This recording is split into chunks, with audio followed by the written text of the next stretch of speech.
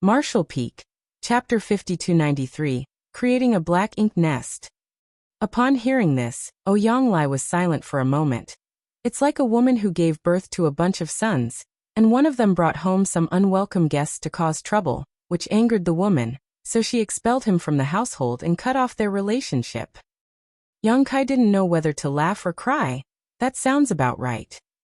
Ouyang laughed. I think I understand now.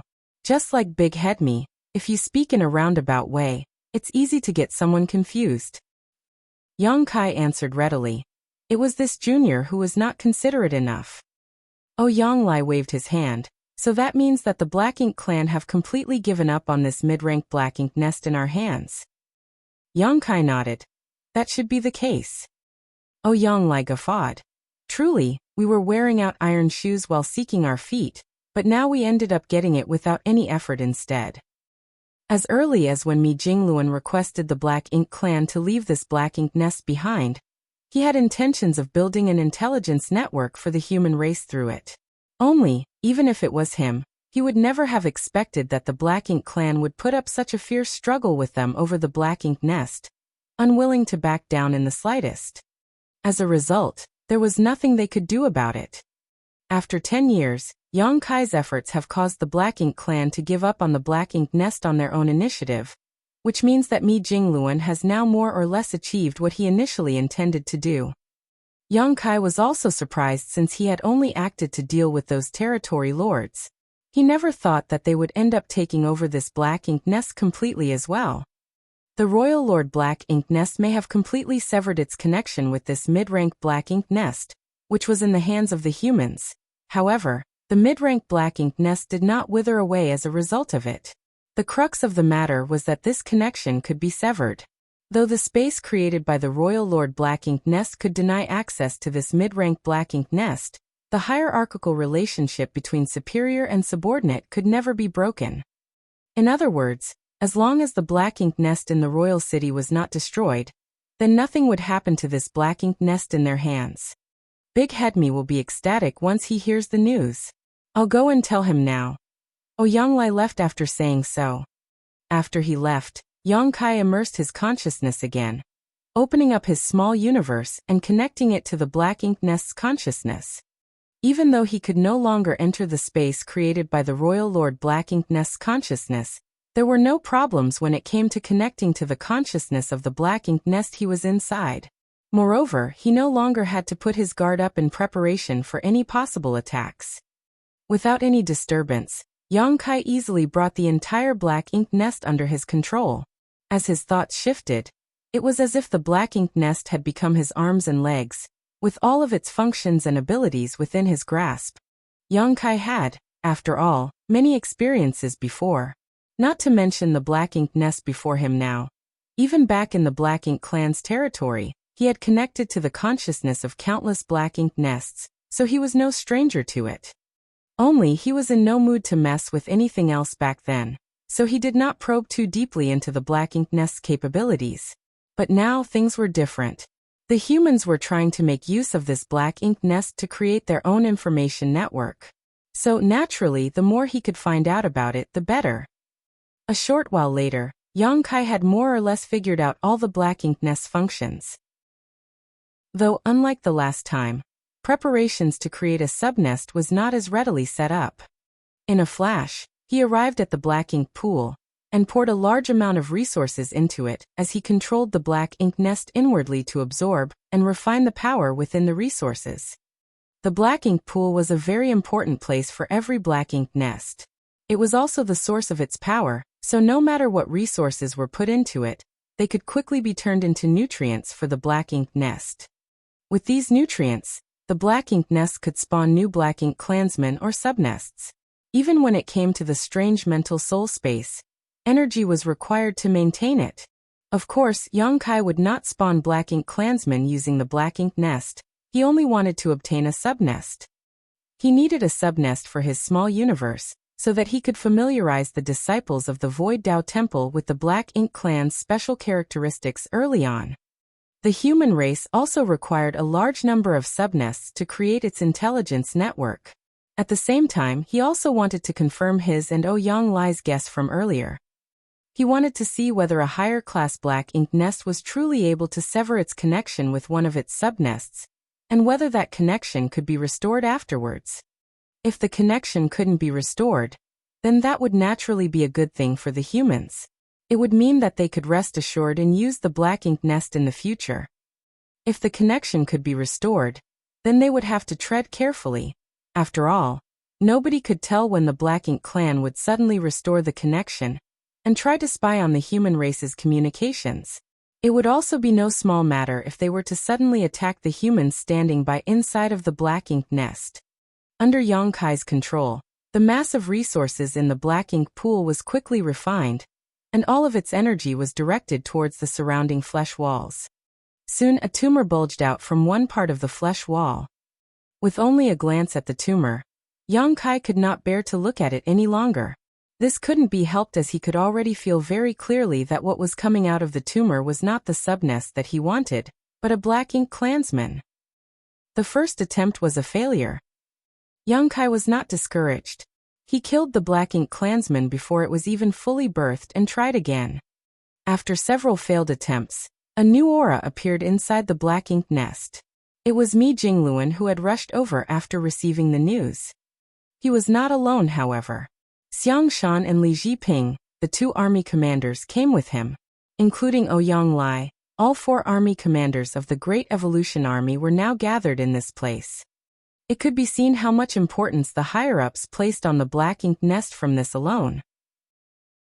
Yang Kai had no choice but to put his attempts on hold, and went forward to greet them. They had already heard the gist of the situation from Ouyang Lai, so when they saw the situation here, they knew that Yang Kai must be trying to create a subnest. Xiang Shan asked at once, "How is it progressing?" Yang Kai shook his head. "I have tried a few times but have not succeeded so far." Xiang Shan nodded. "If the Black Ink clan can produce a subnest, then there's no reason why we can't. If a few tries aren't enough, then just keep at it. One matter should not bother 2 men. I will leave you to deal with the Black Ink nest and wait for you to create a subnest." "Understood," Yang Kai responded. Lu Jiping was encouraging. "Do a good job, and if you succeed, I will personally ask the old ancestor to grant you more merits." Yang Kai answered humbly. This junior is merely attending to his responsibilities and dares not take credit for the work done. Mi Jingluan laughed. "You've basically injured or killed 11 territory lord level figures in 10 years. If such an outstanding feat is not rewarded, then it would seem as if our Great Evolution Army has no order. Think about it and see if there's anything that you want. Once matters here are settled, you may come forward with your request, and as long as it's not excessive, we will satisfy it." There wasn't anything that Yang Kai wanted, other than the subnest. All his previous actions were aimed at that goal to begin with. However, since Mi Jingluan had already spoken, Yang Kai did not drag things out any further, and just thanked him. Xiang Shan also asked about Yang Kai's struggle with the territory lords inside of the Black Ink nest space over the past few years. Naturally, Yang Kai explained everything to them without concealing any details. The army commanders listened with raised brows, even Ouyang Lai. Even though he knew the outcome, he had never asked Yang Kai the details of the fight. It was only now that he realized just how devious Yang Kai's method of attack was. Even they would not have been able to resist it if they were the territory lords. Unless they gave up on the Black Ink nest, there was simply no solution for them in this matter. One does not play the same trick thrice was true for Yang Kai, but also for the Black Ink clan. After Yang Kai entered and left the Black Ink nest space thrice in a row, they made a firm decision to give up. They did not have too many territory lords and 8th Order Black Ink disciples left to lose after all. Repairs were still going on in Great Evolution Pass, and the army commanders were also busy. After leaving matters here in Ouyang Lai and Yang Kai's hands, Xiang Shan and the others soon left.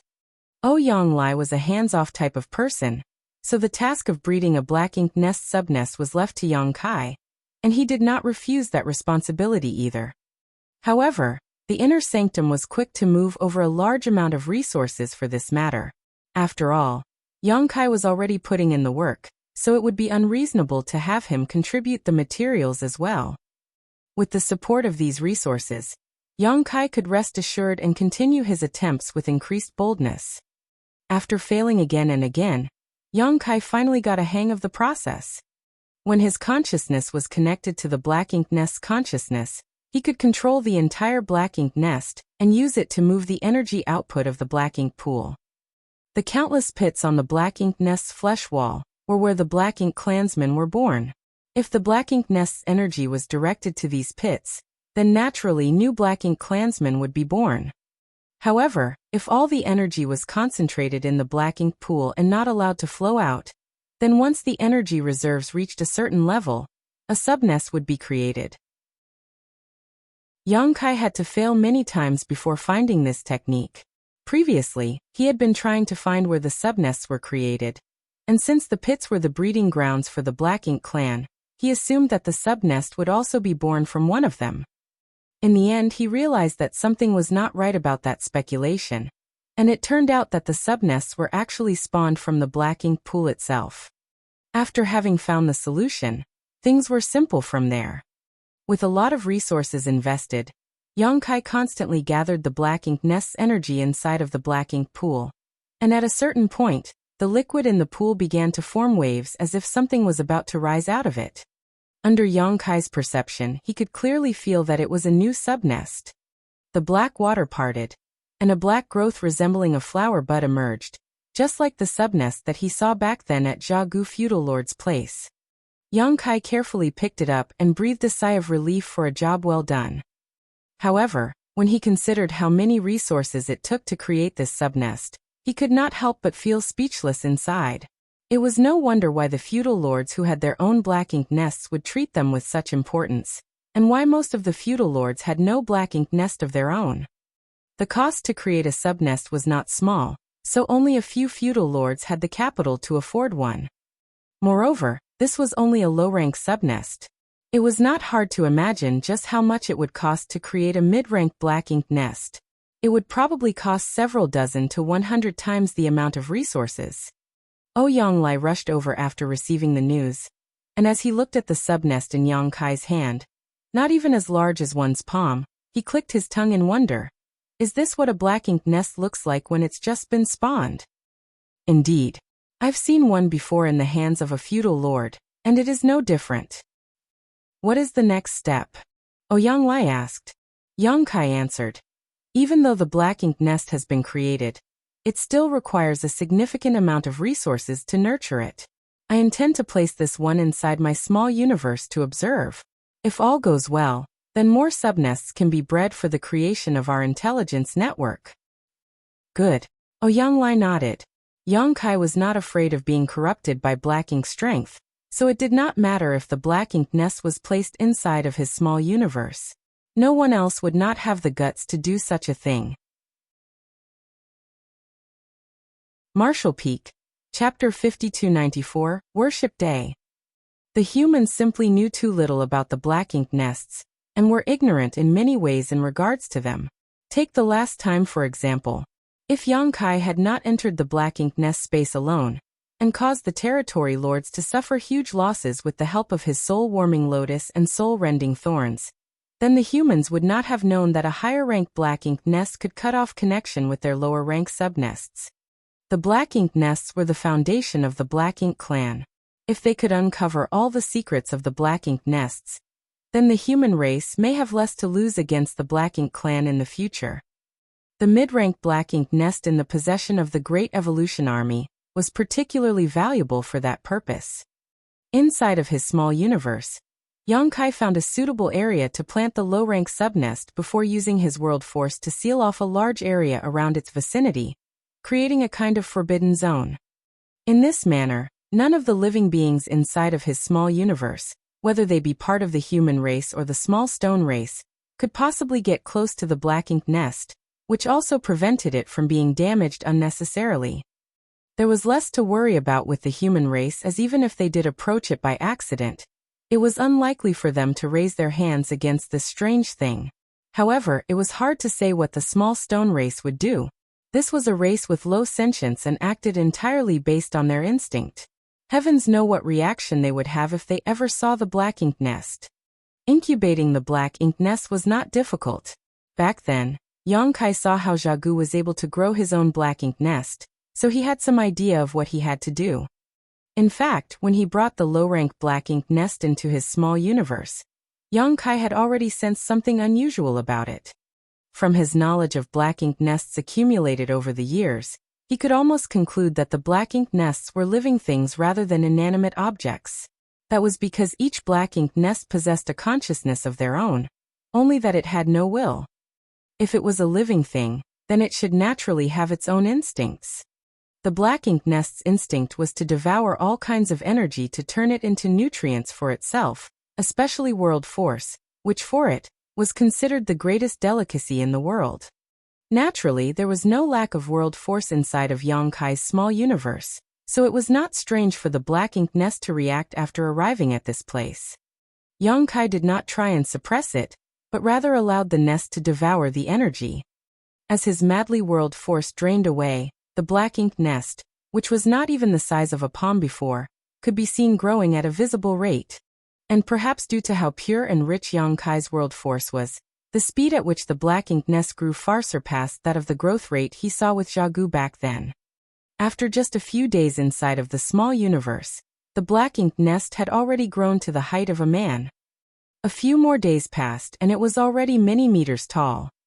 More days passed and it reached as tall as a tall building, and one had to crane their necks to look upon it. In a month, the small black ink nest had grown to a gigantic size. Even though it could continue to grow, Yang Kai could perceive that no matter what, it couldn't grow as fast as it did before. At the very most, it would only increase in size a little bit at a time. Once it reached this point, it was more or less ready. Controlling his world force, Yang Kai poured it inside, and the black ink nest resembling a large flower bud expanded and contracted, spreading out rich black ink strength in all directions. If Yang Kai did not restrict it, then this black ink strength would surely spread out to cover his entire small universe. And if that were to happen, all the living beings inside would surely suffer. All of the humans and the small stone race would likely transform into black ink disciples. However, as this place was his small universe and with the assistance of the World Tree clone, he could control everything with a single thought.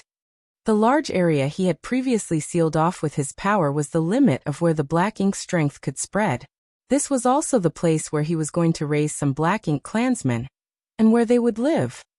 Only when the entire area became suitable for the survival of the black ink clan did Yang Kai stop, and begin using the black ink nest to nurture some black ink clansmen. Inside of the small universe, the current Void Dao Temple was thriving with the elite cultivators from across the entire Void continent gathered in one place, each of them a rarely seen talent in the outside world. In fact, if their talent was low, then they would not have even been able to enter the Void Dao Temple to begin with. The Dao Temple had more resources than any sect in the world, and provided cultivators an excellent environment for training. There was also a vast collection of books that were inaccessible to the common man. The entire Void Dao Temple had already become a self-sustaining entity of his own after being in operation for thousands of years. The spiritual source of the Dao Temple was, of course, Dao Lord Yang Kai, whose small universe was rumored to be the entire Void continent, and that everyone was living inside of his small universe. Though they revered him, the Dao Lord was only a legendary figure to them. The ones in charge of the Dao Temple on the surface were the Temple Master and Deacons, whose aptitudes may not be better than the disciples of the Dao Temple, but they excelled in terms of life experience. All of them were Emperor Realm Masters originating from the top great forces of the Void Continent, so they were mature and stable seniors, responsible in handling some of the Dao Temple's administrative matters. Generally, the Temple Master and the Deacons did not interfere with the cultivation of the Dao Temple's disciples, and to tell the truth, they were oftentimes unable to even manage them. That was because of the gap present between them, whether in terms of talent or current strength. Most of the time, the only thing they could do was provide care in their daily lives and also logistical assistance. From a certain point on, a new tradition was born in the Dao Temple. At the end of every year, the disciples of the Tao Temple would burn incense and pray to the Tao Lord Yongkai's statue under the leadership of the Temple Master, and the deacons for the good fortune of the disciples of the Tao Temple in the coming year. The huge and majestic statue, which stood at the center of the square inside of the Void Tao Temple, was said to be crafted by the hands of the first Temple Master. It was because the Temple Master of that generation had seen the Tao Lord with his own eyes. That day of every year was also the one filled with most excitement in the Tao Temple. As long as one did not have important matters to attend to or was in secluded retreat, they would generally be present. It was a day of both incense burning and worship. Thousands of disciples, led by the Temple Master and deacons, burned incense and bowed down to pray in order. The disciples were all looking forward to the exciting days to come after this. That was because the day after prayer day was always a time for the disciples to step onto the field and spar with each other, testing the results of what they had learnt during the year. Especially for those who had not been inducted into the Tao Temple for long and whose abilities were still not very strong, they needed to make good use of these few days, as it was a time when they could seek out their seniors to ask for advice on cultivation. Usually these powerful seniors were all in retreat, so they couldn't be found even if they wanted to seek them out. At the same time, the Tao Temple's shopping district would also be open for the disciples to pick up anything they fancied. Burning incense and praying had now become a major festival in the Void Tao Temple, affecting the entire Void continent along with it. On this day, the sound of gongs and drums reverberated through the sky with great festivity. As was always the case in previous years, everything progressed without a hitch. However, just as the ritual was coming to a close, an unnatural wave of energy suddenly spread out. Everyone in the square looked up in shock, as if they had been drawn in by something, all looking up at the statue. What they saw shook their hearts. This couldn't be helped, as the eyes of the statue, which was supposed to be inanimate, were now glowing and filled with spirituality. It was as if the entire statue had come to life. Everyone felt as if they were being watched silently as the statue's gaze swept over them. A commotion broke out instantly among the crowd. Is the Tao Lord making an appearance? Not to mention the ordinary disciples of the Tao Temple, even the Temple Master and deacons themselves had no idea what was happening.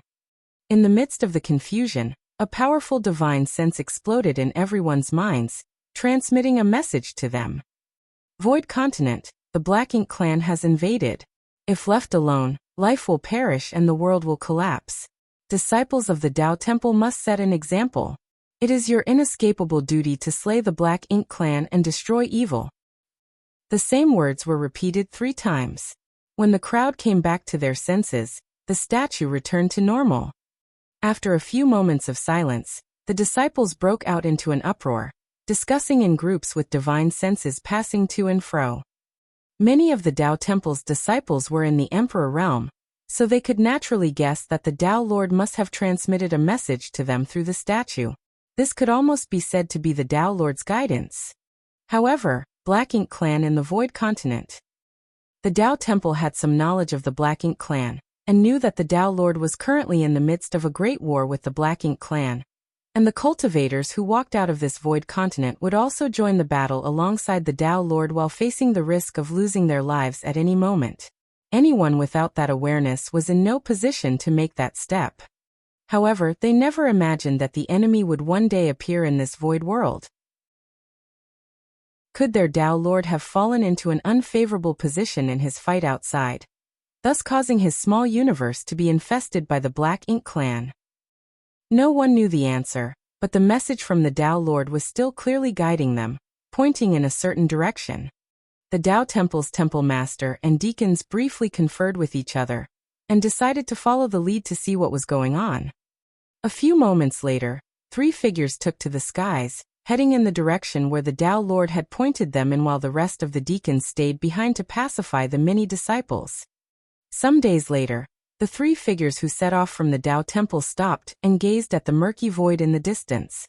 That place seemed as if it had been stained with ink, with an immensely evil power surging inside of it. The oldest of them, the Temple Master, muttered, "The peaceful days of the Void Continent are over."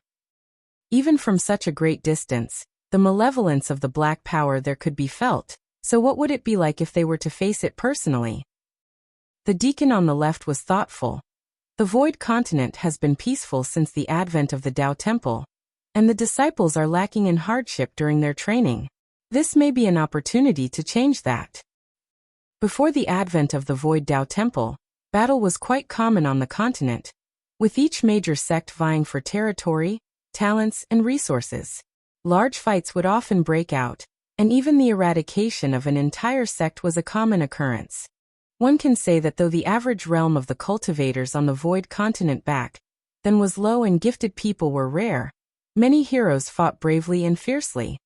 However, since the emergence of the Void Tao Temple, all of the cultivators on the continent put their focus on the Tao Temple, and were most proud that their disciples could be chosen by it, who would care about other trivial matters. It was good that there were no large-scale wars since that meant fewer people suffered and died. However, this was not an entirely good thing either since the cultivators raised in such an environment would lack the insight and honing of trials of life and death. No matter how high their cultivations became, if they did not encounter any great difficulties along the way, then it would also be hard to entrust them with serious and dangerous missions. Martial Peak, Chapter 5295 Tempering. Many years ago, some of the Tao Temple's elders realized this problem, but there was no suitable way for them to solve it. They could not just pick an excuse for the Tao Temple's disciples to kill each other, right? Even if there was some tension between the large sects, they would simply exchange weapons of war for gifts of jade and silk upon the intervention of the Tao Temple's disciples' mediation. After all, every sect now more or less had a few disciples who were cultivating in the Tao Temple. The appearance of the Black Ink clan might solve that problem. The old temple master said thoughtfully, "Do you mean to say that this situation is the Tao Lord's intention?" The deacon quickly waved his hands. "A trivial person like me dares not speculate on the Tao Lord's thoughts. I was just putting it forth as I see it." The temple master pondered for a moment, and said nothing more. As the deacon said, the appearance of the Black Ink clan in the Void Continent may not be a bad thing. The disciples of the Tao Temple could make use of it to hone themselves in the future. The deacon who spoke earlier looked left and right before saying, "This is a suitable place to set up a base. If we can build a defense line here, then with the Tao Temple's disciples as the main force and the major sects providing auxiliary support, we can stop the spread of the Black Ink clan and protect the peace of Void Continent's mortals." The temple master nodded lightly, "Very good." With the decision made, one of the three men stayed behind to monitor the movements of the Black Ink clan while the others hurried back to the Tao Temple. Immediately afterwards, the entire Void Tao Temple was mobilized. The Tao Temple's disciples came from all corners of the Void Continent, so as soon as they were mobilized, the forces of the sects behind them would also begin to move. In less than a month's time, a towering fortress was built in the open lands, facing the Black Ink clan. As if by some divine providence, a large batch of oddly shaped monsters covered in the color of black ink came to attack as soon as construction was complete. The Void Continent's cultivators had known of the existence of the Black Ink for many years, but this was the first time they had seen them, even though these Black Ink clansmen were just serfs who were hardly worth mentioning in the outside world. During the battle, the Tao Temple's disciples charged forward and felled many enemies. However, it was unavoidable for there to be some who were accidentally tainted by Black Ink's strength out of carelessness. Those who were corrupted by Black Ink's strength all lost their wills and began siding with the enemy. At this time, the Tao Lord passed down another decree, granting them the refining techniques for the purifying Black Ink pill. It was only by countering the Black Ink's strength with this method that they were able to avert danger.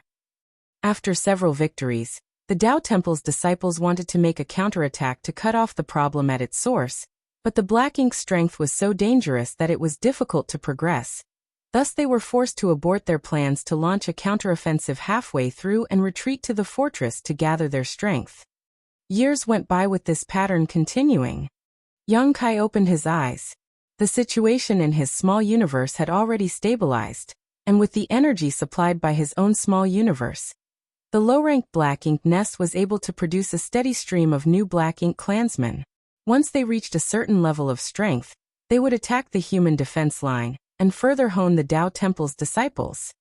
These Black Ink clansmen were not very strong at the moment. After all, their growth period had been too short, so the Tao Temple disciples were enough to deal with them with ease. However, as time passed, stronger and stronger Black Ink clansmen would begin to appear, so Yang Kai believed that it would become more difficult for them to be dealt with. However, Yang Kai was mainly intending to train his future troops, allowing the Tao Temple's disciples to familiarize themselves with the special characteristics of the Black Ink clan early on, so he naturally would not let things get out of hand.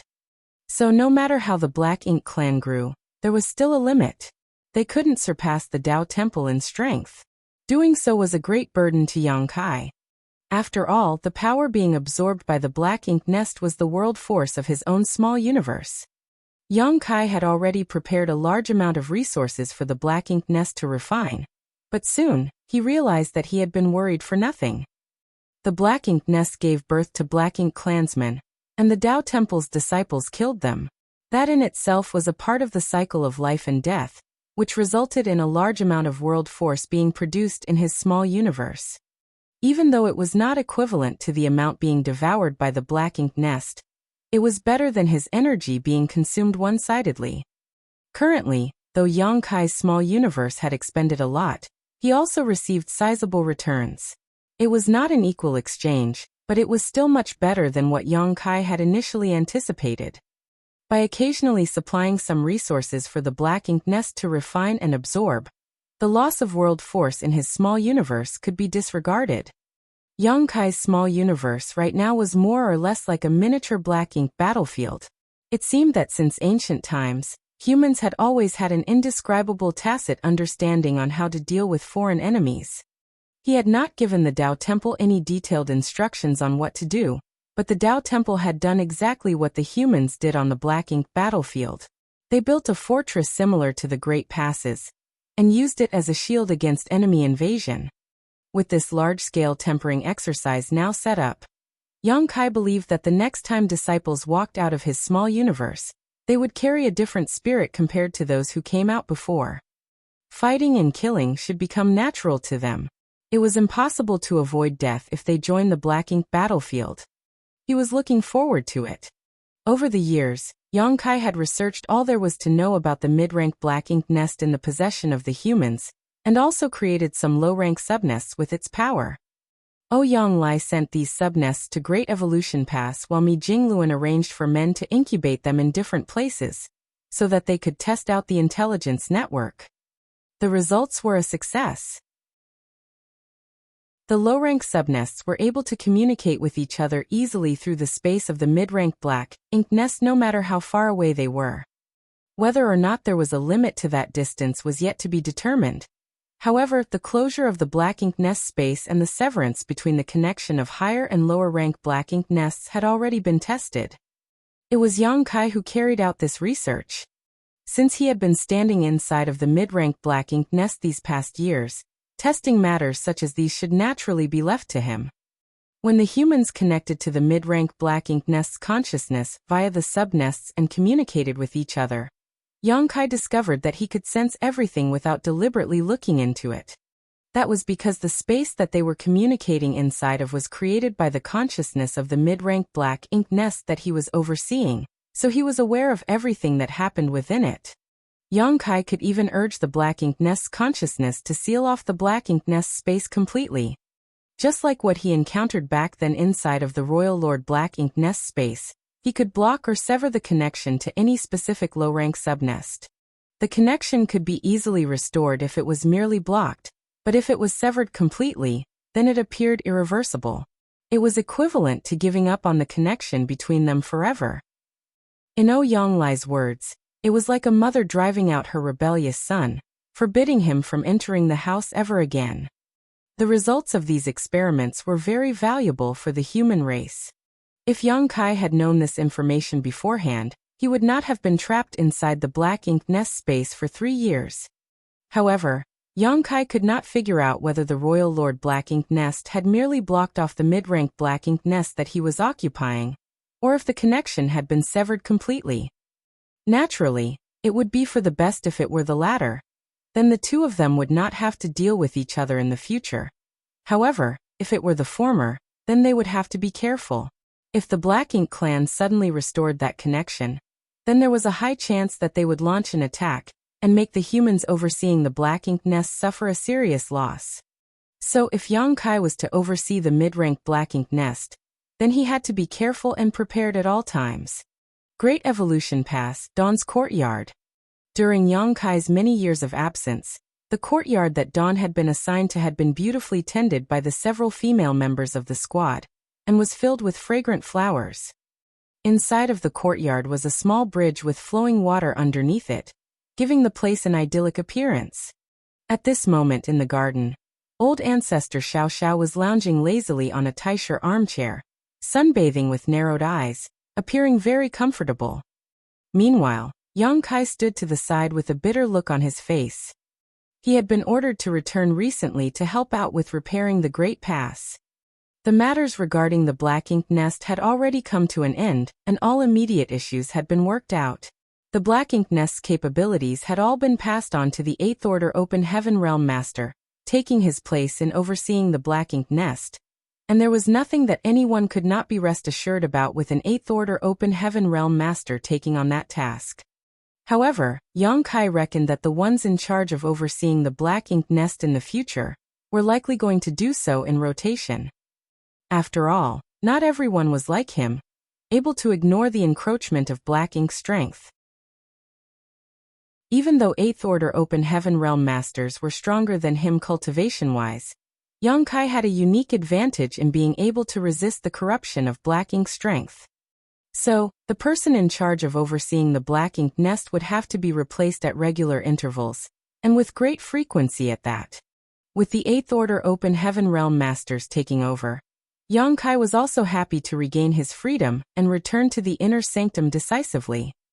These years, he had not been taking part in the rebuilding of Great Evolution Pass, since he had been tangled up with matters concerning the Black Ink nest. When he returned to Great Evolution Pass after more than a decade, he discovered that it had changed completely. The entirety of Great Evolution Pass was filled with a somber atmosphere, something that was always absent when the Black Ink clan occupied this place. Great Evolution Pass now finally regained some semblance of how it once was when the humans controlled it. The great passes of the humans could only bring out their true potential in the hands of humans.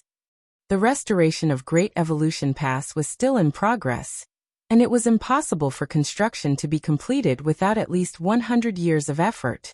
After all, there were far too many spirit arrays throughout the Great Pass, and many artifacts also needed to be repaired or replaced. In fact, Yang Kai was a little bit confused as to why they were doing this. Currently, the foundation of the Black Ink clan in Great Evolution Theater had been severely damaged. There was simply no way for them to be able to attack the Great Pass again.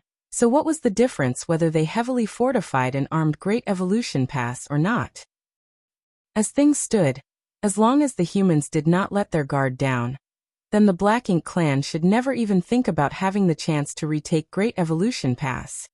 Moreover, if he was right, then the human race's crusade should not be too far off. Once the human army took the initiative to strike, then what would the various fortifications be used for? However, despite his doubts, the higher-ups surely had their own reasons to do so, and he was not arrogant enough to question them. When he returned to Dawn's courtyard, all of Dawn's members happened to be resting. Everyone in Dawn had been busy rebuilding Great Evolution Pass, only receiving some free time during the past 2 months. However, they would have to start work again after resting for another month. As they chatted, Yang Kai suddenly remembered something and immediately took it out. It was the beef given to him by Wind and Cloud Pass old ancestor, when he went there to test the space array and pass on a report. He had originally intended for it to be made into soup to share with the members of Dawn, but he had been busy all this while with the Black Ink nest without any time to spare, so now was the right opportunity to bring it out. Marshall Peak, Chapter 5296, Forcing a Reward. Though Yang Kai originally meant for it to nourish his squad members' bodies, it had no such effect. It was just ordinary beef, while even the weakest in Dawn were in the fifth order open heaven realm. Even a gift from Wind and Cloud Pass old ancestor, if it had no spirituality, was nothing more than normal food. However, it was still a gift from an old ancestor, which made it much more symbolic than practical. So while everyone was free, Yongkai decided to take it out and share it with everyone. He had only mentioned that it was a gift from Wind and Cloud Pass old ancestor, but without saying anything else, Dawn's members were naturally greatly looking forward to it. Fengming led a few female members to handle the beef and simmer it into soup while Shineo and the others brought out long tables and benches, set out some fruit plates and fine wine, and then prepared for a big feast. This was a rare occasion for everyone on the Black Ink battlefield, where they could all get together and relax, so they naturally cherished the moment well. Even Ning Qiji, who was still recovering from his injuries, was helping out. After years of recuperation, Ning Qiji's injuries have improved considerably. It should only take a few more years before he fully recovered. Dawn's members were drinking and chatting with each other, having a carefree time. The old ancestor had then arrived, drawn over through the fragrance in the air. Yongkai had no idea how the old ancestor's nose came about, but when the smell of their soup wafted over, she came running over to get a bowl of her own. Naturally, nobody dared to not welcome the old ancestor. In fact, her visit was a great honor for everyone in Dawn. Only Yongkai stood by the old ancestor's side with a gloomy face. Looking up, a great sun could be seen hanging in the air, and he could feel the power in his small universe flowing out of him as if a floodgate had been opened. What are you pulling that bitter face for? All I'm asking for is a bit of sunshine from you. Is that so difficult? Old ancestor Xiao Xiao muttered disgruntledly without even raising her eyes. Yongkai smacked his lips. But old ancestor, it takes a lot from me to maintain this divine manifestation. The great sun hanging in the air was no sun at all, but rather Yongkai's golden crow cast the sun divine manifestation. Old ancestor Xiao Xiao liked bathing in the sun, a habit that she picked up inside his small universe.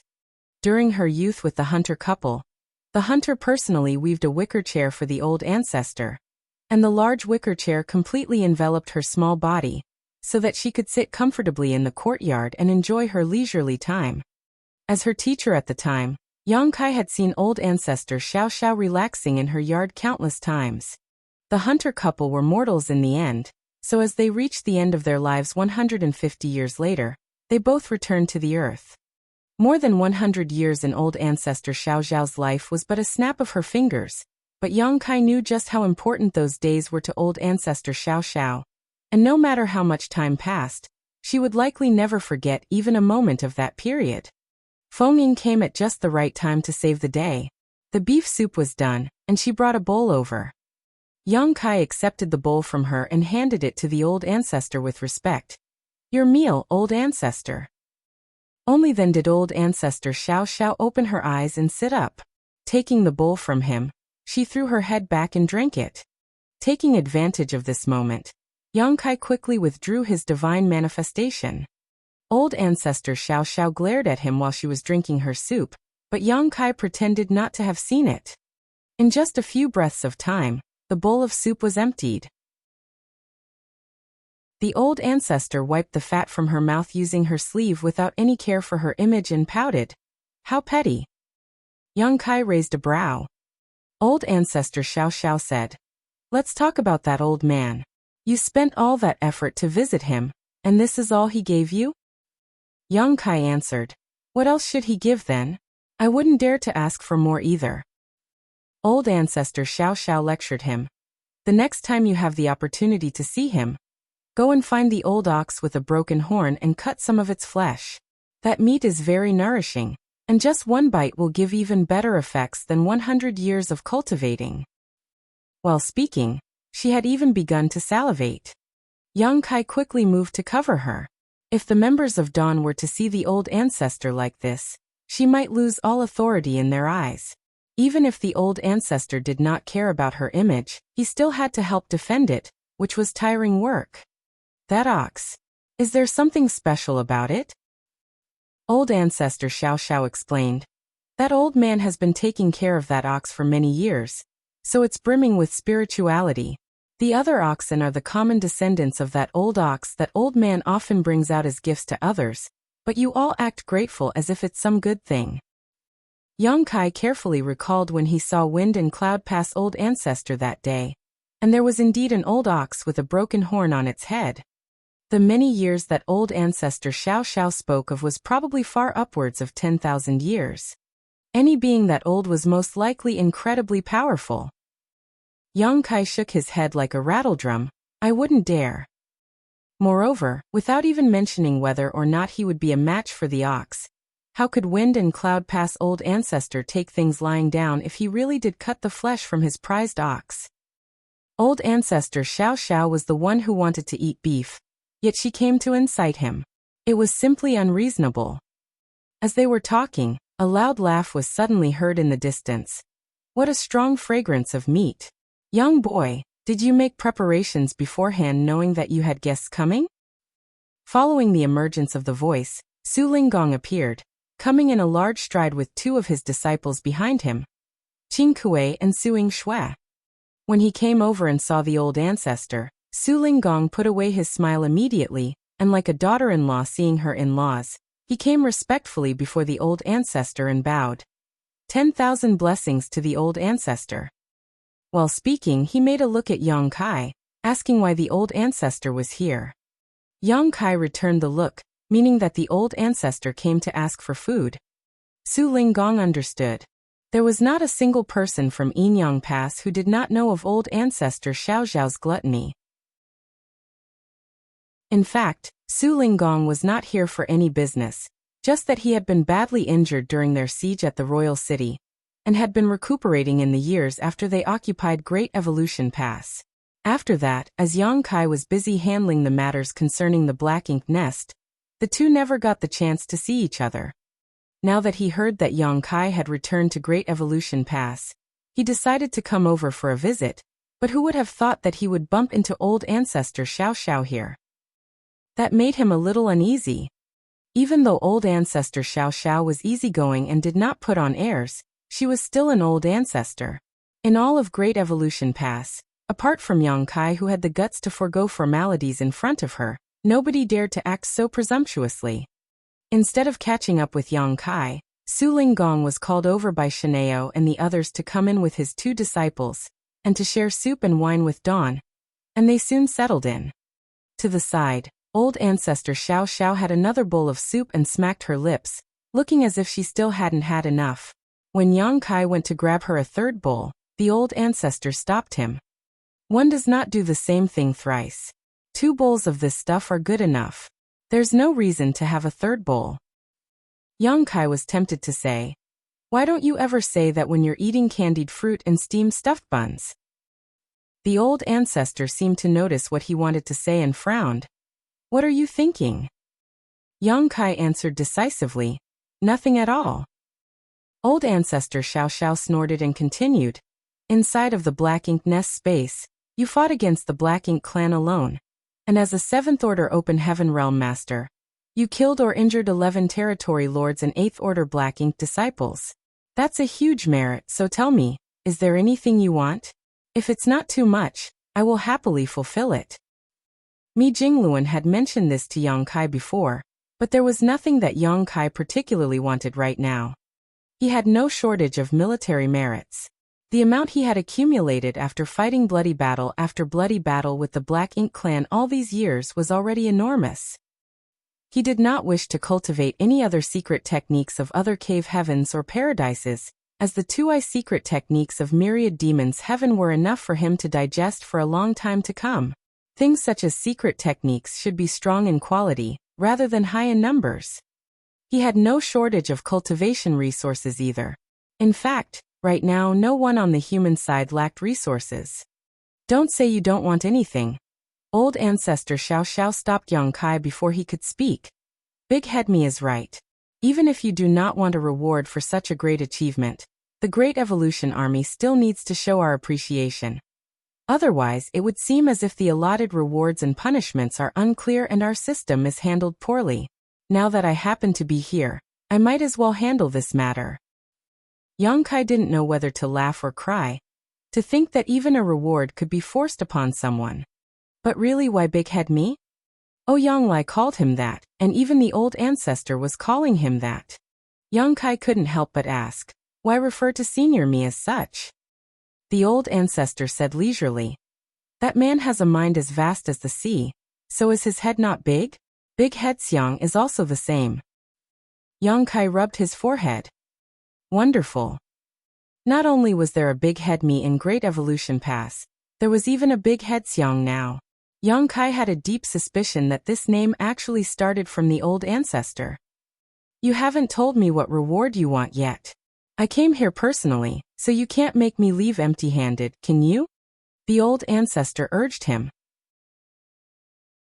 Yongkai was about to tell her that there was nothing that he wanted, but then he suddenly saw a graceful figure appearing and placing a bowl of beef soup down in front of Miao Fei Ping, red tinging her shy cheeks before she mustered in a tender voice, "Senior brother Mao, please have some soup." Miao Fei Ping answered politely, "Many thanks, junior sister." The woman waved her hands. "Senior brother is too polite." At once, Yongkai pointed with his hand. "Shaokai was born from my small universe and cultivates the Tao of space. I have the intention to nurture her properly. If I'm ever too busy in the future, she can help me handle some matters relating to the Tao of space. I would like to ask old ancestor to please allow her to enter Dawn and become one of my Dawn Squad's members." He did not speak very loudly, but how could Shaokai not have heard it? She was stunned in place and turned to look at Yongkai in astonishment. Since advancing into the open heaven realm, she had been assigned to a different squad just like the other cultivators who came out of Yongkai's small universe. However, she would still come around to Dawn to help out now and then. Now that they had good things to share, Fengming naturally would not forget to call this young woman over. Only Shaokai never thought that she would encounter such a thing today. Naturally, it was her dream to join Dawn, but after accepting Blood Crow and the others, Dawn was already full. The army had its own system and it was impossible for them to make exceptions, so Shaokai knew that unless someone from Dawn fell in battle, she would never be able to join them. However, if that opportunity were to come, it would mean that heavy casualties were sustained in both Dawn and the squad that she was in, leading to a mass culling of their numbers. This was something that she was unwilling to see no matter what. Yongkai's sudden comment came as a pleasant surprise to her, but she also felt at a loss, unsure of what to do for a moment. Old ancestor Xiao Xiao was also surprised. "Oh, are you planning to take on a disciple? That's not a problem. Most of these little ones who come from your small universe have traces of your Daos, so there would be no one more suitable to guide them than you." Yongkai shook his head. "I don't need to go as far as taking in a disciple. I can just give her a few pointers here and there." Martial Peak. Chapter 5297. A bowl of soup to break through to the 8th Order Open Heaven Realm. Yongkai was not even done raising his current 3 disciples, so how could he take on another? To him, 3 disciples were already sufficient. In his life he was proficient in 3 grand Daos, and so 3 disciples was just right to receive 1 inheritance each. It made him feel a little ashamed to say that he had not done his duty as a master to his 3 disciples, only tutoring them earnestly during their time inside of his small universe. Since they came out of his small universe, not to mention teaching them, even seeing them was difficult. Yongkai did not even know how the 3 little ones were doing now, but obviously, with their aptitudes, and them living in the open heaven realm cradle of the star boundary, their future achievements should be boundless. The old ancestor said after pondering for a moment, "Dawn is already full at 50 members. Reasonably, you can't accept anyone else. However, since you asked, we can make one exception, just this once, but it will not become a precedent." "Many thanks, old ancestor." Yongkai bowed. Over on the other side, Shaokai also thanked them with great glee. With the golden word from the old ancestor, it meant that she was one of Dawn's members from now on. The old ancestor waved her hand and looked thoughtfully at Yongkai. "Was it worth it to you, exchanging such a large merit for this condition?" Yongkai smiled. "Merits are dead but people are alive. These things cannot be compared." The old ancestor nodded lightly and stood up from her seat. I'm tired. I'm going back to sleep. Saying so, she disappeared in a flash. Farewell, old ancestor. Everyone stood up in unison and saluted. With the old ancestor gone, the atmosphere also became livelier. The crowd mingled with each other, exchanging glasses and drinking freely. As they chatted, Su Linggong was stunned to learn that the soup was made from the beef gifted by Wind and Cloud Pass old ancestor, and soon he sank into a state of introspection. All eyes turned to him. The aura inside of Su Linggong's body suddenly fluctuated in a not-too-natural way, and the noise in the courtyard transformed into noises of wonder and excitement. Holding the wine cup in his hand, Su Linggong grinned.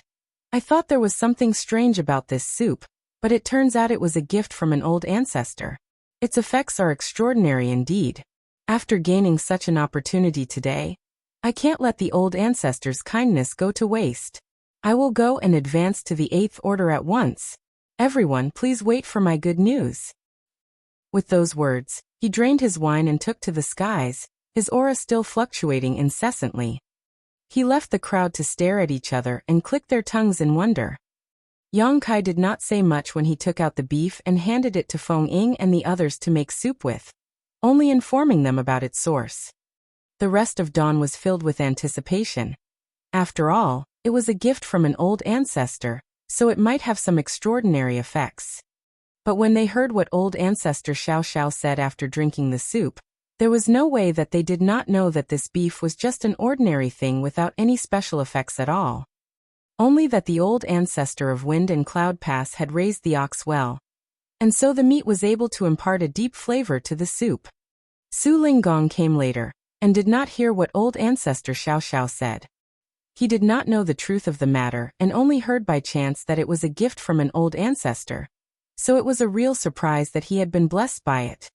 Both Su Linggong's disciples were confused at the strange reaction of the crowd, so Qing Kuei asked Yang Kai, Brother Yang, what's going on? Yang Kai laughed. It's nothing. Martial Uncle Su is advancing to the 8th Order. This is a rare opportunity, so I will go and stand guard for him. As he spoke, he had already taken to the air. Rather than call it standing guard, it was more accurate to call it observing and emulating. In fact, the moment Su Linggong departed, Great Evolution Pass was filled with countless figures taking to the air, a number of whom were in the 8th Order Open Heaven realm. They had also sensed the fluctuation of Su Linggong's aura, and realized that someone was going to break through to the 8th Order. Even if none of them knew him before today, they would still take the initiative to stand guard for him. Most of these people were in the 7th Order, and among them, many were also qualified to take the same step. In the Black Ink battlefield, even though a 7th Order Open Heaven Realm Master advancing to the 8th Order was not a once-in-a-millennium event, it wasn't common either. It was rare for them to encounter such an opportunity, so they would naturally take this chance to observe the process, so that when it was their turn to break through in the future, they at least had an example to learn from. The qualified 7th Order Open Heaven Realm Masters of Dawn also followed suit. Those under the 7th Order did not move. Their goal for the time being was to advance to the 7th Order, so Su Linggong's breakthrough was of little use to them. Premature exposure would not be beneficial to their cultivation either. Feng Ying flew side by side with Yang Kai, asking through her divine sense, "That meat, is there some sort of mystery behind it?" Yang Kai laughed. What mystery could there be? The old ancestor said that it was just an ordinary item. You drank the soup too, but did you feel anything special about it? Feng Ying shook her head. Yang Kai said, this is likely just Martial Uncle Su's opportunity. Speaking of which, it has been many years since Martial Uncle Su advanced to the 7th Order, so he should have reached the critical point to advance to the 8th Order. During the attack on the royal city, he was heavily injured, so perhaps he gained some insight while teetering between life and death. When he heard that the meat was a gift from an old ancestor, he formed a preconceived notion that it was some sort of divine treasure. Perhaps that spark of inspiration was all he needed to make this next step. This was Yang Kai's guess, but it should be close to the truth. Otherwise, there was no way to explain why Su Linggong would suddenly sense an opportunity for a breakthrough. This was not the work of the old ancestor's gift, but rather Su Linggong's own opportunity. In the void, Su Linggong stood alone with the aura inside his body churning like a tidal wave. He was making the final preparations before advancing. Millions of kilometers away, Eighth Order Open Heaven Realm Masters stood ready in case anything were to happen. Even though they wouldn't be of much help if something critical went wrong during Su Linggong's breakthrough, they could still provide a small amount of guidance, which may turn the situation around for Su Linggong at a crucial moment. Further out were the Seventh Order Open Heaven Realm Masters, watching from afar. Even old ancestor Xiao Xiao in Great Evolution Pass was looking over in his direction at this moment. The battle to retake Great Evolution Pass caused nearly half of the Great Evolution Army's Eighth Order Open Heaven Realm Masters to be lost. Now that there were signs of a Seventh Order Master making a breakthrough, she naturally would not ignore it. Breakthroughs in the Open Heaven Realm were different from those below it. Below the Open Heaven Realm, the advancement to a new great realm was accompanied by a baptism from the heavenly way, which was naturally a risk that came from the outside world.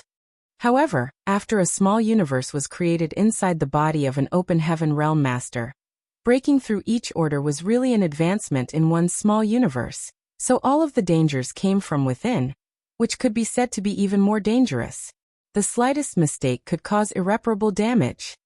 As time passed, Su Linggong's aura tumbled more and more violently. Where he stood, a small universe vaguely appeared, and this entire world was expanding and contracting, changing incessantly. That small universe was a manifestation of his martial Tao, and all he had comprehended on that journey. As time passed, the small universe gradually grew in size. This growth was destined to break through the limits of the Seventh Order and reach the ranks of the Eighth Order. The breakthrough took just over a month, which was considered an extremely short amount of time. As expected of Su Linggong as a veteran Seventh Order, he had a strong heritage and a solid foundation, so even though the advancement process was not completely smooth, it was still calm and steady. It was clear that he had been preparing for this day for many years. Every Open Heaven Realm Master with plans to advance to the Eighth Order was the same. Without sharpening one's spear before battle, who can guarantee that nothing will go wrong? At one point, when the might of the Eighth Order Open Heaven Realm swept through the void, a long cry rang out filled with emotions of joy. On that day, Inyang Cave Heaven's Su Linggong successfully advanced to the Eighth Order outside of Great Evolution Pass. This was the first human Eighth Order Open Heaven Realm Master to advance in Great Evolution Pass, after more than 30,000 years, so it bore great significance. The Eighth Order Division commanders who had been standing guard for more than a month all came forward to congratulate him. Su Linggong exchanged pleasantries with the Eighth Order Open Heaven Realm Masters all around with a wide grin on his face, greeting them warmly and happily. It was a proud moment in his life, so why dampen it with restraint and humility? The old ancestor also withdrew her divine sense, and soon after, Yang Kai felt a faint fluctuation of space principles, appearing for just an instant in Great Evolution Pass. The corners of his mouth twitched as he realized that the old ancestor had used the space beacon. Her intentions were so obvious that even a child could understand. This was a happy event for the humans, so how could the old ancestor not go to the royal city to report the good news? Who knew whether the royal lord was sick of her yet? Let's go. Yang Kai called out to the Seventh Order Open Heaven Realm Masters of Dawn. Everyone gained something during this observation session. At the very least, the Seventh Order Open Heaven Realm Masters knew what they should do, and had a better idea of what they were going to encounter when they advanced to the Eighth Order in the future. This was very useful knowledge for them, and it would save them from having to go through some detours. On the way back, everyone was chattering loudly, with only Feng Ying remaining silent. Yang Kai did not pay too much attention to this small detail along the way, and it was only when they returned to the courtyard that Feng Ying said, "Squad leader, I want to enter retreat." Yang Kai looked at her a little surprised. "Did you have an epiphany?" Feng Ying nodded. Yang Kai smiled. "That's good. In that case, you better not delay it. Hurry and enter retreat." Feng Ying did not hesitate to return to her abode at once, activating the spirit array to isolate herself, and began cultivating in retreat. For Su Linggong to advance to the 8th order with one sip of soup was surprising enough, but now, it seemed possible for that soup to birth 2 8th order open heaven realm masters. Yang Kai even began to question whether there truly was some sort of mysterious effect from that beef given to him by the old ancestor. However, he did not notice anything special from the soup he drank, and even old ancestor Xiao Xiao herself said that it was just an ordinary thing. Ultimately, opportunities were mysterious and unpredictable things. For many of Dawn's members, the soup was just a tasty meal, but for Su Linggong, it was an opportunity for a breakthrough. Observing and emulating Su Linggong's advancement then resulted in an opportunity for Feng Ying. Opportunity after opportunity, it was a mysterious and inexplicable thing. Yang Kai had no idea where his own opportunity lay, but he knew that even if an opportunity were to appear in front of him right now, it would be difficult for him to grasp it because he did not have sufficient accumulation in the 7th order yet. Only when he had raised his cultivation to the limit and accumulated enough experience, would he have a chance to advance to the 8th order. Still, Yang Kai had an advantage that could not be matched by others. There were countless living beings inside of his small universe being born, living their lives, growing old, getting sick, and dying, constantly increasing his world force. Additionally, the World Tree clone was always refining that world force, allowing it to become purer and denser than any other 7th order open heaven realm master. The purity of his world force was the foundation that gave Yang Kai the power to suppress his peers in the 7th order. Despite being in the same realm, he was able to exert power several times that of an ordinary 7th order open heaven realm master, so he was naturally much stronger. In the long run, it would also provide him with a lot of help when he advanced to the 8th order. Yang Kai had no idea how long it would take for him to reach a breakthrough, but he estimated that it would take at least 1,000 years. Advancement in the open heaven realm had always been a long journey without any shortcuts. Marshall Peak, Chapter 5298, Going to the No Return Pass. The renovation and reconstruction of Great Evolution Pass was in full swing. As a Grandmaster Artifact Refiner, Yang Kong was extremely busy too. He collaborated with other artifact refiners to refine different large-scale artifacts, and then installed these artifacts as array cores in various areas all across Great Evolution Pass. Now that the pass space arrays had been fully repaired, many messages from the outside world could be transmitted through it. As a 7th order open heaven realm master, Yang Kai didn't have many qualifications to have access to any confidential information. But much news of victory was actually purposefully disclosed by the higher-ups, so everyone would eventually be aware of them.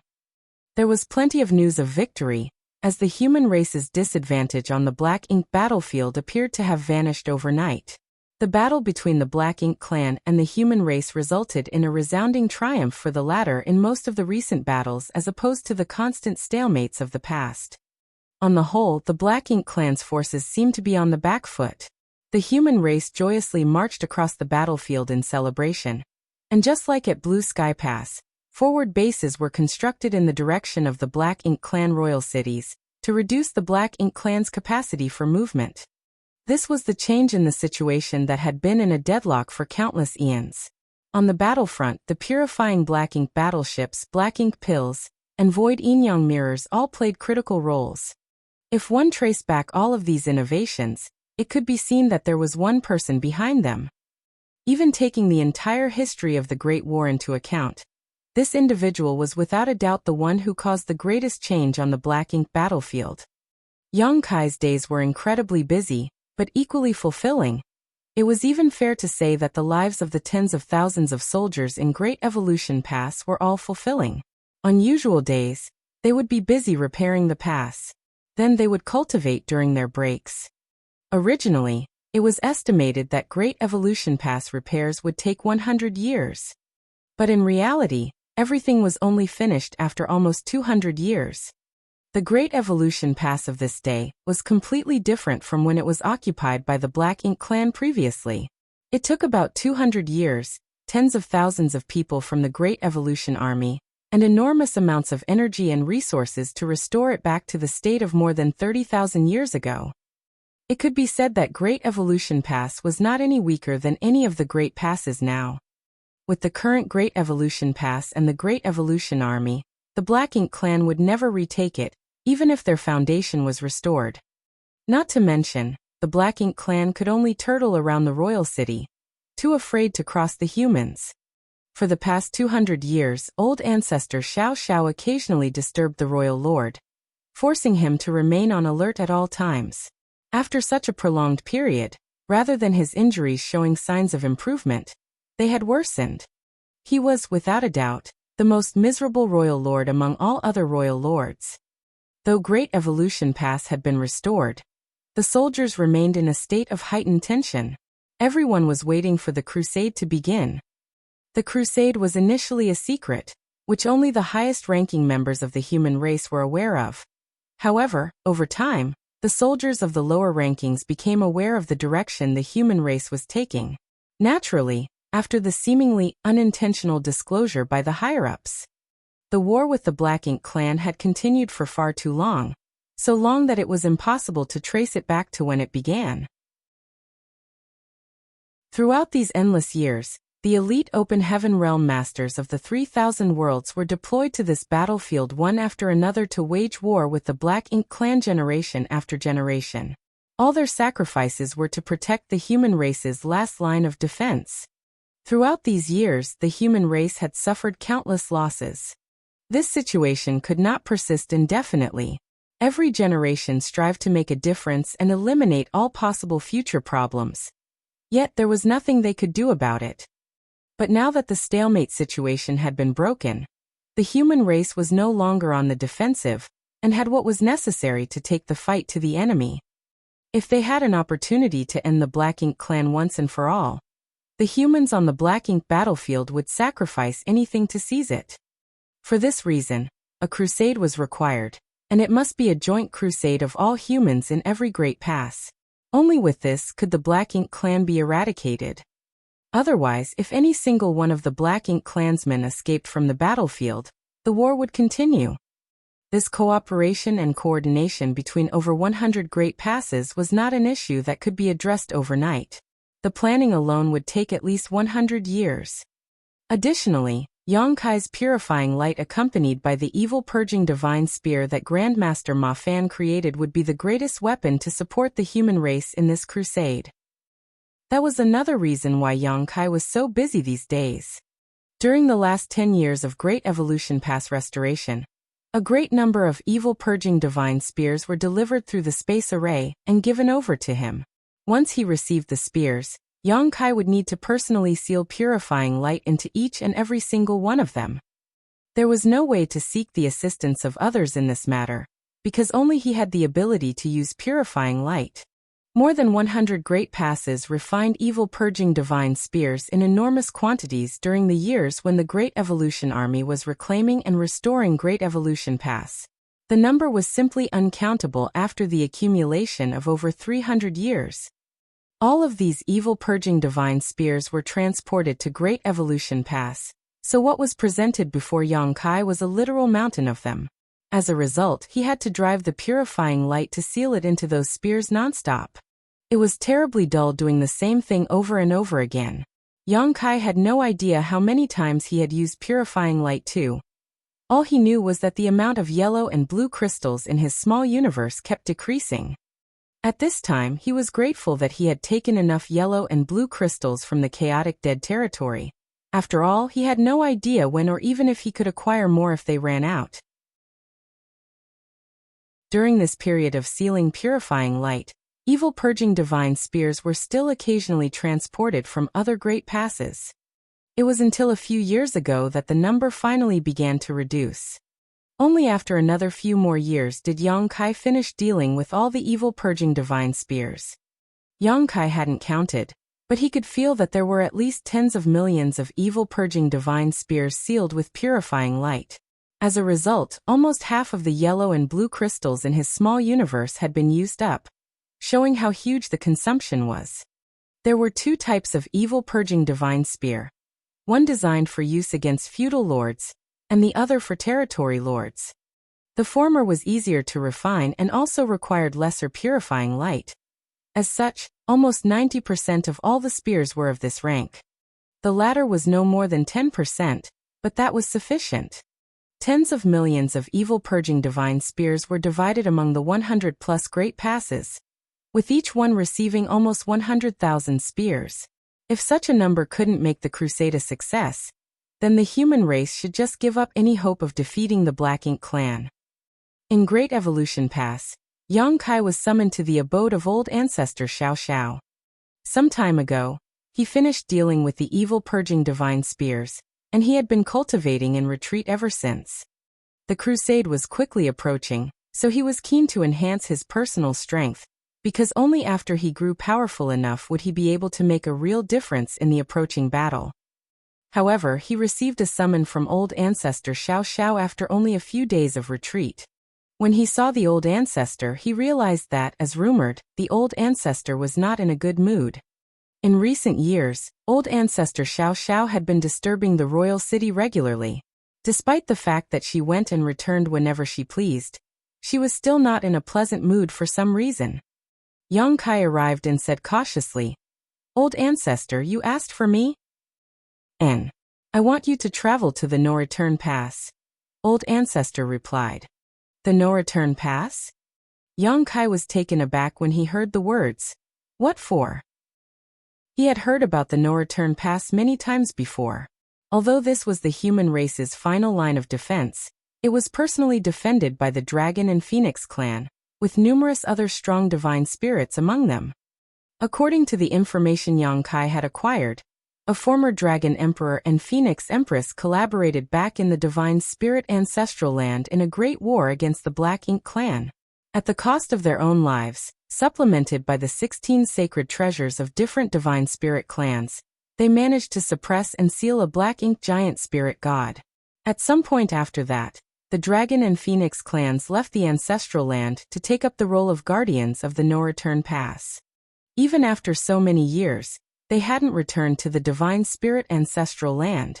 Not only that, but ancient human great experts set innumerable restrictions on the periphery of the Divine Spirit Ancestral Land to segregate the inside and outside and completely prevent the Black Ink giant spirit god from escaping. Back then, when Yang Kai and Xiao Lin Lang were chased after by Cheng Yang, they strayed into that divine ability sea and experienced a lot of hardship. Upon arriving at the Divine Spirit Ancestral Land, there were no signs of the Dragon clan nor the Phoenix clan, but a branch of the Phoenixes did remain, headed by Qing Yuan, Yuan Chu, Yuzhua, and Hong Hu. Countless years passed as the Ancestral Land's ancestral strength wore down the power of the Black Ink giant spirit god, eventually turning him into a lifeless corpse. But to do so, much of the ancestral strength produced in the Ancestral Land had to be siphoned away. It was only after Yang Kai arrived in the Ancestral Land and helped unlock the Demon Sealing Land that the Ancestral Land's ancestral strength began to be restored, making it more suitable for the divine spirits to live in. Su Yan, Zhu Qing, Shan Qingluo, and the others from Voidland who had divine spirit bloodlines were currently cultivating in the Ancestral Land. All of them had divine spirit sources, and cultivating there would undoubtedly bring them great benefits. Hundreds of years ago, as ordered by Xiang Shan, Yang Kai left the Great Evolution East-West Army to circle behind Great Evolution Pass and search for the Great Evolution North-South Army. At that time, Yang Kai was able to sense the no-return pass from afar. That was all due to his golden divine dragon source. The dragon pool was located at the no-return pass, and anyone with a pure enough dragon source and sufficient strength could sense the location of the dragon pool. The feeling Yang Kai had at that time was the constant connection between his own dragon source and the dragon pool. It was said that the dragon pool was the origin of all dragon sources, their birthplace so to speak, the root of the whole dragon clan. When Yang Kai initially first stepped into the 3,000 worlds, seeking out the dragon pool was one of his main goals. After all, it was only through finding the location of the dragon pool that he could further cultivate his dragon source.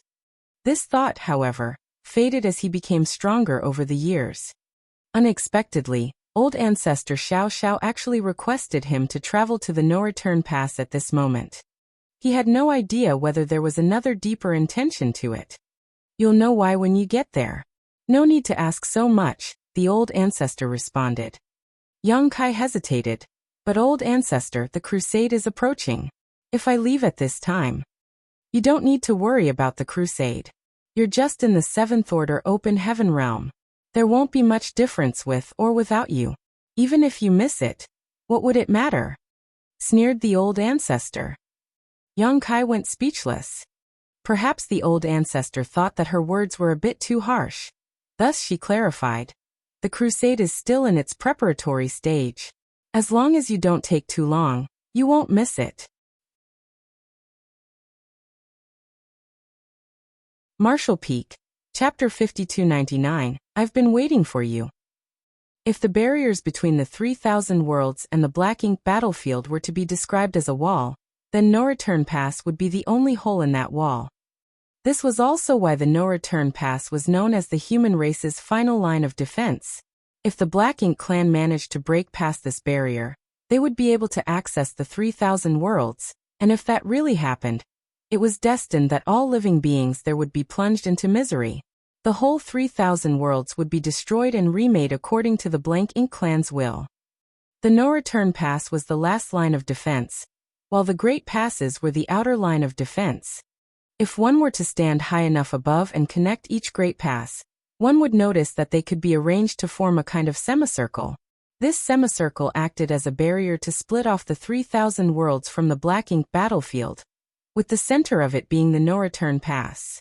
As long as the Great Passes were not broken though, the no-return pass would never be disturbed, keeping the 3,000 worlds safe.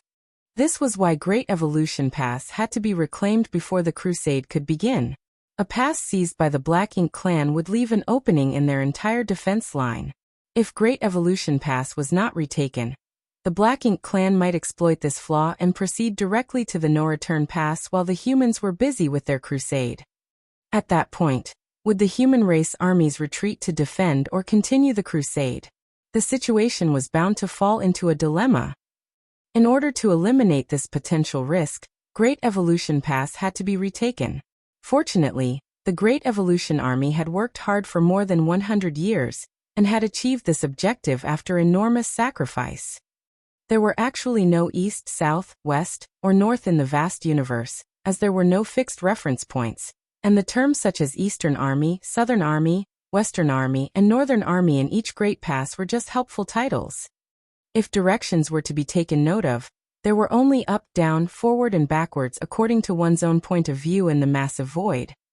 In a certain sense, the no-return pass lay behind all the Great Passes. This last line of defense, defended by the Dragon and Phoenix clan, could be considered as a kind of support to the human race. Yang Kai was perplexed in his early years when he learnt that the no-return pass was personally guarded by the Dragon and Phoenix clans, as the Divine Spirit had always been haughty regardless of their origins, something he knew from over 1,000 years of experience. And these were the leaders of the Divine Spirit, the Dragons and Phoenixes. How could such supreme divine spirits voluntarily assist the human race in guarding their final line of defense? It should be impossible. After all, they were of different races and held no goodwill towards the other. The only plausible explanation was that the Black Ink clan was simply that great a threat. The divine spirits also understood the proverb, without the lips, teeth would go cold. In the ancient past, a Dragon Emperor and Phoenix Empress did not hesitate to sacrifice themselves to seal and suppress a Black Ink giant spirit god. How could their descendants possibly disregard the sacrifices of their ancestors? This was most likely why the divine spirits had defended the no-return pass for so long. Yang Kai had no idea if there was some other reason or explanation, and it wasn't an issue he had to be concerned about either. Although going to the no-return pass at this time was a bit hasty, he might at least fulfill a long-cherished dream, and see what the mythical dragon pool looked like. In the void, space principles flashed, and in the blink of an eye, Yang Kai's figure flickered in and out of existence. It was possible to use the hyperspace array to directly travel from Great Evolution Pass to the no-return pass, which was convenient and fast. However, the restoration of Great Evolution Pass over the past 200 years had been a huge drain on resources. Additionally, materials were tight during preparations for the crusade. Thus, Yang Kai could only choose to fly over. After all, like the old ancestor had said, he was proficient in Tao of space, so he had an advantage when it came to traveling. There was no need to waste resources unnecessarily. What else could Yang Kai say to that? He could only obey and go. Before he left, he notified Dawn, telling them he was going out on a mission. Until now, Feng Ying had not come out from retreat, causing him to worry a little. After she observed Su Linggong advance to the 8th Order some time ago, she had an epiphany and chose to enter retreat. With her strength and foundation, her breakthrough shouldn't be much of an issue. However, there was no update from her even after so long, which was somewhat surprising and concerning. Nobody else could provide any help in this situation. There were masters that would guide a cultivator through the early stages of their journey on the martial Tao, but one could only rely on themselves after one reached the high-rank open heaven realm. After all, at this point, others' methods would no longer be appropriate for another person. Normally, it would take at least 3 years for a 7th Order Open Heaven Master to travel from Great Evolution Pass to the No Return Pass, but Yang Kai covered that distance in less than half a year. The journey was extremely dull and uneventful. When a huge parasol tree came into view, Yang Kai knew that No Return Pass was nearby. This was the renowned Phoenix Nest, the ancestral home of the Phoenix clan. Yang Kai had always wanted to see what the Phoenix Nest looked like. Would a magnificent divine spirit clan like the Phoenix clan build a nest on the tree just like any other bird? That would be far too degrading. Naturally, Yang Kai wondered if the Phoenix Nest was only a label. After all, the so-called Phoenix Nest could be referring to a grand palace the Phoenix clan had built. After thinking about it for some time though, Yang Kai felt that he was being too nosy.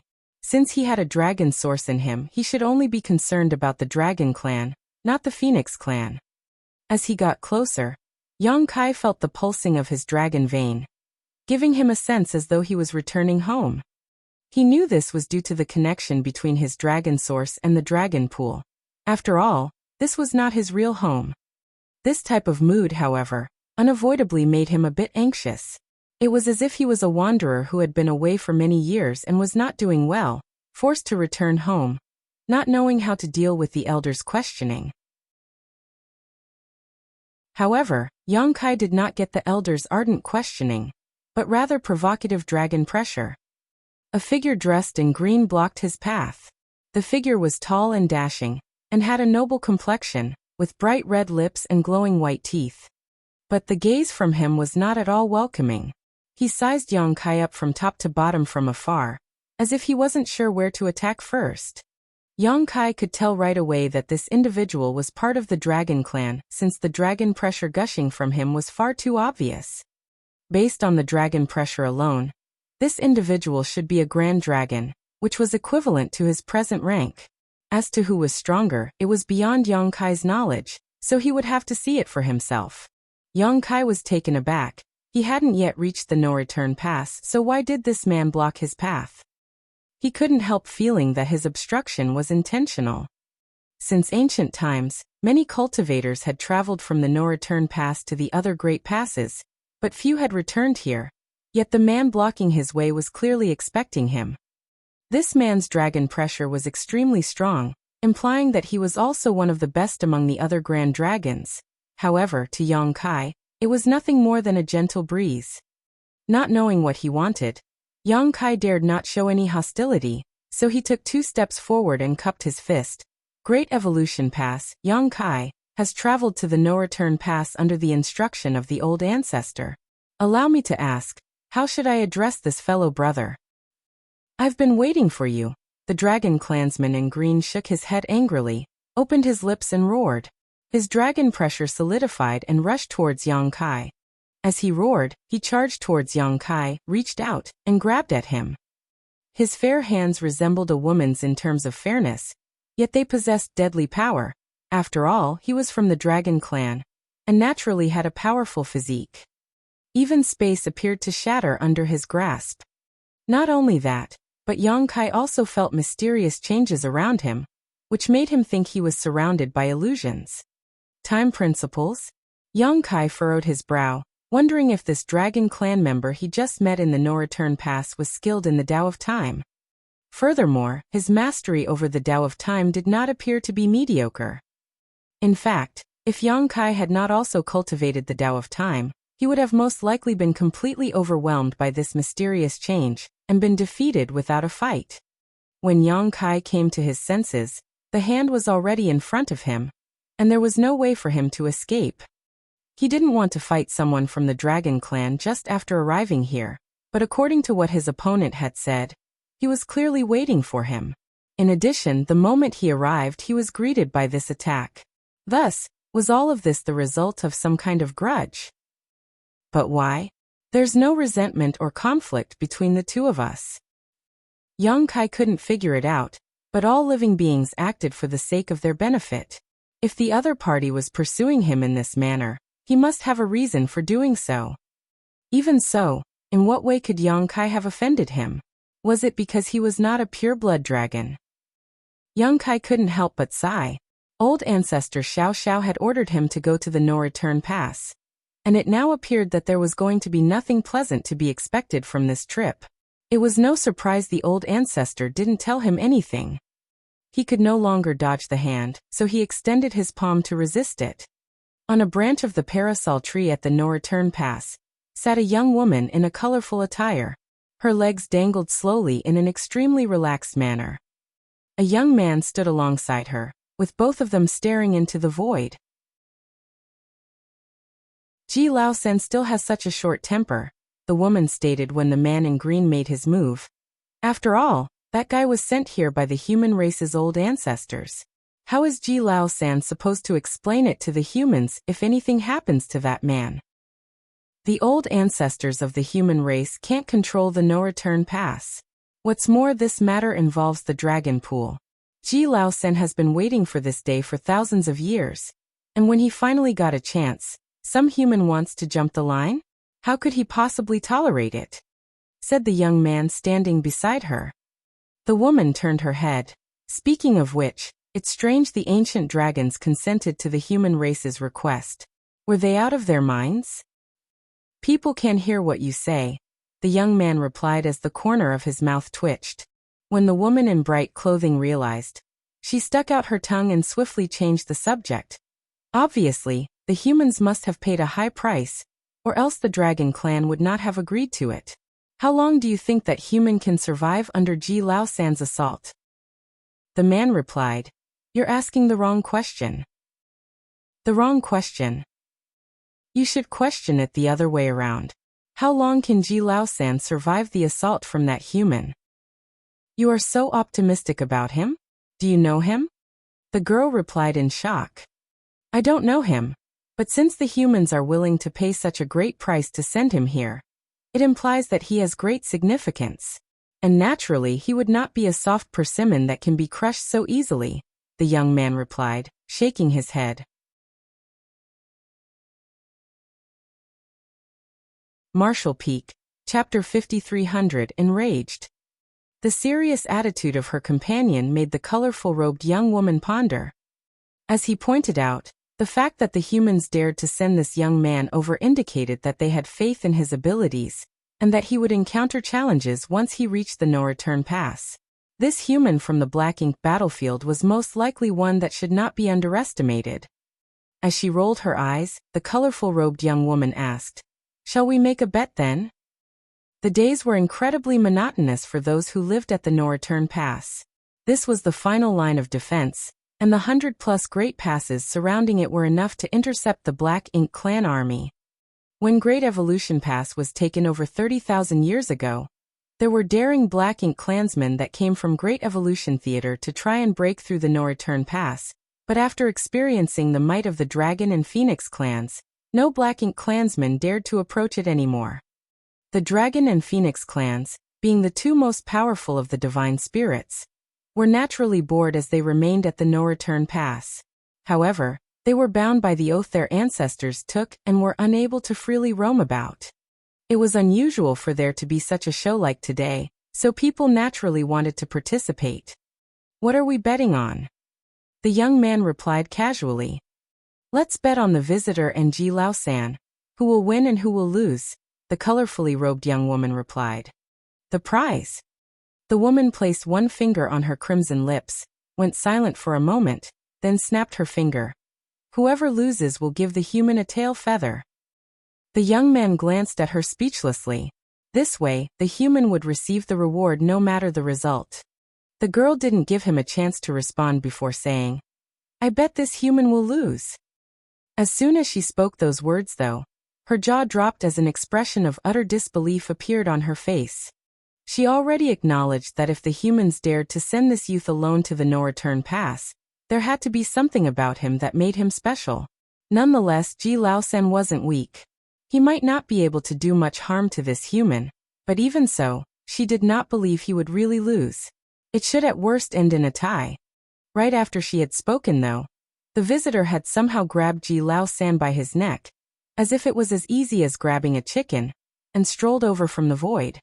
Their figures had appeared right in front of the pair after just a few steps, leaving behind a trail of afterimages in the distance. Space principles. The young woman with the colorful robe's eyes were filled with astonishment. With her ability, it was normal for her to notice that this human had cultivated the Tao of space, and to an exceedingly high level of mastery at that.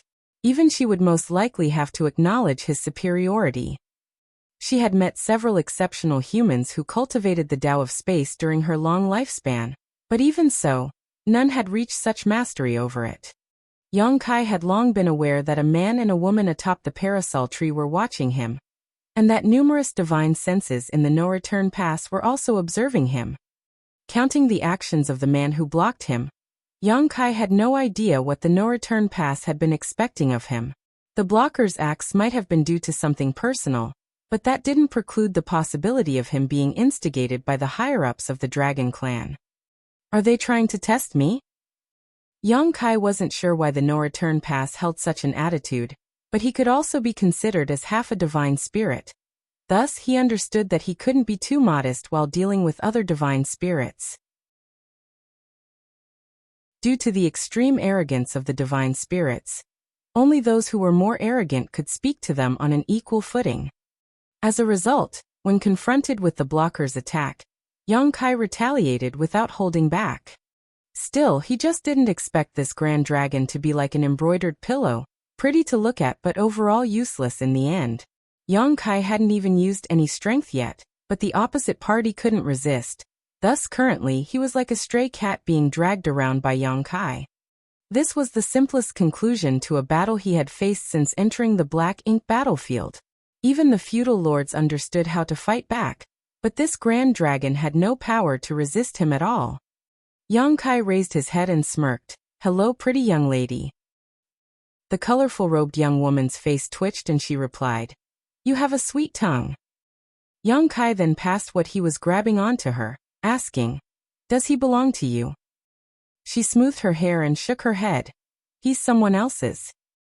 Oh, Yang Kai simply said, recognizing that the female in front of him should be from the Phoenix clan, which was not surprising given that she was perched on the parasol tree.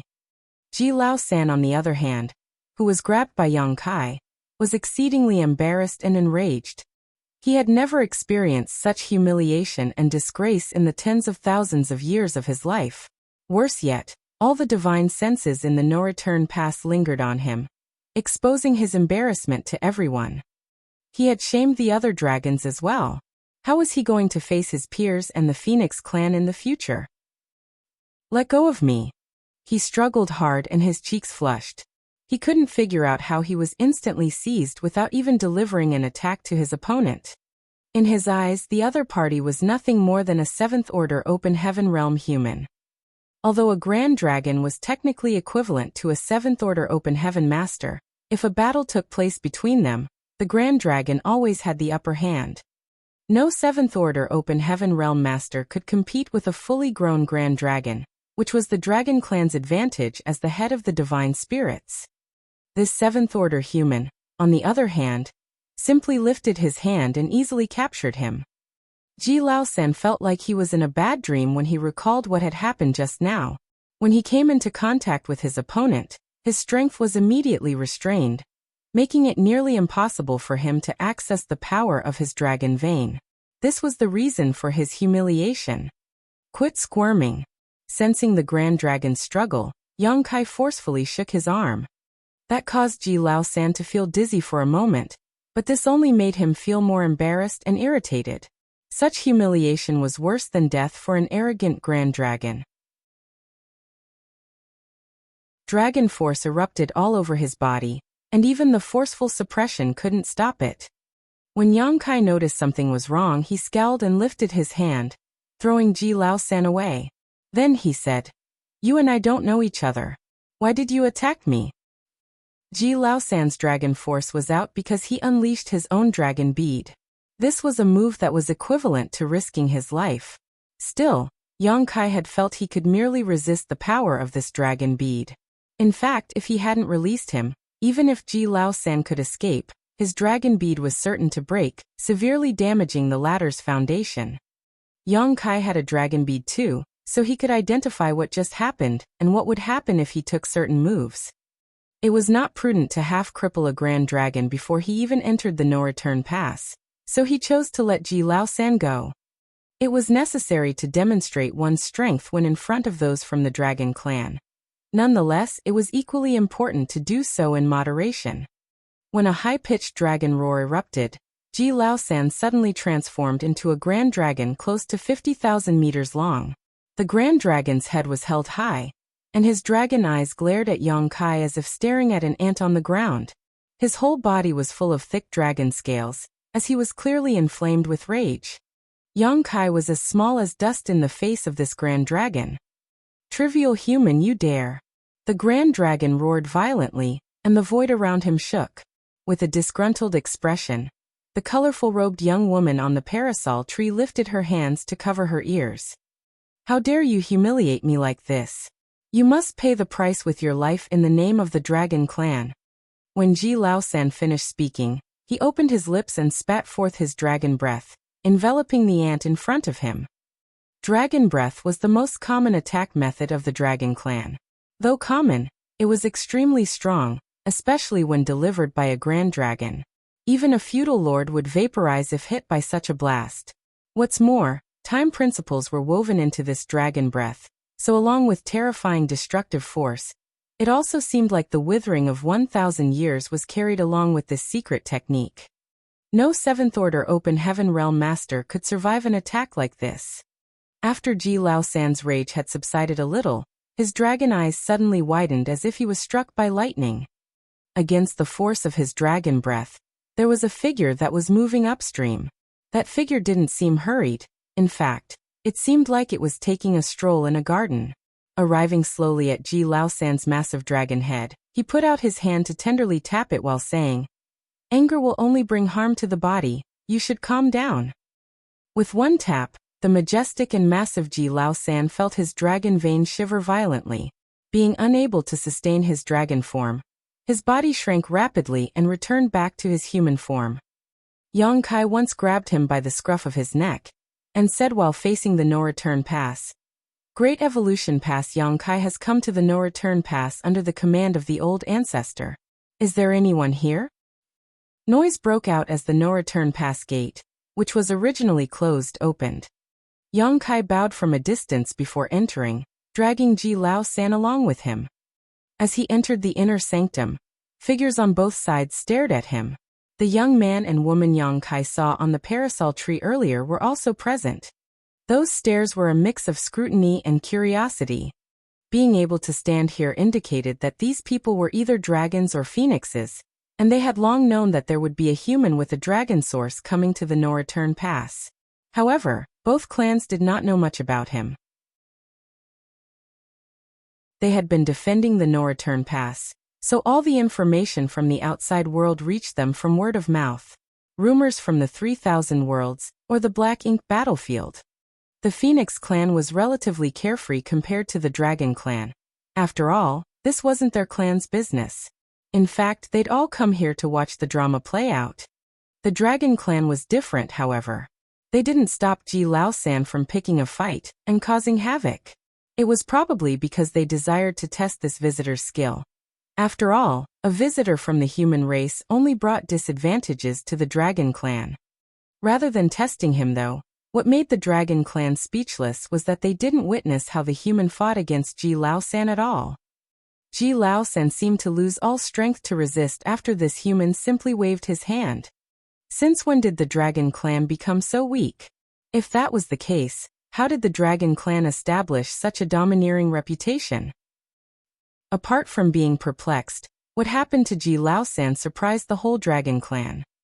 If they did not have the answer to this question, the dragon clan would be unable to sleep comfortably in the future. Yang Kai couldn't resist smiling and nodding at the people on both sides, regardless of how powerful or old they were, as if they were all here to greet him. Though that was far from the case. After walking a short distance, another figure blocked his path.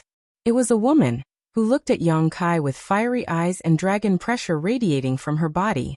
She was also from the dragon clan, and a grand dragon at that.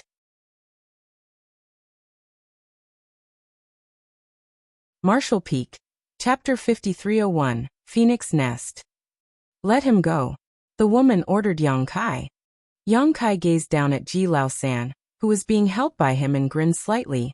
Then you have to make sure he doesn't bother me again. The woman gritted her teeth and replied, Rest assured he won't bother you anymore. Yang Kai lowered his eyes. The same mistake can't be repeated thrice. I hope he remembers this lesson. Even though he spoke in a casual tone, the message was clear. Ji Lao-san provoked him twice, but he simply subjugated him without hurting a single hair on his head. His patience, however, had a limit. If there was a third provocation, the response would undoubtedly be harsher. Of course, Yang Kai wouldn't kill him, but he could beat him to within an inch of his life. Those from the dragon clan had great vitality and could recover easily from almost any injury. As long as their source and dragon bead were not harmed, any wound could be restored no matter how severe it was. With the strange skill Yang Kai displayed previously, Ji Lao-san would be powerless to fight back if Yang Kai really wanted to deal with him. However, since when had the dragon clan ever been threatened in this way before? As a result, as soon as Yang Kai said those words, a large number of young dragons and grand dragons became enraged, and it was impossible for the female grand dragon who was in front of Yang Kai to stay composed. After a lengthy period of holding herself back, the female grand dragon clenched her teeth and murmured, He will. Upon her reply, Yang Kai flashed a smile and tossed Ji Lao-san towards her. When she grabbed him, she gave Yang Kai a threatening glare before turning and fleeing with Ji Lao-san in her arms. Great Evolution Pass. Yang Kai greets 3 seniors. Yang Kai said as he turned to face the 3 visibly older people at the gate. He had no idea what rank these 3 held, but according to their dragon pressure, it was clear that they were the strongest present. 2 of them were old men while the last was an old woman. They most likely held high statuses in the dragon clan. One of the old men nodded lightly and said, The dragon clan is well aware of the intention behind your arrival here, but we need some time to prepare. You shall temporarily live in the no-return pass and wait patiently for us. I don't even know what I am here for, so how do you know? If you do know, you should let me know first. However, the old man obviously had no intention of explaining anything to Yang Kai, and just left with the 2 others once he finished. Once those 3 seniors left, the rest of the dragon clan also left, with no plans to further interact with Yang Kai. Then he was left alone, perplexed. The dragon clan's alienation became clear too. This trip to the no-return pass was filled with uncertainty since old ancestor Xiao Xiao didn't explain anything to him before he set out. Furthermore, the dragon clan didn't bother to tell him anything either when he arrived. Instead, he was simply told to wait. So, why am I waiting? For how long should I wait? He had no answers. This sense of being completely out of control was quite distressing. Fortunately, Yang Kai was not a child. In a situation like this, his only course of action was to seek information from someone. So Yang Kai hurriedly turned back, fixing his eyes on the colorful robed young woman who was preparing to leave and said, Miss, please stay for a moment. The young woman stopped when she heard him and turned back with a smile. Are you referring to me? Yang Kai then approached her quickly, nodded and said, I was impulsive just now. I hope Miss won't mind. His courteous manner was now in stark contrast to the domineering man who had just subjugated Ji Lao-san. What's the matter? The colorful-robed young woman asked as her eyes flickered with interest. I'm new here and I don't know anything. I would like to seek some guidance from you. Yang Kai replied, blushing. The brows of the colorfully robed young woman became crescent-shaped, and she proudly twitched her brows at her partner, giving an impression of how she was expecting this. Her companion, meanwhile, was unresponsive to her. Yang Kai, on the other hand, pretended he didn't notice. What do you wish to ask? Inquired the colorfully robed young woman. I'm not sure what Miss can enlighten me on, Yang Kai replied. The colorful-robed young woman laughed. You are so strange. Don't you know what you want to know? It's really unreasonable for you to ask me to enlighten you without at least describing what you want to learn. Yang Kai responded with a wry smile. Please don't blame me, Mississippi, regarding the current visit in the no-return pass. I'm genuinely baffled. I'm not sure what I am supposed to be doing here. Didn't your old ancestor mention anything to you? The woman asked curiously. Not at all. In that case, the woman tapped on her crimson lips and then proceeded to say, and I'm in a good mood today. Follow me. With that being said, she led the way and Yang Kai followed closely. After a while, they eventually arrived beneath the enormous parasol tree. The three figures moved around and soon came to a branch. The young woman simply waved her hand, and a portal emerged in front of them. Space principles? Yang Kai asked with furrowed eyebrows. Just like how the colorful-robed young woman reacted when she saw Yang Kai's use of space principles previously, Yang Kai's reaction now was arguably the same as hers was. Come in, the woman said with a triumphant smile that suggested she had anticipated his reaction. Yang Kai followed the woman and her companion into the portal. They soon arrived at a location with stunning mountains and rivers. The view was as beautiful and refreshing as a spring day. The mountains were pristine, and the lakes were crystal clear, not to mention the gently flowing clouds and mist. It was truly a majestic view. This was some kind of sealed world. Yang Kai was no stranger to the existence of sealed worlds. After all, the small universe of a high-rank open heaven realm master was a sealed world. The universe paradises and universe cave heavens left behind after the death of high-rank open heaven realm masters on the Black Ink battlefield were also sealed worlds. Yet this sealed world gave him a different feeling. This place seemed to still maintain the aura of the dawn of chaos and the first division of the heavens and earth. The ancient aura was everywhere, giving Yang Kai the illusion of him entering a long-forgotten wilderness. These are the real phoenix nests. The young woman's words resonated in his ears.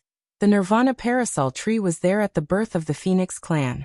There are as many phoenix nests on the Nirvana parasol tree as phoenixes in this universe.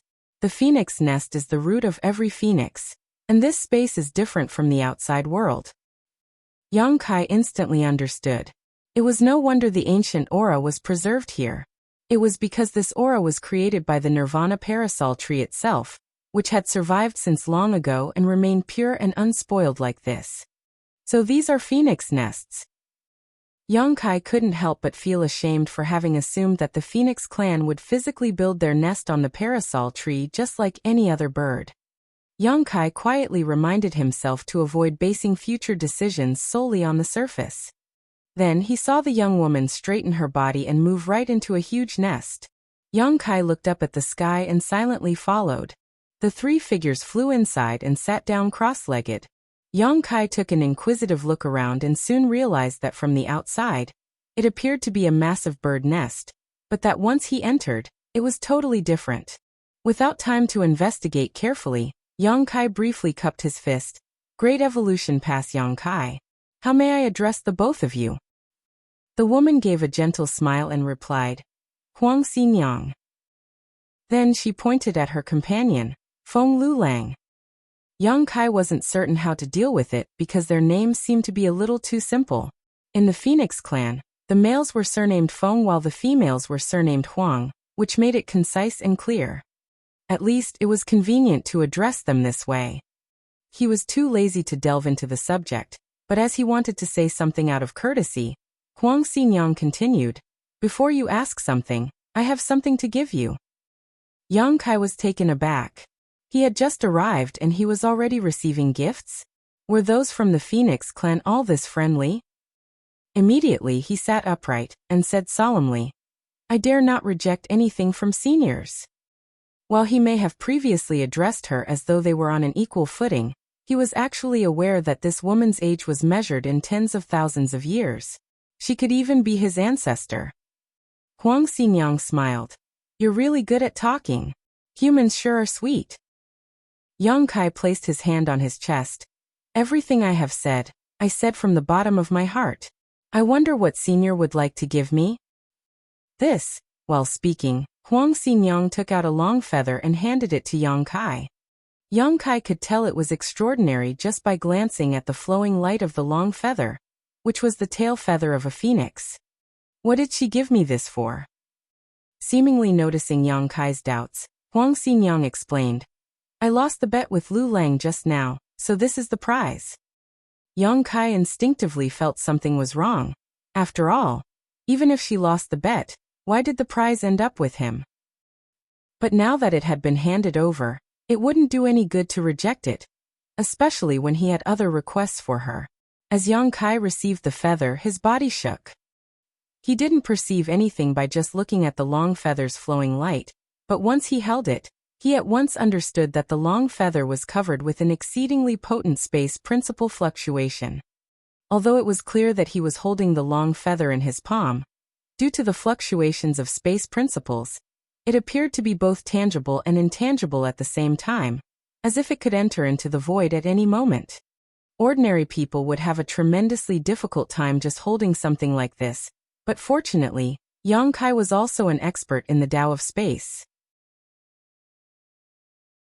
With just a little effort, the light flowing off the long feather suddenly took shape. "This is wonderful." Yang Kai felt that if he fully comprehended the secrets within this feather, it would help him improve his understanding of the Tao of space. Huang Xinyang and Feng Lulang exchanged glances, and both could see that the other was surprised to witness this scene. They once saw Yang Kai use space principle, and were aware of his mastery over the Tao of space. However, now they felt as though they had underestimated him too much. Yang Kai raised his head.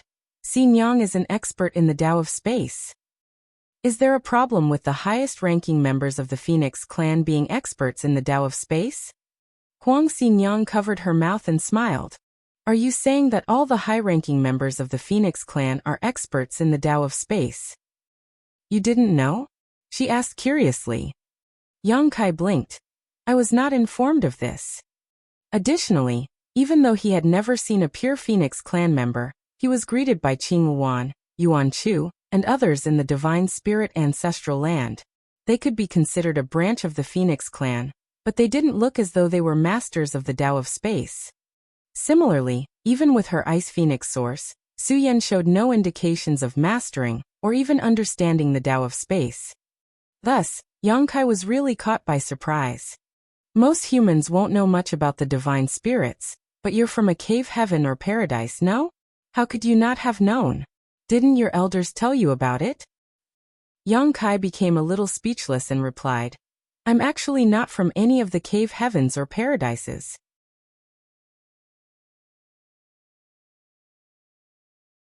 Martial Peak. Chapter 5302, Bloodline Talent. Huang Xinyang understood instantly. No wonder. Since you're not from any of them, it's to be expected that you don't know much about such things. Every divine spirit possesses their own unique bloodline talent, an innate talent that is distinct from that of your human race. Just like how the bloodline talent of the Phoenix clan is the Tao of space, the bloodline talent of the Dragon clan is the Tao of time. If not, how could the Dragon and Phoenix clans become the leaders of all divine spirits? Yang Kai's eyes widened so much in shock that they almost fell out. The bloodline talent of the Dragon clan is the Tao of time. Huang Xinyang became more confused. You don't even know that? Then, do you cultivate the Tao of time? I do. He nodded. That should be expected. If you don't have a dragon source or have dragon clan blood in your How would you be able to cultivate the Tao of Time? Yang Kai became speechless upon her saying this, but instinctively he felt something was wrong. His cultivation of the Tao of Time was not heavily influenced by his dragon vein, or his dragon source. Instead, it all began for him with a piece of the inheritance left behind by Flowing Time Great Emperor. The opportunity he met by chance previously helped him comprehend the Time Fly's seal divine ability, which allowed him to begin cultivating the Tao of Time. After much studying, cultivation, and some other opportunities, he had reached his current level of proficiency in the Tao of Time. What did any of that have to do with the Dragon Clan? But if he thought about it further, since the Dragon Clan's bloodline talent was the Tao of Time, it could be argued that his success in the Tao of Time was due to his bloodline talent. It made Yang Kai confused about whether his comprehension of the Tao of Time was due to his Dragon Clan bloodline, or his own talent. Suddenly he shook his head. Wait, Xin Yang, before I came to the no-return pass, I met quite a number of Dragon Clan members, but only one of them was proficient in the Tao of Time. In fact, forget being proficient at it, they didn't even have a foundation in it. How can this be explained? You met Dragon Clan members in other places? Huang Xinyang was taken aback. Yang Kai gave a serious nod.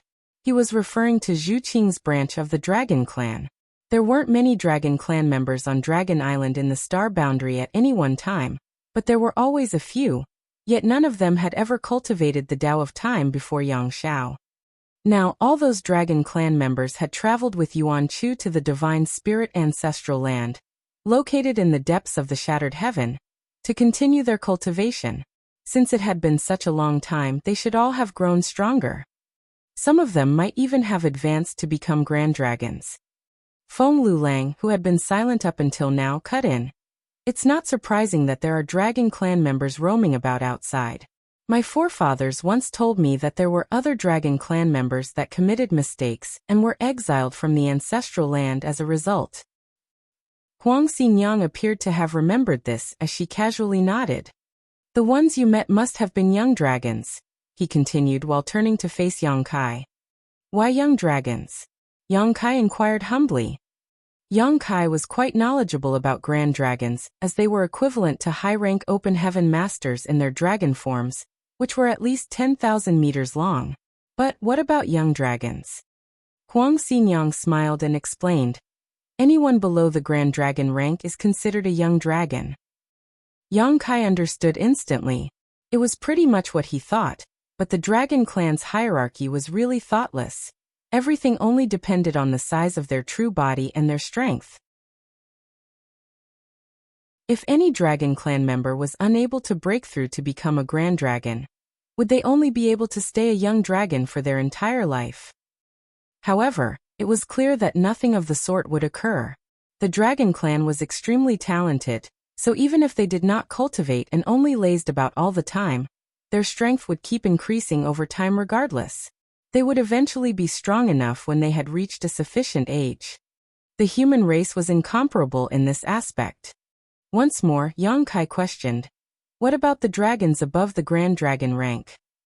Above the Grand Dragons are the Ancient Dragons, Huang Xinyang stated. Young Dragons, Grand Dragons, and Ancient Dragons were the three standard divisions of the Dragon Clan. Yang Kai had a vague feeling that the three old Dragon Clan members he had met before were Ancient Dragons. If young dragons corresponded to the realms below the 7th Order Open Heaven realm, and Grand Dragons corresponded to the 7th Order Open Heaven realm, then Ancient Dragons should at least correspond to the 8th Order Open Heaven realm. This suggested that the Dragon Clan was likely running out of talent, as there were only 3 Ancient Dragons in such a large clan. If things continued in this manner, the clan would eventually go extinct. According to what Xinyang said just now, I assume that young dragons are not proficient in the Tao of Time? Not only the Dragon Clan but nearly all divine spirits are this way. The 3 stages of our long life are the development stage, the adolescent stage, and the mature stage. The young dragons fall under the Dragon Clan's developmental stage. As long as they enhance their dragon vein, they will inevitably become stronger and larger. When a young dragon becomes a Grand Dragon, their bloodline talent will fully awaken, and they will be able to master the Tao of Time. The same goes for the Phoenix Clan, But the only difference is that our talent is the Tao of space, Huang Xinyang replied. So, that's how it is. Yang Kai instantly understood the reason Zhu Qing and the others still had no grasp over the Tao of time. Though the dragon clan was considered very strong in the star boundary, they were still just young dragons. Their bloodline talent in regards to the Tao of time was still dormant, and would only slowly awaken when they had grown to become grand dragons. This made Yang Kai suddenly think of his adopted son, the little white dragon, Yang Xiao. Raising a brow, he asked again, "Are there any exceptions?" Huang Xinyang smiled. Exceptions are always possible. Some have their bloodline talents awaken while they are still young dragons. They are regarded as extremely gifted individuals. However, in the lengthy history of the dragon clan, such individuals could be counted within 5 fingers. Yang Kai couldn't help but frown upon her answer. If that was the case, Yang Xiao seemed to be quite the gifted one. Yang Kai deserved some credit for the birth of this boy, as Yang Zhao's dragon egg appeared to have some kind of accident after Fu Zhuan gave birth to him. Yang Xiao had been unsuccessful in breaking free of his shell, resulting in his vitality growing thinner and thinner over time. Fortunately, when Yang Kai went to Dragon Island at that time to stir up trouble, he unintentionally found the location of Yang Zhao's dragon egg. In order to hatch him, Yang Kai put in a great deal of effort. As a result, this young boy had a natural sense of closeness to him, and had known him as though Yang Kai was his father, now adopted father, since birth. In addition to that, the relationship between Yang Kai and Dragon Island softened up a bit thanks to Yang Xiao. Soon after his birth, this young boy demonstrated his talent in the Tao of time. Yang Kai initially believed it was because of his own comprehension. After all, he used a lot of his own blood essence when Yang Xiao was being hatched, so naturally, inheritance from Yang Kai was to be expected. Yet, it appeared now that this was not inheritance from his blood essence. This was unmistakably a Dragon Clan bloodline talent. Yet, Yang Xiao had it since birth while other Dragon Clan members had to reach the Grand Dragon stage in order to awaken it. Later, Yang Xiao and Yang Shui received Flowing Time Great Emperor's legacy inheritance, became his inheritance disciples and gained possession of the Flowing Time Temple. Looking back now, it was as though everything was predetermined. The bloodline talent of the Dragon Clan was the Tao of Time, and Yang Xiao had become the disciple of Flowing Time Great Emperor, which would greatly help him with his future cultivation. Yang Xiao was clearly one of the few exceptions that Huang Xinyang spoke of. Of course, this was not limited only to the Dragon Clan, but also other divine spirits. There were always some existences that showed their uniqueness at a very young age, and these existences would somehow achieve great things one day. The trip to the no-return pass had been well worth it for Yang Kai. Even just learning this information from Huang Xinyang was a very valuable, not to mention he had something waiting for him on the Dragon Clan's side as well. Was his mastery of the Tao of Time thanks to his own talent, or due to his Dragon Clan bloodline? After giving it some thought, he believed that it might be both. If so, Suyen might be able to awaken her Phoenix Clan bloodline talent once she got strong enough. By then, she would be able to master the Tao of space as well. This was very exciting news to him. His cultivation of the Tao of space, however, must be the result of his own talent. After all, he lacked the Phoenix Clan bloodline, so he could not have gotten influenced by it.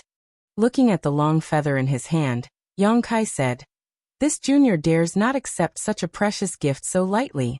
Xinyang, is there any way that I can assist you in exchange for this gift?" Although it was only a feather from the Phoenix Clan, Yang Kai valued it highly. He would undoubtedly benefit if he used this feather to further understand and cultivate the Tao of space, because it carried insights of the Phoenix Clan's intrinsic talent in the Tao of space. This was a precious opportunity, so Yang Kai couldn't just take it for nothing. Unexpectedly, Huang Xinyang covered her mouth and giggled. "I don't need help with anything. This is only a prize. You should just keep it." Yang Kai sensed that it wasn't quite right for him to simply accept the gift, but since she had said so much, he couldn't object to it either. This gift was just too alluring, and he also believed that the Phoenix Clan wouldn't try to harm him. Even if Huang Xinyang would ask him to do something by bringing up this gift matter later, He would comply under the condition that it didn't go against his own principles. Such was what he thought in his heart to repay her. Nevertheless, he still stated for show, "It's not appropriate for me to be rewarded for nothing, is it?" Huang Xinyang took a deep look at him and saw through his thoughts. With a snicker, she stated, "You just said that you dare not reject a gift from your seniors, and now you say you shouldn't be rewarded for nothing? Humans really don't know what they want, huh?" Yang Kai let out a dry laugh upon hearing that. "If you really feel bad, let me ask you a question. This feather would serve as a reward if you answered me," stated Huang Xinyang. Yang Kai straightened up his position. "Xinyang, please ask. What technique did you use to defeat Ji Laosen just now?" As soon as those words left his mouth, Feng Lulang looked over curiously as well. Though they were both strong, they couldn't understand how Ji Laosen ended up that way. Ji Laosen clearly had superior momentum in that confrontation. Moreover, it was incredible that a seventh-order open heaven realm master was able to effortlessly capture a grand dragon who was approaching 50,000 meters twice. It was impossible for a divine spirit to be so vulnerable, let alone someone from the dragon clan. Though they were just spectating for fun previously, the defeat of Ji Laosen more or less embarrassed both clans. If word of this situation spread, people would start looking down on the divine spirits. "Oh, I did not do anything in particular." Yang Kai was surprised that the Phoenix clan members brought up the subject first. He thought the Dragon clan would be the ones asking about it, but since Huang Xinyang brought it up, he did not intend to keep it a secret. In that moment, he suddenly had a feeling that it would have some effect, but he did not know it would have such a strong impact on the Dragon clan until he tried it.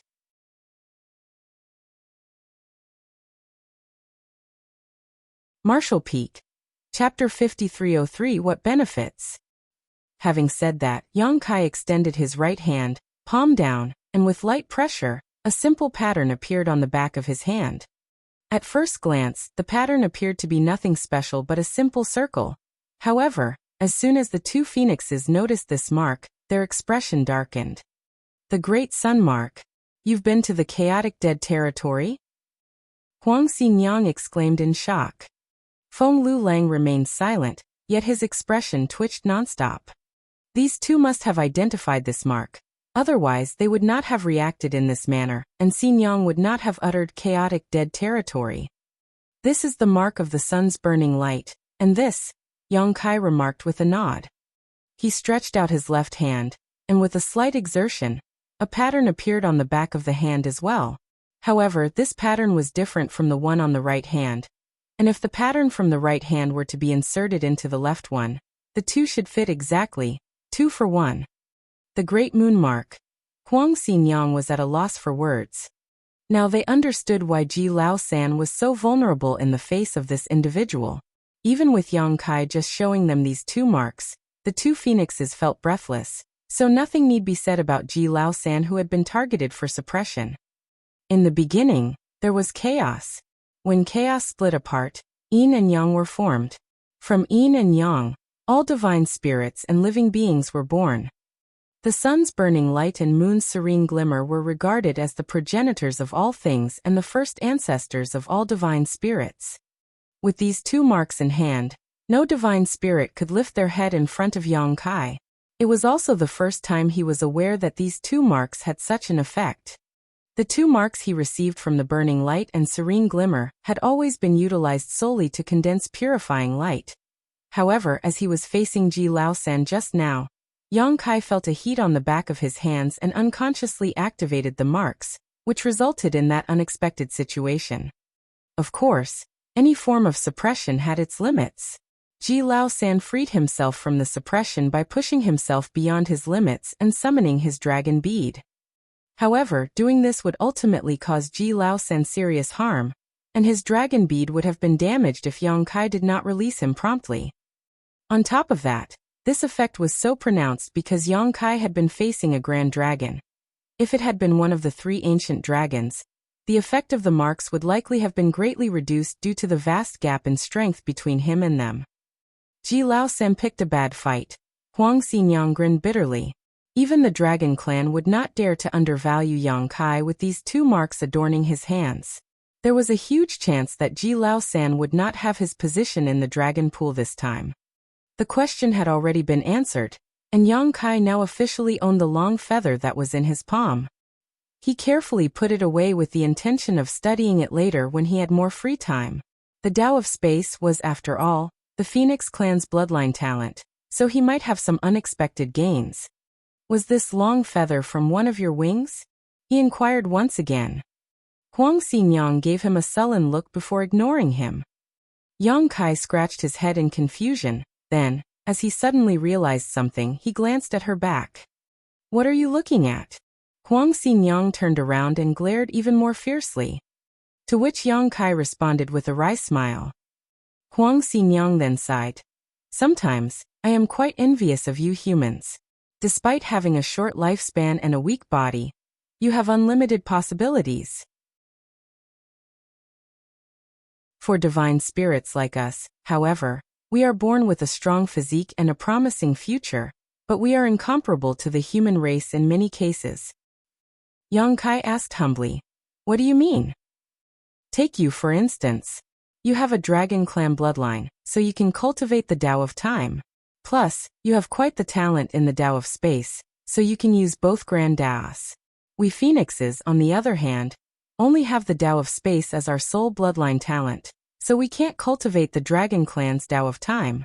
Furthermore, though divine spirits don't encounter many challenges throughout our formative years, we will have to go through much more exacting challenges than you humans if we want to reach our highest potential, she replied. Like the Ninth Order Open Heaven Realm? Yang Kai frowned. Huang Xinyang responded with a nod. Even though there aren't a lot of Ninth Order's Open Heaven Realm masters among the humans, there are still more than 100 of them. It is very challenging for us, divine spirits, to cultivate to such a realm. Take the Dragon Clan for example. There is only one divine dragon among the whole clan. Above young dragons were the grand dragons, followed by the ancient dragon, then finally the divine dragons. Yang Kai was aware that the dragon source that resided in his body was the golden divine dragon source. This wasn't to claim that he possessed the strength of a divine dragon, as that would be equivalent to a Ninth Order Open Heaven Realm master. Still, his source originated from a golden divine dragon. What's more, it was from a dragon emperor who lived in ancient times. Yang Kai had become aware of this when he entered the Crystal Palace in the Divine Spirit Ancestral Land to cultivate. Theoretically, every Dragon Clan member had the potential to become a divine dragon, but that was only in theory. In reality, there weren't many Dragon Clansmen that succeeded in growing into a divine dragon since ancient times. Furthermore, only the strongest of divine dragons were granted the title of Dragon Emperor. The Phoenix Empress, on the other hand, was the title that corresponded to that title in the Phoenix clan. Yang Kai laughed as he heard Huang Xinyang bemoaning herself and said, "It's not that simple. The vast human population is the reason why there are so many Ninth Order Open Heaven Realm masters.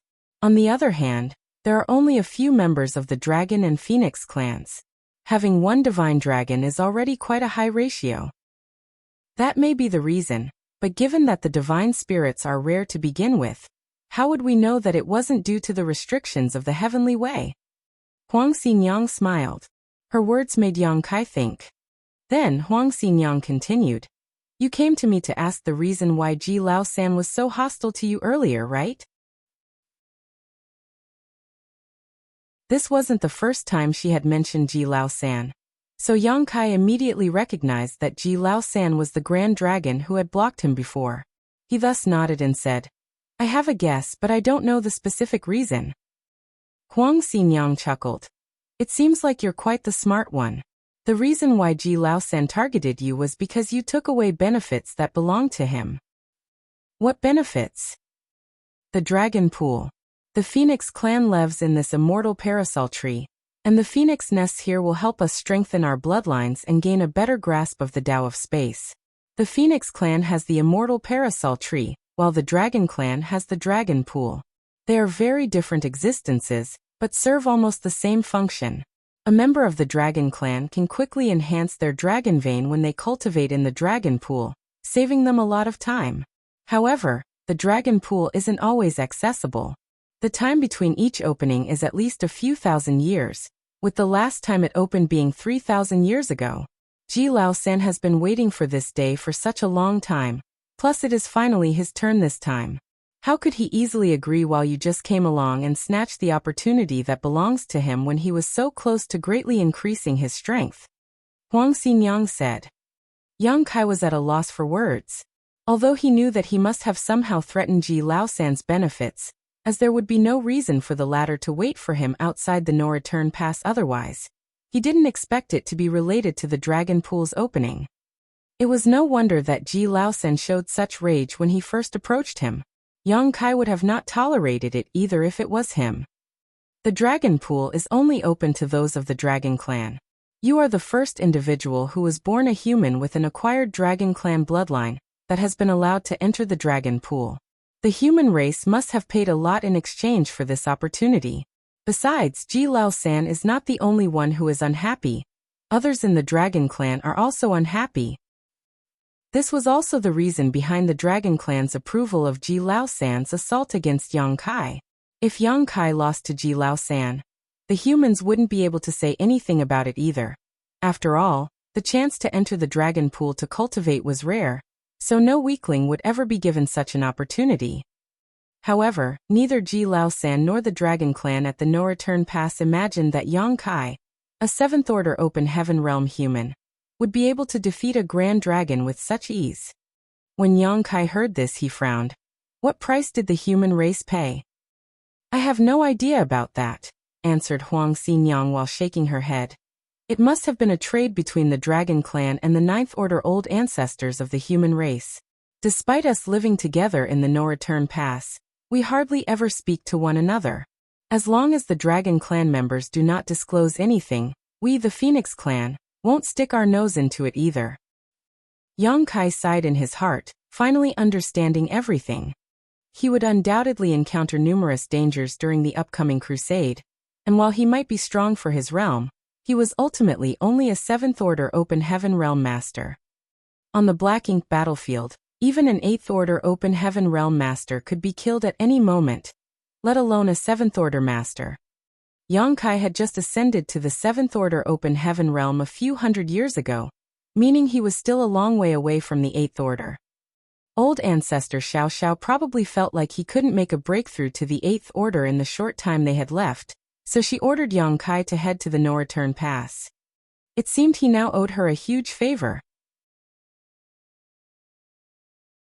The Dragon Clan has always acted aloof with the humans, except for the 9th Order Masters, of course, as the biggest fist will always have a say in things.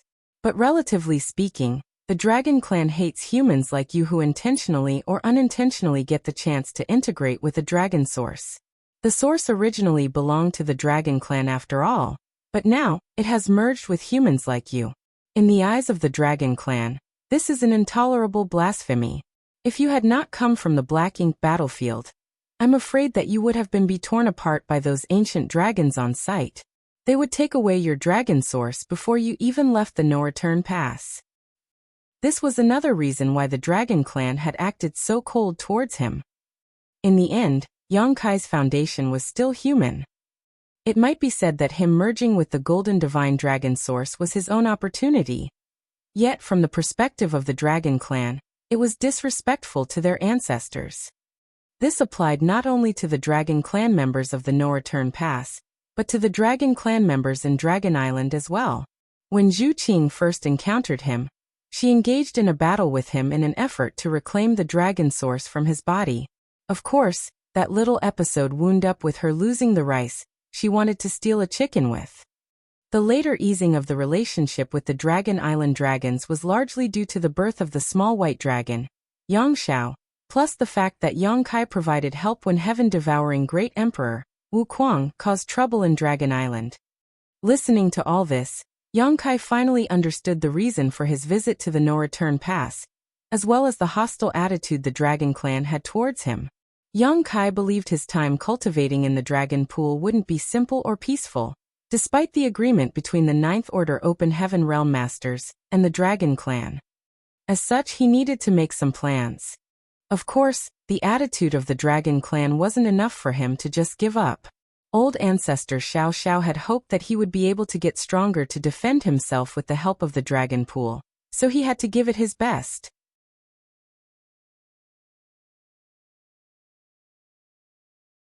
Marshall Peak. Chapter 5304, Staying Overnight in Another's Home. When will the dragon pool open? Yang Kai asked again. The dragon force of the dragon pool has recently surged, indicating that the opening of the dragon pool will be in the coming months. However, the opening of the dragon pool is a significant occasion for the dragon clan, so they are still in preparation. Yang Kai only feared that he would have to wait for several dozens to hundreds of years. If so, there was no point, as the crusade would have already started or even ended by then. Such a situation wasn't impossible either because, for races with as long a lifespan as the divine spirits, several dozen to hundreds of years was just like a snap of the fingers to a mortal.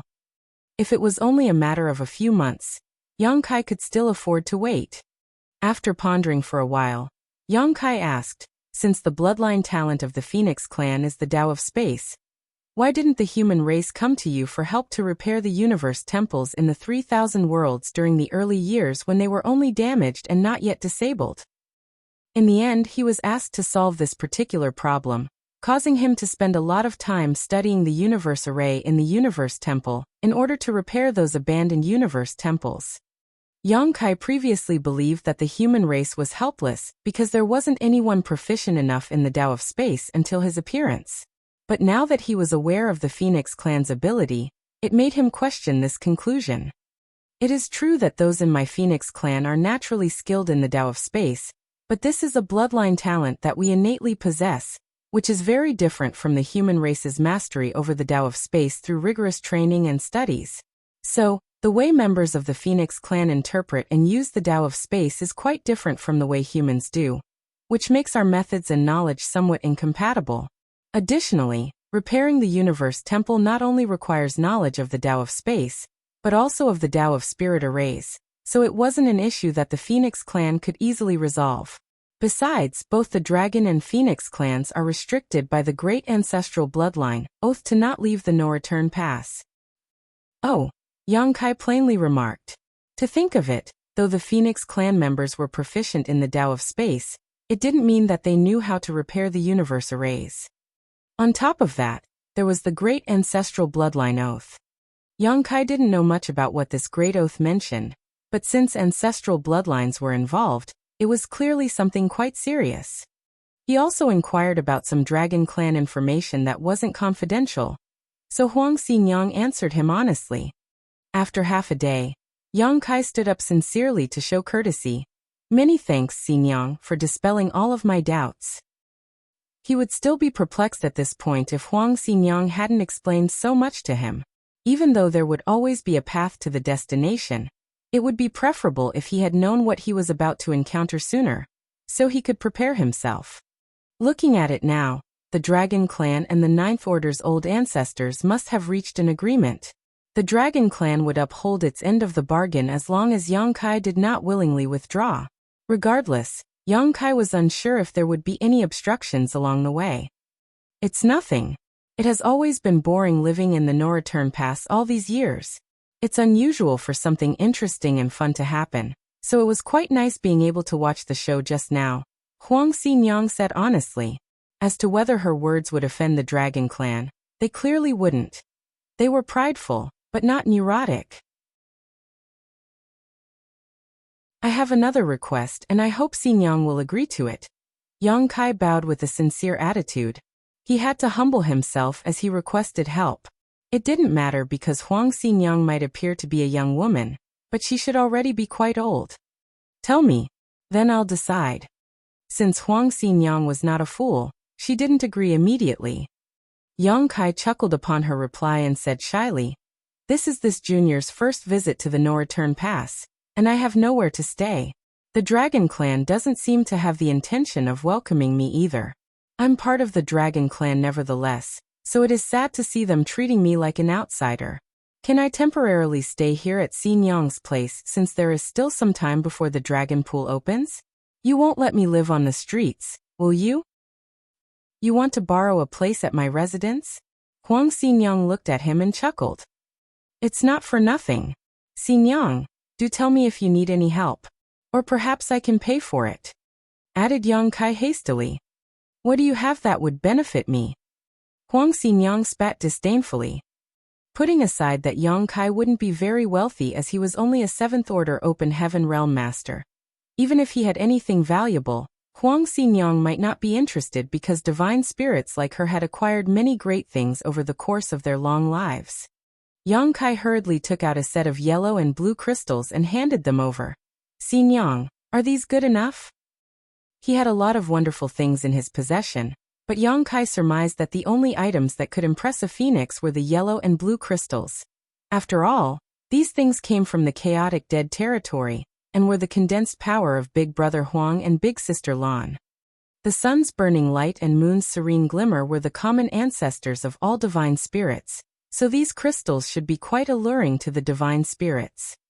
However, he was somewhat unsure as the yellow and blue crystals, which he always regarded as resources to generate purifying light, didn't hold any special meaning to him.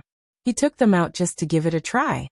What surprised him was when Huang Xinjiang saw the yellow crystal and blue crystal. Her eyes lit up and she swiftly snatched them up.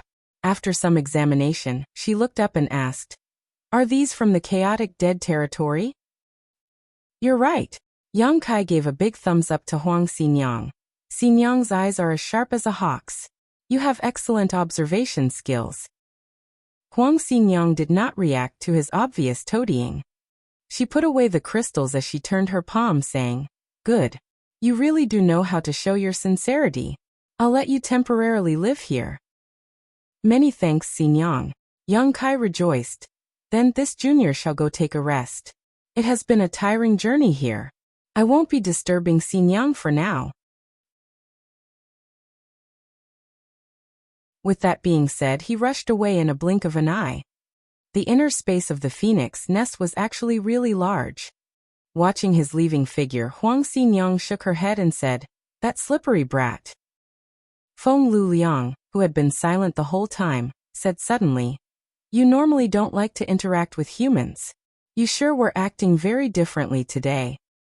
The arrival of humans was not rare at the No Return Pass as it was the only transit point between the 3,000 worlds and the Black Ink battlefield. So fresh manpower was sent here quite frequently. Still, over the years, Huang Xinjiang never had such interaction with any human. Huang Xinjiang glanced at him and pointedly stated, "I don't believe that you didn't feel it." Feng Lulang replied, "It seems like it's not my imagination. That kid has a Phoenix Clan's aura on him."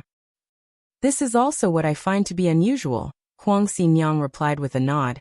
"He already possesses a dragon source, so he couldn't possess a Phoenix source as well, right? The coexistence of dragon and Phoenix sources in a single body is impossible.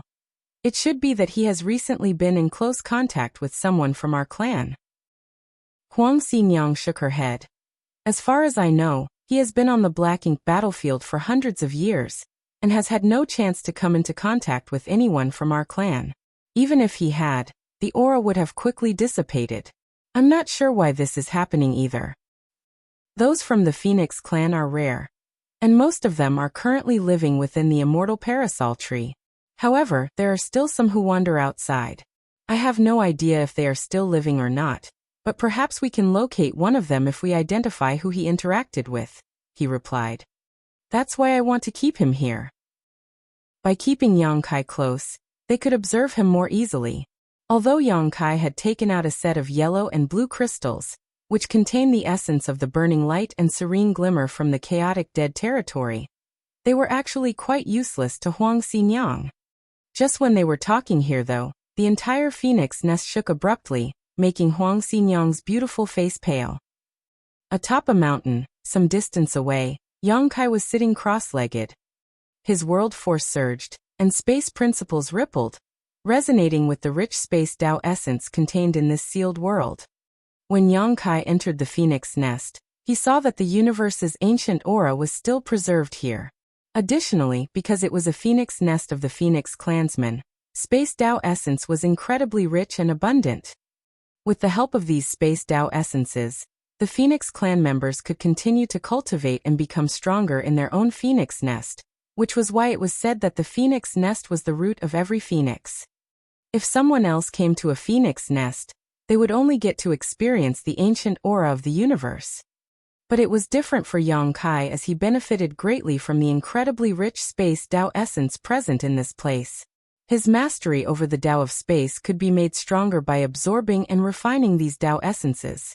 At the same time, comprehending the differences of the grand Tao of space between ancient times and now would further enhance his mastery. In addition, as this Tao essence was preserved in its most primitive form, it made it simple for Yang Kai to refine it, as it was extremely pure, without any trace of impurity. To Yang Kai, that place was a cultivation paradise. This was an unexpected gain. He had intended to cultivate and better his Dragon Clan bloodline in the Dragon Pool when he arrived at the No-Return Pass, but before he had even entered the Dragon Pool, he gained advantages from the Phoenix Clan. Fate was truly unpredictable. On his side, Yang Kai devoured and refined the Space Tao essence in the Phoenix nest eagerly, while on Huang Xinyang's side, her beautiful face paled due to how quickly the Space Tao essence in her Phoenix nest was dissipating. She needed to cultivate like him too, and although the immortal parasol tree would gradually replenish the Tao essences even if they dissipated completely, Yang Kai's method of cultivating was akin to him drying out the lake to catch all the fish. It was not beneficial for her if the Tao essences here were all consumed. After all, replenishment took time, and if the balance in the Phoenix nest was disrupted, the entire structure would be at risk of rupturing. Yang Kai's action right now was comparable to him stealing all of her family's property. To be honest, Huang Xinyang knew that once Yang Kai started to cultivate, the Space Tao essence in her Phoenix nest would definitely decrease, but she never expected such a situation. She and Feng Lulang both greatly underestimated Yang Kai's mastery over the Tao of space. He might even be a level higher than them. With the suction force emerging from Yang Kai, the Phoenix nest experienced a world-trembling shock. Is he even human? Huang Xinyang and Feng Lulang felt that they were incomparable to Yang Kai when it came to cultivating the Tao of space at this point. A loud cry echoed throughout the Phoenix nest as Huang Xinyang shot into the air, quickly rushing over to Yang Kai.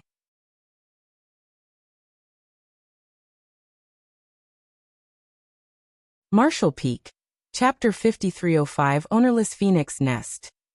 Moments later, on the immortal parasol tree, a portal opened up. Yang Kai, who was held by the neck by Huang Xinyang, was tossed out onto his butt scram. Yang Kai stood up and rubbed his behind, not knowing whether to laugh or cry. Xinyang, if there's anything wrong, you can speak to me nicely. Why get mad? I have nothing to say to you, thief. Leave. With an innocent look, Yang Kai cried. How can I be a thief? I've paid to stay. No. I have paid the rental and greeted you, Xinyang. I was just temporarily using your place to cultivate. Why did Xinyang kick me out? Just as the words left his mouth, a yellow crystal and a blue crystal were thrown onto him. I'm returning those to you. Never come back again. Ever. Those crystals weren't anything precious, and she only kept them because they were unique. Did he really think that they meant a lot to her? When angered, a phoenix was incredibly strong. Yang Kai's face was also swollen as a result of him not being able to dodge the crystals.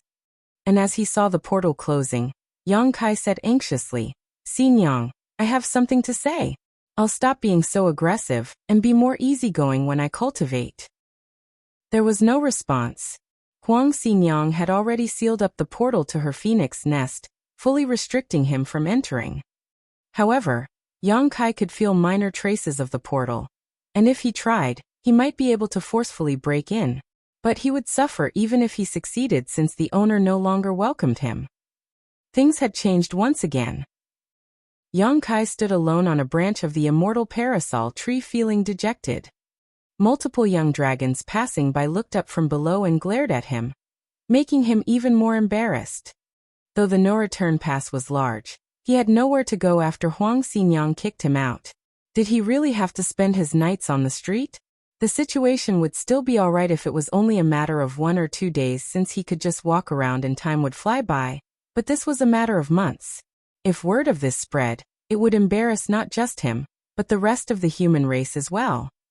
Moreover, he had just tasted the benefits of a phoenix nest. After merely whetting his appetite, he was kicked out, leaving him craving for more. The phoenix nest was really an excellent place for him to cultivate. According to the levels of mastery he pioneered, his Tao of Space was currently at the 8th level, summiting the peak, so if his skill were to ascend to the level above, the 9th level, it would reach shocking history and dazzling the present. Yang Kai believed that when he successfully reached this level, even if he couldn't make a breakthrough with his cultivation, his strength would certainly grow significantly. How could he be content to just let himself be kicked out? There was nothing he could do while standing outside the portal, as no matter how he pleaded, appealed, or vowed to the heavens and earth, Huang Xinyang was adamant about not letting him back in. After trying for some time, Yang Kai eventually gave up as he still had some shame. At last he sighed. There had to be a place for him somewhere else. He raised his head and surveyed the surrounding area, and then he leapt and landed on another tree branch. He greeted the void in front of him. Junior Yang Kai greets Senior. This is my first time at the no-return pass, and I have nowhere to go. Could you lend me a spot in your precious home to temporarily live in? The void swirled in front of him, followed by the appearance of a portal, causing Yang Kai's face to brighten up. A woman with bright eyes and bright teeth protruded from the portal, and looked at Yang Kai with a disgusted expression, scolding, "Go away!" Saying so, she immediately retreated, followed by the portal closing. That made Yang Kai terribly embarrassed. Just say no if you're not willing to lend me a place. Why come out and scold me? After appealing his case for some time, Yang Kai approached another branch, gave a respectful salute, and then asked for a place to temporarily live. Due to his proficiency with the Tao of Space, it was simple for him to locate the hidden phoenix nests on the immortal parasol tree. However, the Phoenix clan members' attitudes towards him remained essentially the same. If they had a mild temperament, they wouldn't show up at all and just ignored him, allowing him to just yell outside for a bit.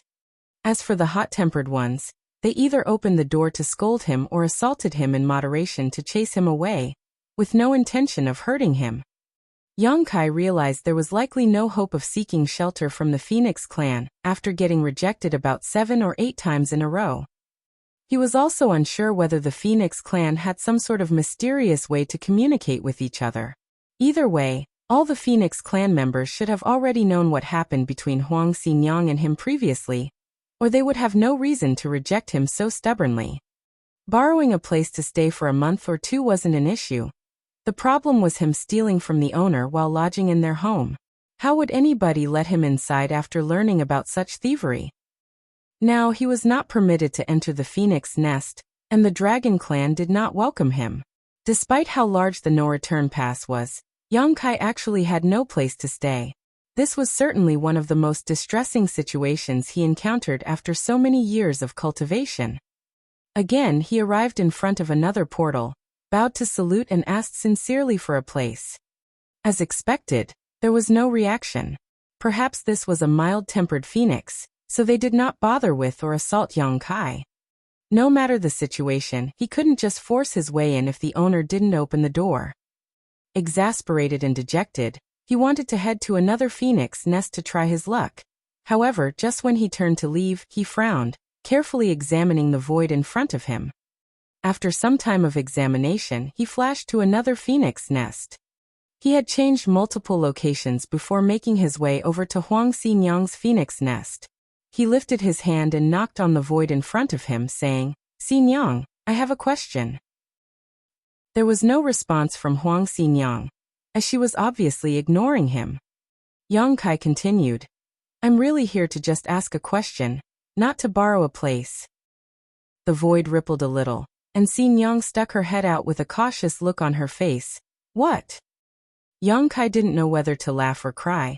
"You're still a noble and powerful phoenix. There's no need to be so on guard against me." He looked into the phoenix nest and before he could say a word, Huang Xinyang reprimanded. "What are you looking at? You can't come in. If you need to say something, say it. Otherwise, leave." Yang Kai wanted to ask if he could come in for a conversation, but after seeing Huang Xinyang's attitude, he was scared that he would receive another scolding if he did. Brushing off that thought, he said, I just made my way across the immortal parasol tree, visiting many Phoenix Clan seniors, and I came onto something odd. Huang Xinyang sneered because she witnessed what happened. This brat was thick-skinned enough to say that he was only visiting them after getting rejected so many times. Then he pointed to the phoenix nest he visited last. The portal of that phoenix nest seems to have not been opened for many years. Is the senior cultivating in retreat inside? There hasn't been any motion from it. Could they have encountered an accident? Huang Xinyang glanced in the direction he pointed, frowned, and replied in surprise. You can tell that the portal hasn't been opened for many years. Every time a portal is opened, it will leave a few unnoticeable traces. These traces are undetectable to others, but you and I should be able to see them, right? He nonchalantly said. Huang Xinyang replied flatly, understanding that this brat really did have a higher comprehension of the Tao of space than her. Otherwise, he wouldn't be able to notice things like this. She initially couldn't be bothered anymore, but still explained out of kindness. There are some phoenix nests that have no owners. The owner of the phoenix nest you were referring to hasn't returned for a long time. Although members of the Phoenix Clan were scarce, some were still born over time. Most of the Phoenix Clan members lived on the immortal parasol tree, but there were always some others venturing outside. The majority of these venturing Phoenix Clan members had been involved in accidents and perished, whereas some might have come across accidents where they were stuck and were unable to flee. The phoenix nest of these members remained, but nobody had entered them for many, many years. Yang Kai's eyes lit up when he heard it, an ownerless phoenix nest. Huang Xinyang knew what he was up to based on his expression and said with a smile, There are as many phoenix nests on the immortal parasol tree as there are phoenixes in my Phoenix Clan. A phoenix nest is the origin of a Phoenix Clan source. In other words, the existence of both is interconnected. Unless the source is destroyed, the phoenix nest will remain forever. Those phoenix nests which currently have no owner may have already been involved in an accident and have fallen. Nevertheless, their source survived. However, it is most likely that those carrying these phoenix sources aren't pure Phoenix Clan members, so they can't locate this place and arrive here. The slightly sidetracked Yang Kai then said, What Xinyang means is that every Phoenix Clan member's source correlates to a phoenix nest.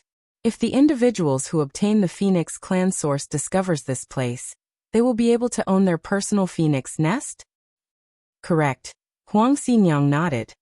Any existence that arrived here and cultivated in their phoenix nest would eventually transform into a pure Phoenix Clan member, regardless of how they attain their Phoenix Clan source. So that is how it works. Yang Kai muttered. Nothing else, right? If there's nothing else, stop bothering me. Without allowing Yang Kai to respond, she snapped and retracted her head. Xinyang, wait. Yang Kai raised his hand to stop her but was too slow. According to her attitude, Huang Xinyang made it obvious that she didn't want to talk to him anymore. Of course, Yang Kai didn't push the issue, but if what Xinyang stated was accurate, then one of these ownerless phoenix nests on this immortal parasol tree would belong to Su Yan, another to Jiufeng, and another to Lu Yan. These three individuals possessed Phoenix Clan sources. Now things were getting interesting. Yang Kai scrutinized his surroundings, then once again arrived at the ownerless phoenix nest. He rubbed his chin and pondered. On the other hand, in Huang Xinyang's phoenix nest, Feng Lulang asked after holding it back for a long time, Why did you mislead him? She snorted lightly. To keep him busy. Or else, he would come to disturb me again. So annoying. Feng Lulang sighed, deep down knowing Yang Kai was about to get in trouble again. Huang Xinyang did not lie to him, but she did not make things clear either. It was true that each phoenix nest on the immortal parasol tree corresponded to a Phoenix Clan source, but also, those Phoenix Clan sources were the only keys to unlock these phoenix nests. Without the corresponding Phoenix Clan source, no matter how proficient Yang Kai was with the Tao of space, he would never be able to open these unowned phoenix nests. There was an undetermined amount of phoenix nests. Since the creation of the universe, the immortal parasol tree, and the Phoenix clan, the number of the phoenix nests had increased and decreased as a result of several factors over the ages.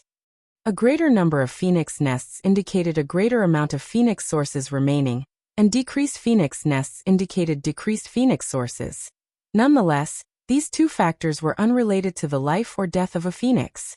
Even when a phoenix clan member fell due to an accident, as long as their source remained, their phoenix nest would never be destroyed. If anyone obtained that source by chance and cultivated it in a phoenix nest in the no-return pass, they would have the opportunity to shed their former body to be reborn as a pure member of the Phoenix clan.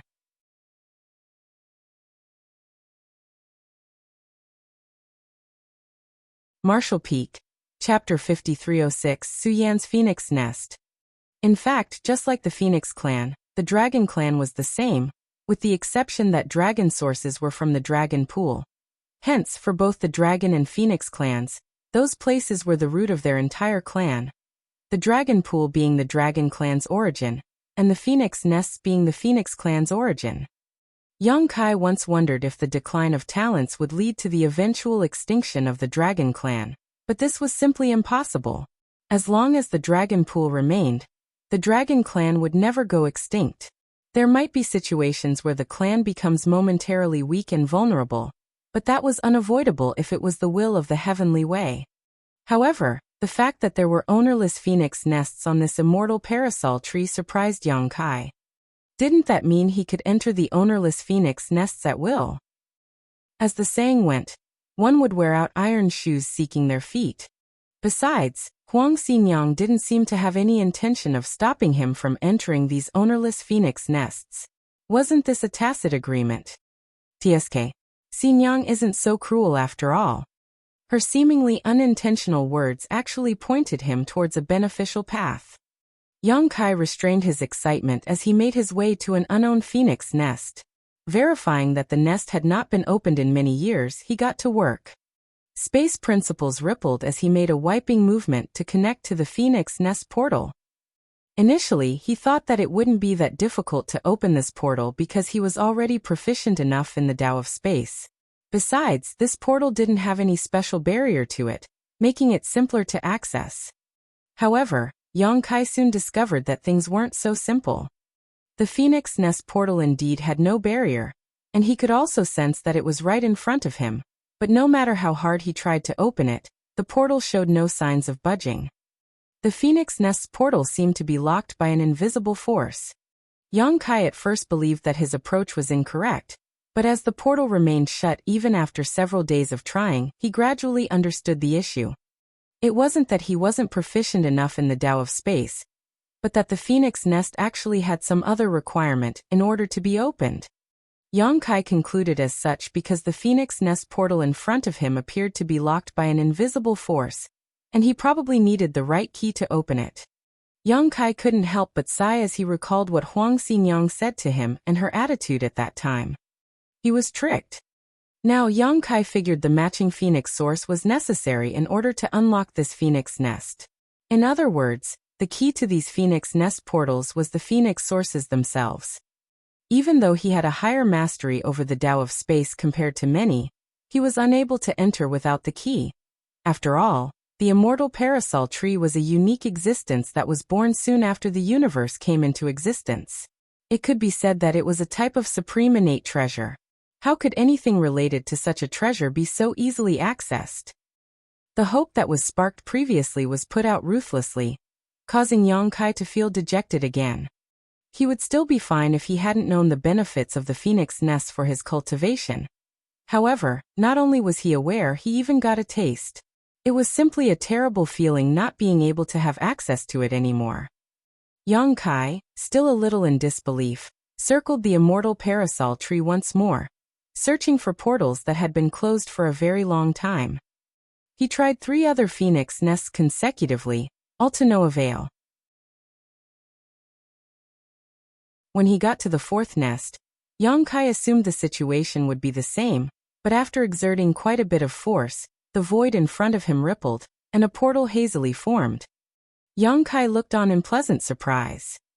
As he was ready to go all out to pry open this portal, when he suddenly felt that something was wrong. This portal didn't seem to be responding to his actions, but rather a different power from the inside. Yang Kai's expression darkened. Oh no! Sure enough, a phoenix's head appeared from the portal, asking as it glared at Yang Kai with blood-red phoenix eyes. Little bastard, what do you think you're doing disturbing me?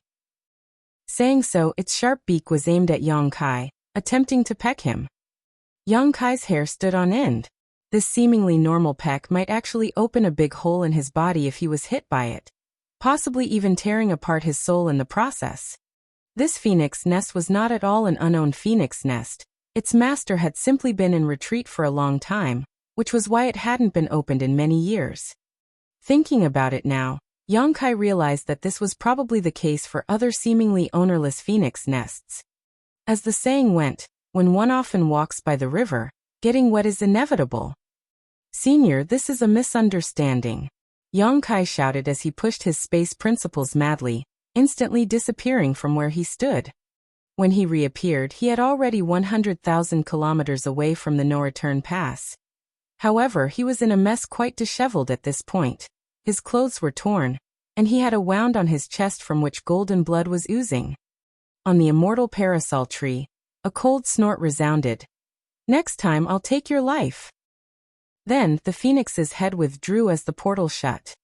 Now things were really awkward for Yang Kai.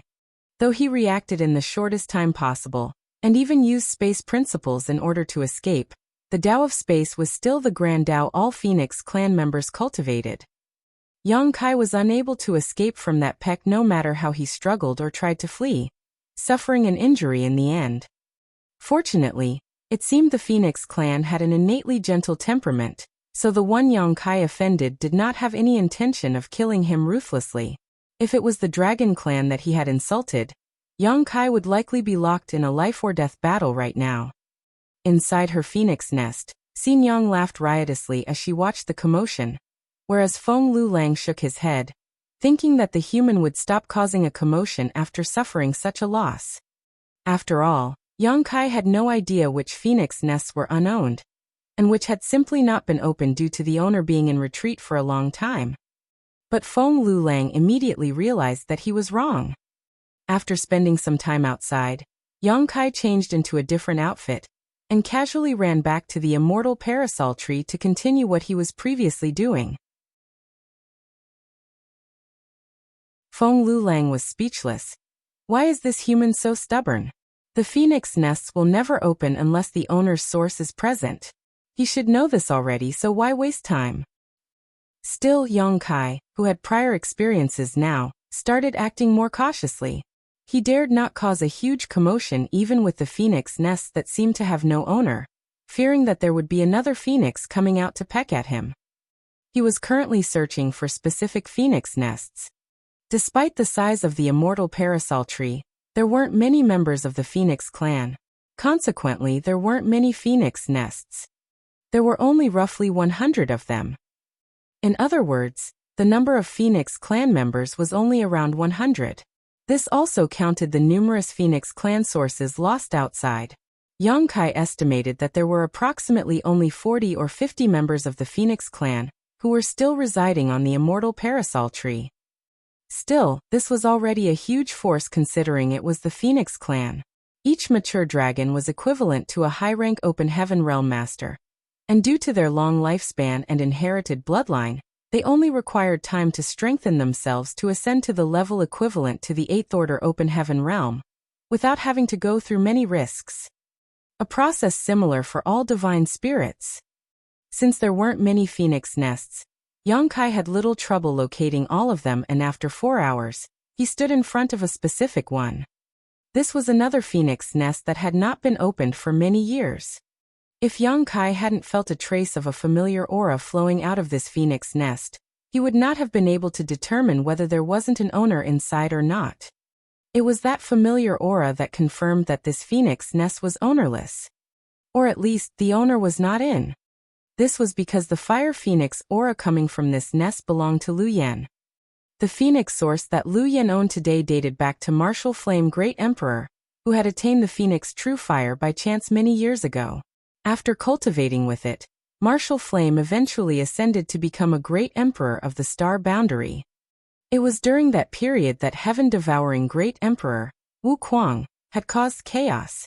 As a result, all the other great emperors of the Star Boundary fought him in a deadly battle in the Shattered Star Sea. In that battle, Wuquang's body was destroyed as a result of his defeat. Along with his death, several other great emperors, namely Azure Sea Great Emperor, Martial Flame Great Emperor, Yuanding Great Emperor, and Cyan Lotus Great Emperor perished. That was the time when Wuquang overpowered everyone else and ruled like a tyrant. But in the end, his actions led to public outrage which ultimately got him killed. It was later revealed that Wuquang faked his own death, and many years later was resurrected. However, the tale of him using his own power to kill numerous great emperors remained, fascinating all who heard it. No other great emperor had possessed strength on par with Wuquang's.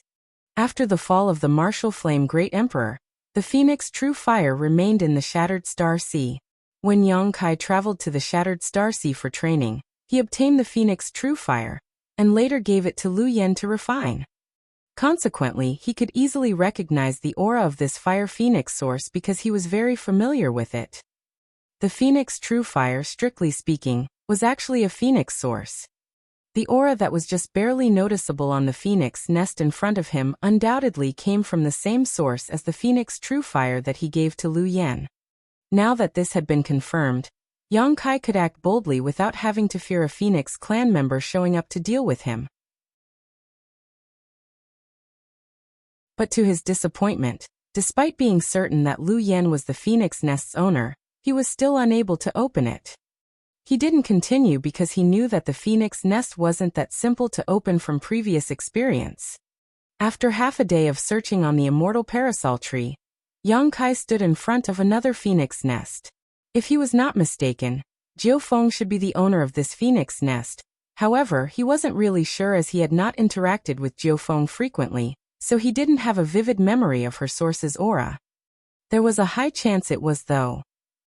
He had found Lu Yen and Jiu Feng's Phoenix Nest, so what about Su Yan's? There would definitely be a Phoenix Nest here that belonged to Su Yan. At this moment, Yang Kai had no hope of entering the Phoenix Nest to cultivate and further strengthen his understanding and mastery over the Tao of space, so all he wanted was to find out where Su Yan's Phoenix Nest was located, so he could help guide her here in the future, where she would be able to cultivate with peace of mind.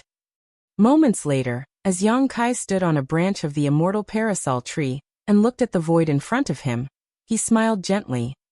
Found it. Su Yan should be the owner of the Phoenix Nest in front of him.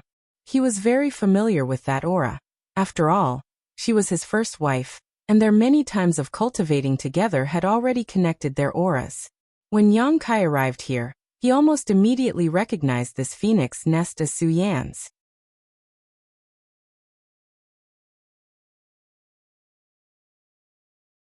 Martial Peak, Chapter 5307. How did he enter?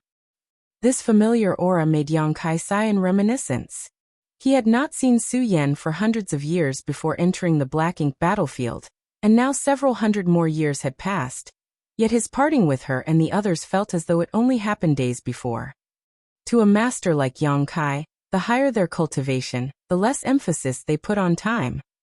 Back when he was still young, Yang Kai felt every day was extremely precious, but as he became stronger, even a simple retreat could take years.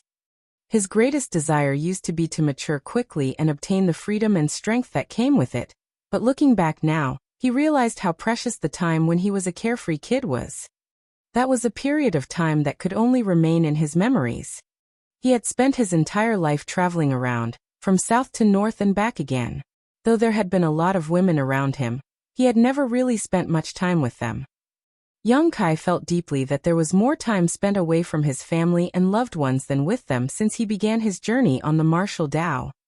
It was still fine before as there would always be occasions to gather, but after he had entered the Black Ink battlefield, he knew he would never see them again unless the Black Ink clan was completely eradicated.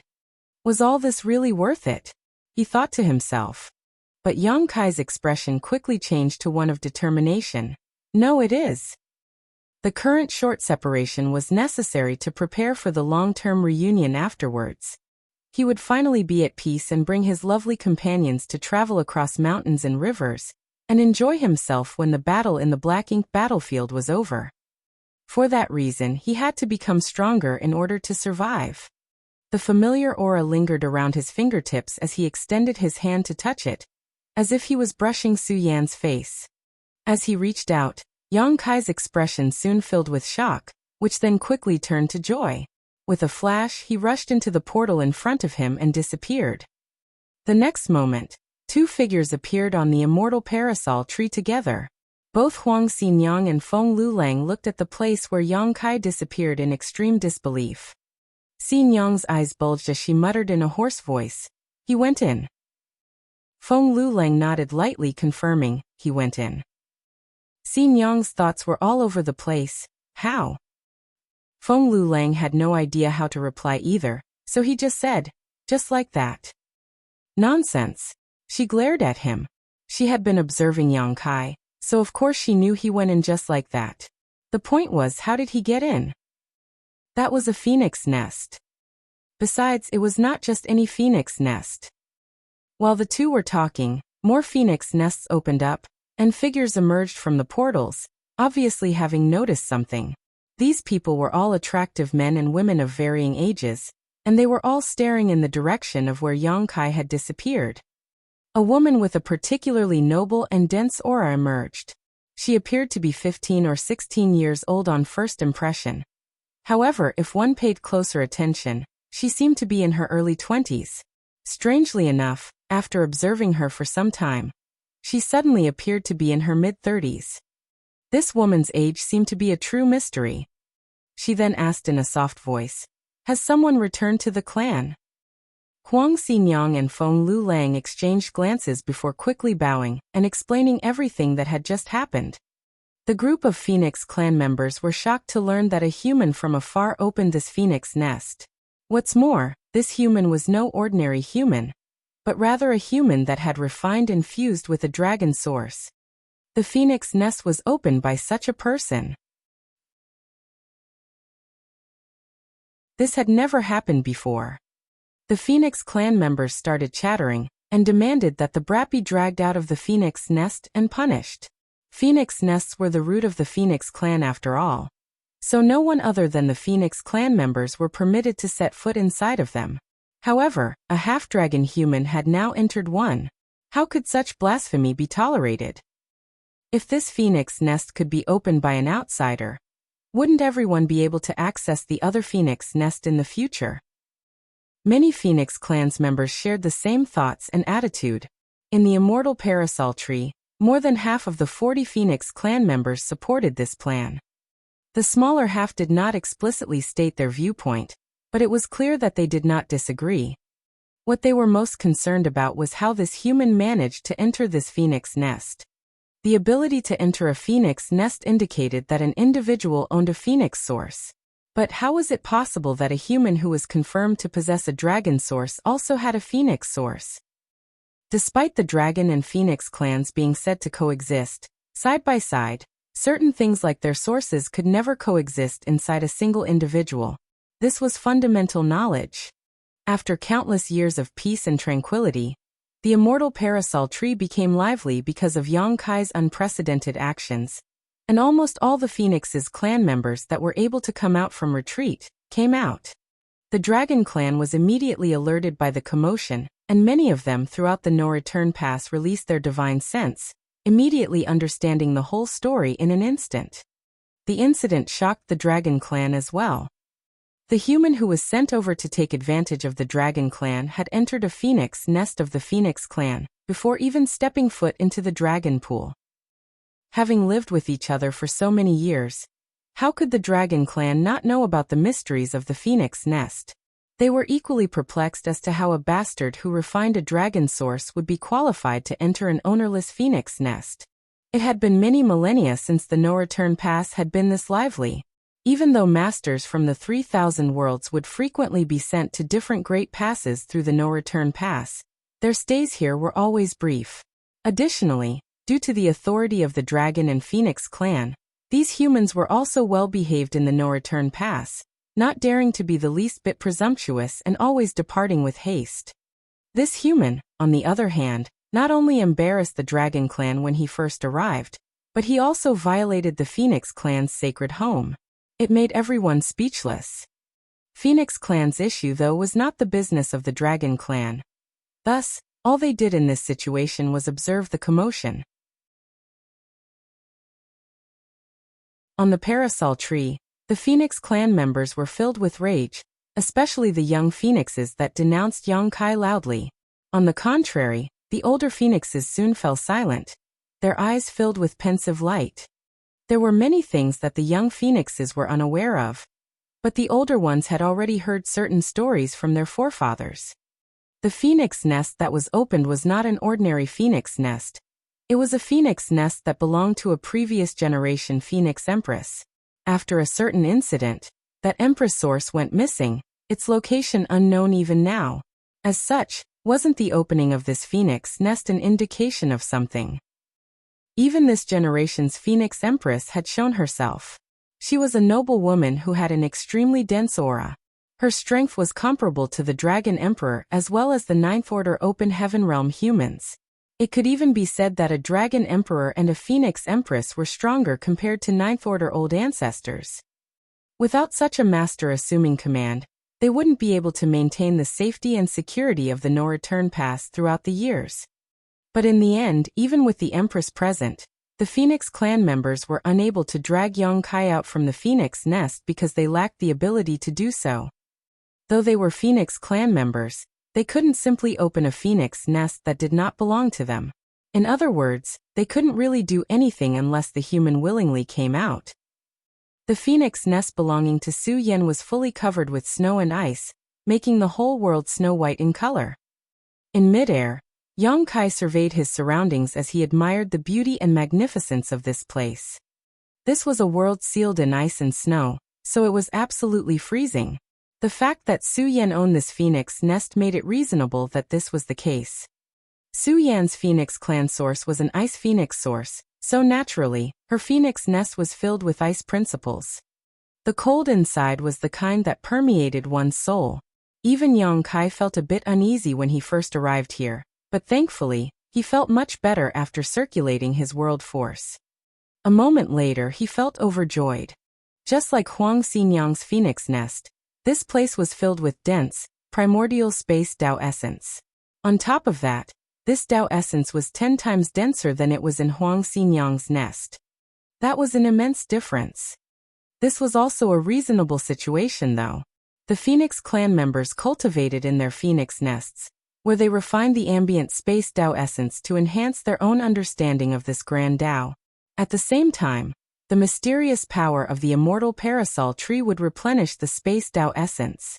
Of course, as long as the Phoenix clansmen could maintain a balance, the Tao essence of their phoenix nest would never completely deplete, allowing them to slowly cultivate for as long as they wished.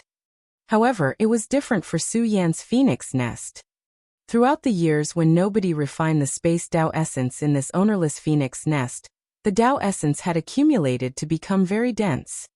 This did not apply only to Su Yan's phoenix nest, but every ownerless phoenix nest on the parasol tree, with the abundance of Tao essence varying with the years since they became ownerless.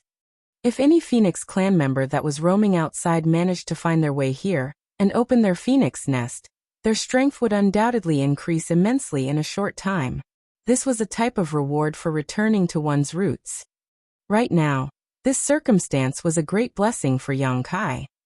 He had got a taste of it at Xinyang's place, but was soon kicked out before he had eaten his fill. The circumstance now here at Su Yan's place was equivalent to serving him a table of delicacies when he was starving.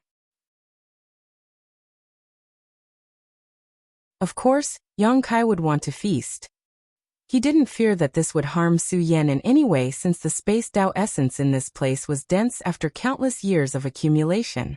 As long as he cultivated in moderation, he would not dry out the Tao essence here, which would also be replenished after he left.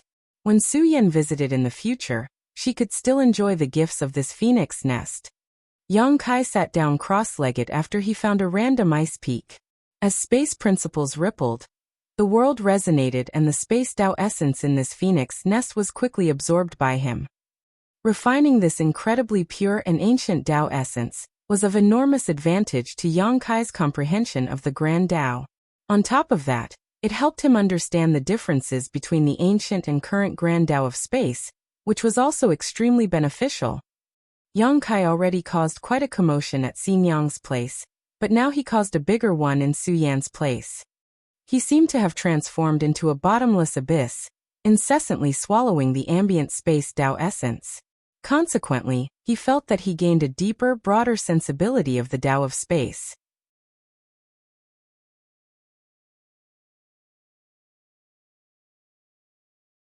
Martial Peak. Chapter 5308. Why are you all here? Though there was no one to guide Yang Kai as he cultivated in the phoenix nest, the primordial Tao essence was the best teacher. By consuming and refining these Tao essences, he was able to reflect, identify his weaknesses, and eliminate the bad while retaining the good. His mastery of Tao of space increased rapidly. A few months flew by quickly. Yang Kai opened his eyes and reviewed his gains. He didn't achieve a breakthrough, but his mastery of the Tao of space had evidently been enhanced, and this enhancement of his Grand Tao improved his strength too. By just lifting his hand, Yang Kai could feel the quivering motion of the void around him. Yang Kai remained as tranquil as an ancient well, though such a result was certainly pleasing to him. Cultivating in this phoenix nest for a few months was far more beneficial to him than cultivating outside for many years. The only thing that saddened him was that despite greatly enhancing his comprehension of the Tao of space, he didn't seem to have any signs of breaking through to the next level of mastery. According to his own division of a Grand Tao, the last stage was shocking history and dazzling the present, a stage that few had ever attained throughout history. Though he did not break through this level, he had gained a lot, so he had no regrets. He believed that he would eventually reach such mastery one day in the future. Deciding it was time, he stopped cultivating. The initially dense space Tao essence in this phoenix nest had noticeably diminished after his months of intensive refining, precisely like those in Huang Xinyang's phoenix nest had. He couldn't just keep cultivating though, because Su Yan would eventually return here to cultivate in the future.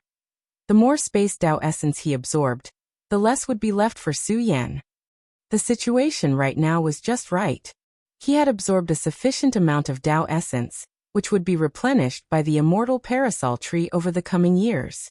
That way, it would not cause any hindrance to Su Yan when she arrived here to cultivate.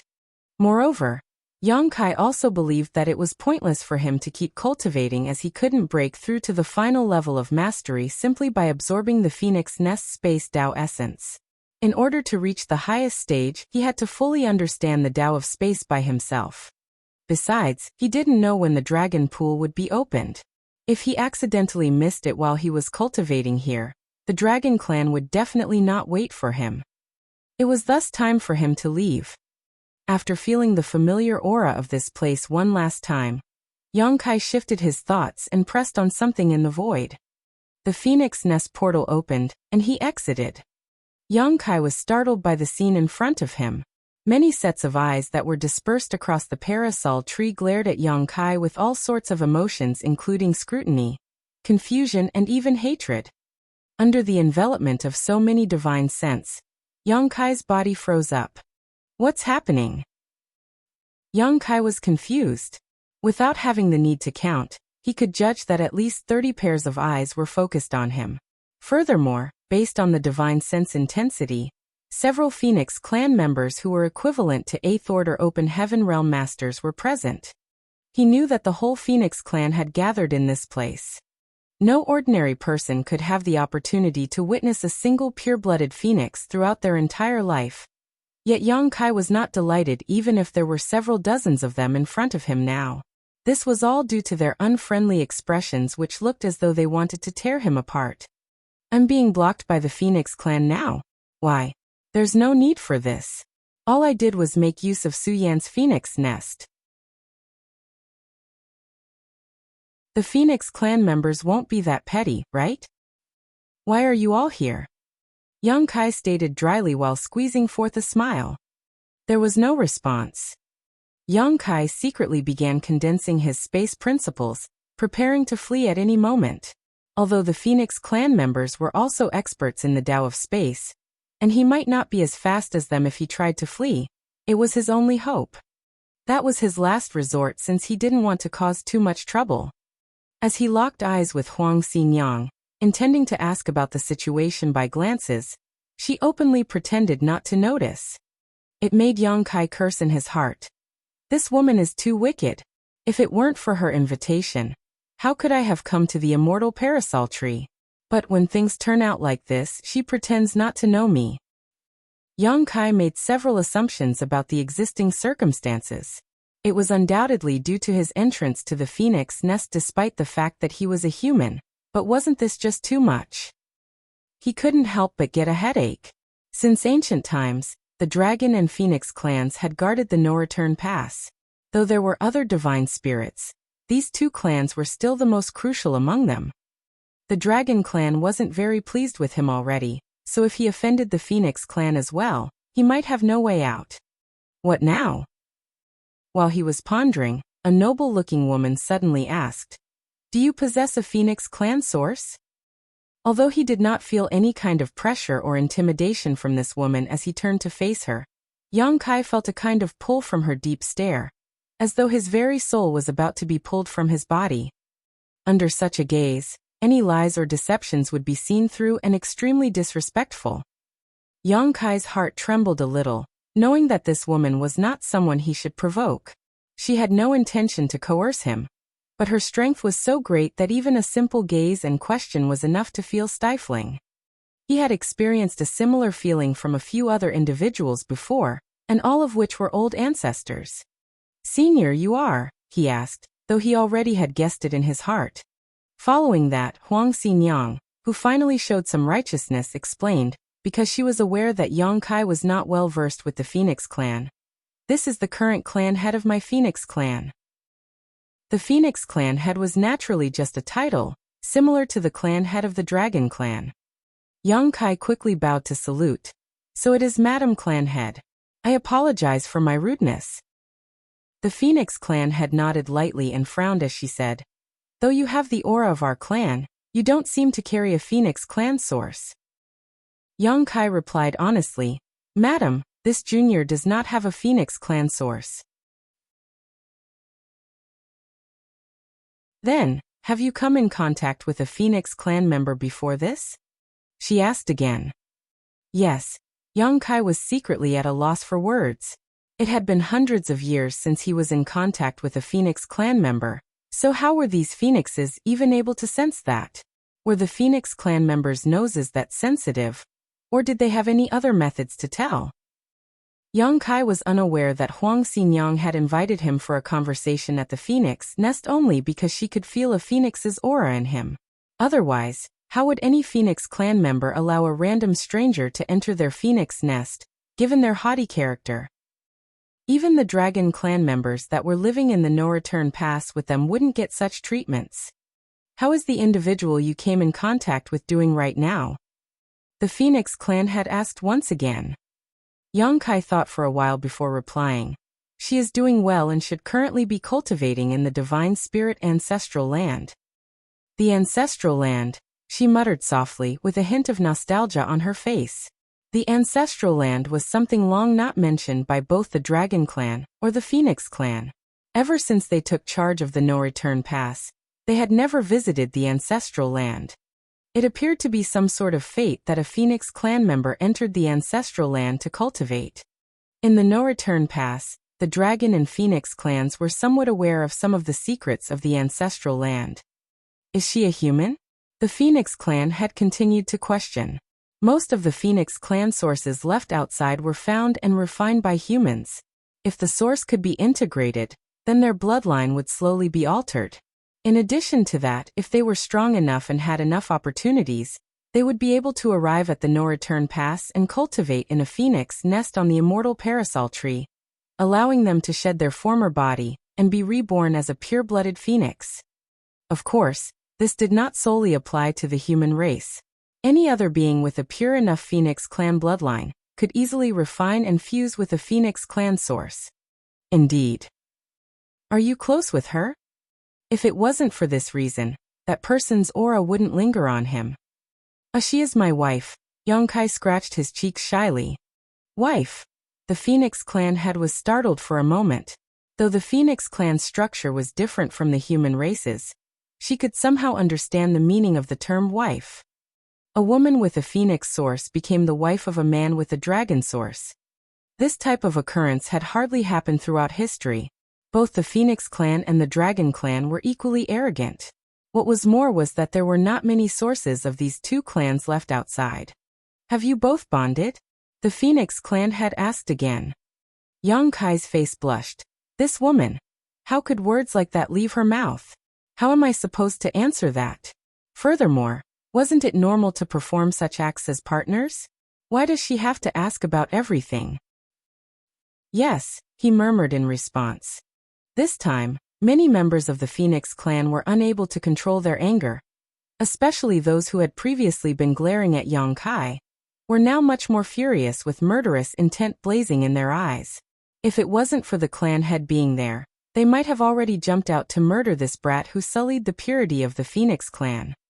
With an expression that indicated she had now fully understood the situation, the Phoenix clan head said, "No wonder you can open her phoenix nest." As they had bonded with each other, their auras naturally mixed. As a result, the aura of the woman's phoenix source lingered on Yongkai's body, which was enough to gain the approval of the phoenix nest, allowing him to enter. Of course, if enough time passed and the aura faded or dissipated, the phoenix nest would not be accessed so easily. It could only be said that the Phoenix clan member aura that lingered on Yongkai was just enough to get the approval of the phoenix nest. After listening to the Phoenix clan head's words, Yongkai suddenly understood too.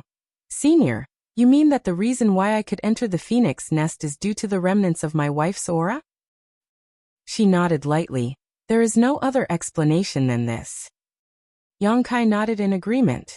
In fact, he had made a guess when he entered the phoenix nest, but he wasn't that concerned about it because he was just too happy at that moment. This woman's words had just helped to confirm his initial suspicions. Otherwise, it wouldn't make sense for him to be able to enter Su Yan's phoenix nest, but not Lu Yan's or Jiufeng's. Putting Jiufeng's aside, as Yongkai rarely interacted with her, he had actually quite often been together with Lu Yan.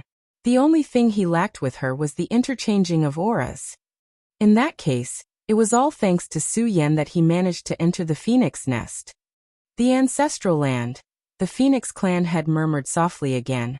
She would not have paid it any mind if she didn't know the whereabouts of other Phoenix clan members, but now that she knew there was one cultivating in the ancestral land, she felt it was time to find a way to bring her home.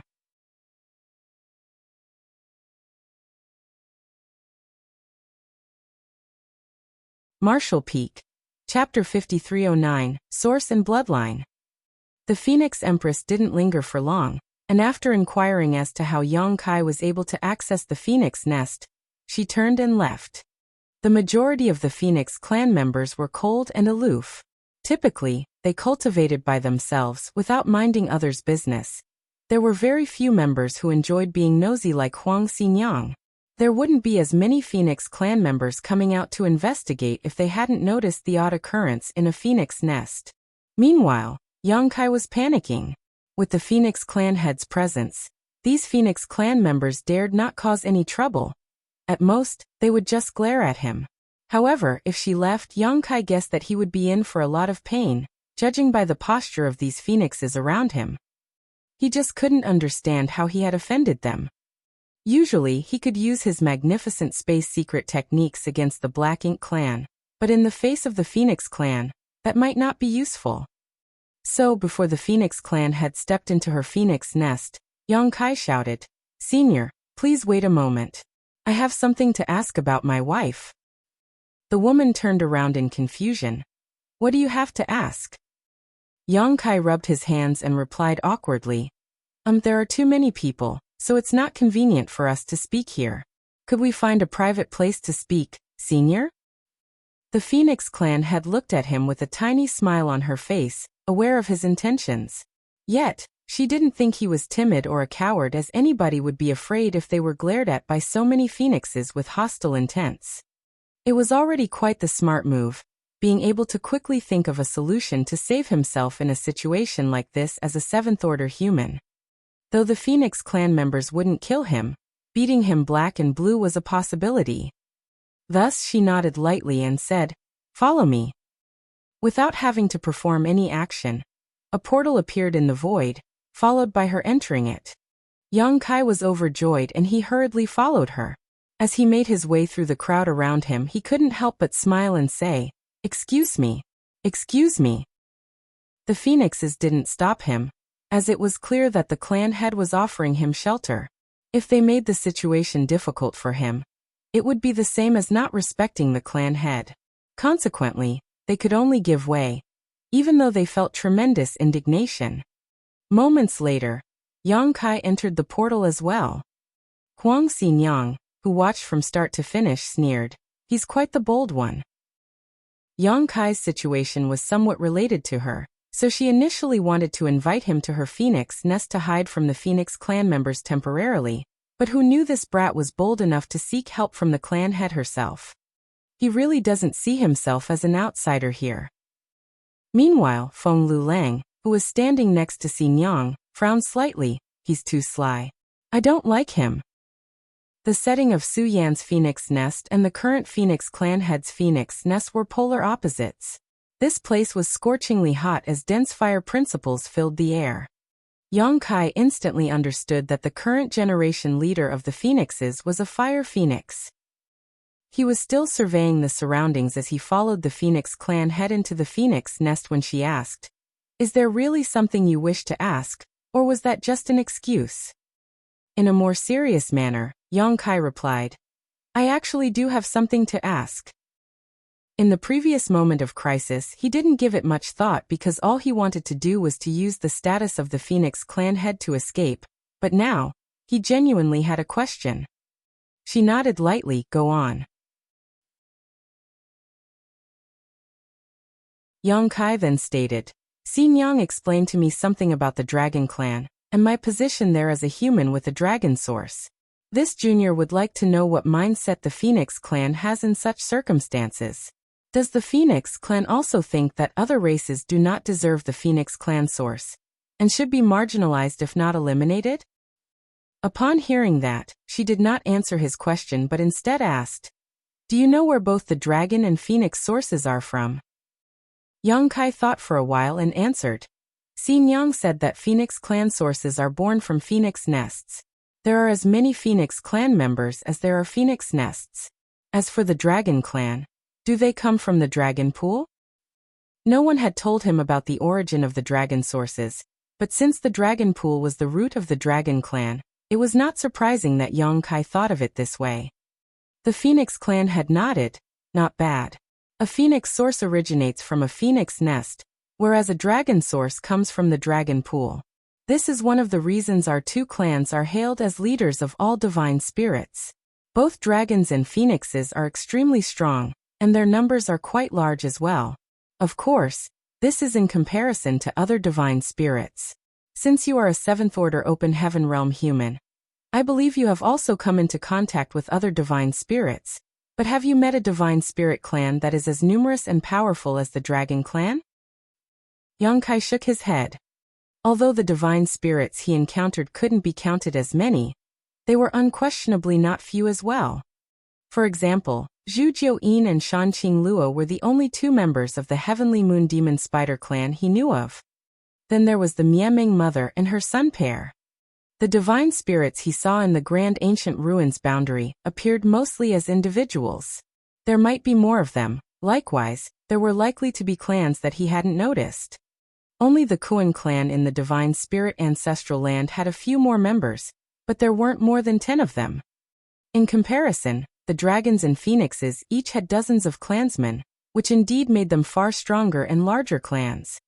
Logically speaking, the more powerful a race, the more problems they would face in terms of reproduction, but the situation was somewhat different for the Dragon and Phoenix clans.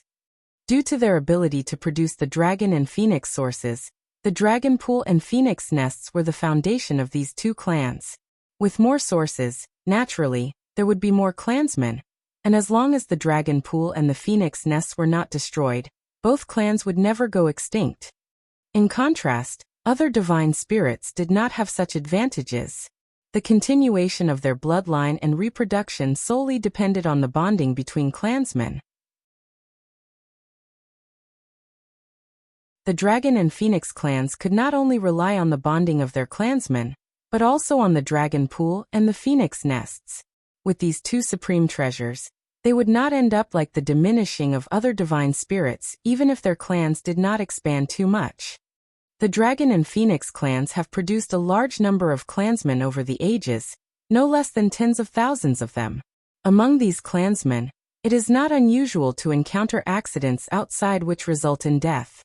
If they pass away, their blood and source will naturally be lost too. If the blood or source is acquired, refined, and integrated by a member of another race, it will lead to that individual having either a dragon or phoenix clan bloodline. Of course, far more blood is lost than sources, so the former is much easier to come across than the latter. Yang Kai nodded his head continuously in agreement, as he was one such example, so he resonated with her words deeply. In most cases, blood lost by the dragon and phoenix clans will be obtained by you humans due to your enormous population and widespread activity.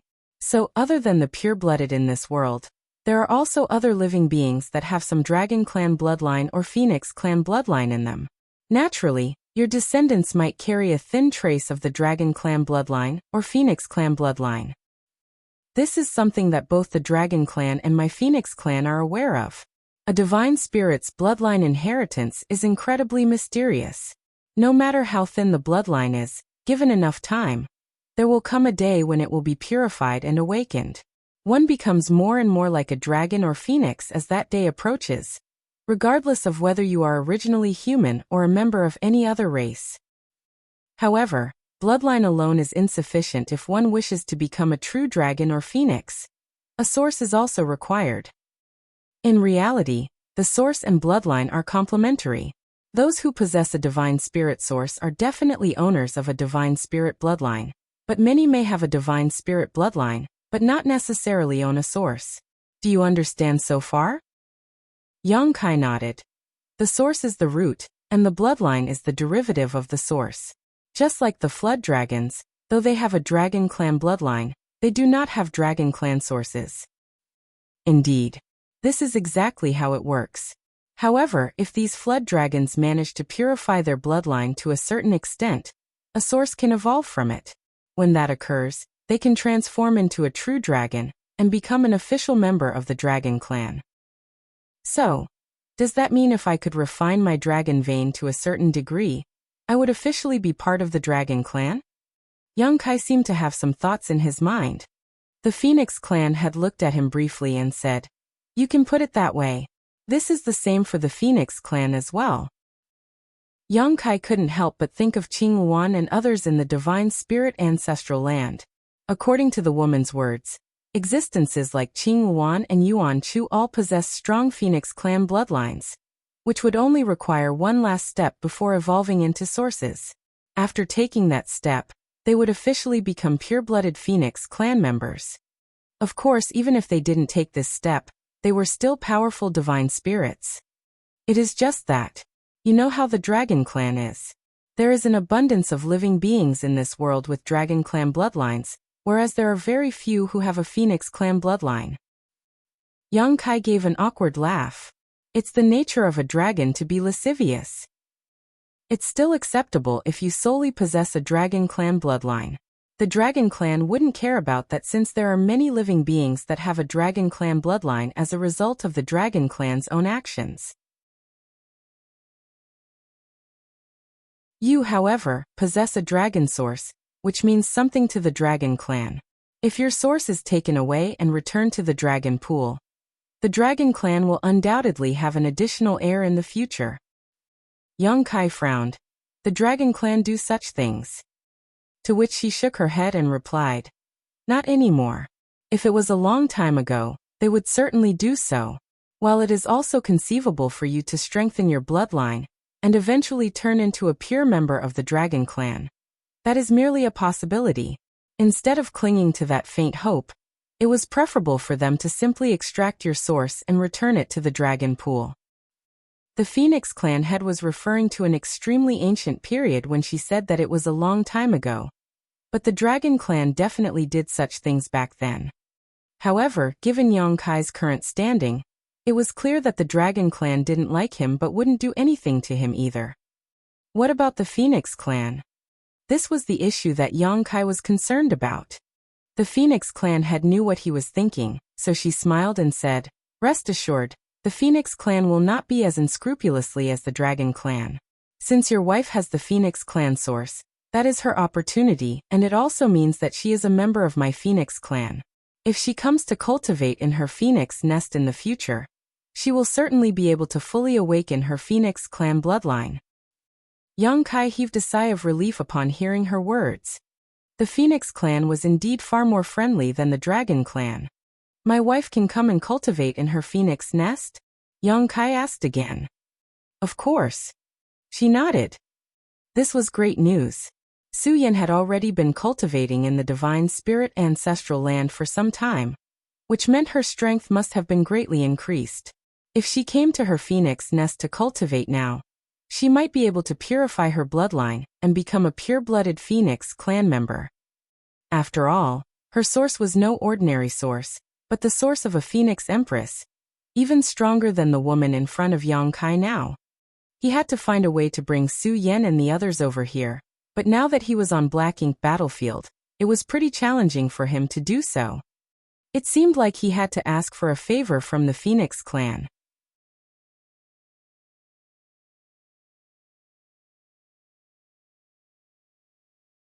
Marshall Peak, Chapter 5310 Open. After the matter was brought up to the Phoenix Empress, she smiled and replied, "Even if you didn't ask, I would have done so. There is nothing I can do if I don't know the whereabouts of my clansmen, but now that I do, I will bring her back to the Phoenix nest." Pleasantly surprised, Yang Kai quickly thanked her. More and more, he felt that the Dragon clan's actions were unreasonable. Just look at the Phoenix clan. The Phoenix clan head herself had already made plans to fetch Su Yan, who was still currently in the ancestral land. Whereas for Yang Kai, he came all the way here, just to almost get punched by a member of the Dragon clan upon his arrival at the no-return pass. It was just too much. She smiled and remained silent. She did not lie when she spoke earlier.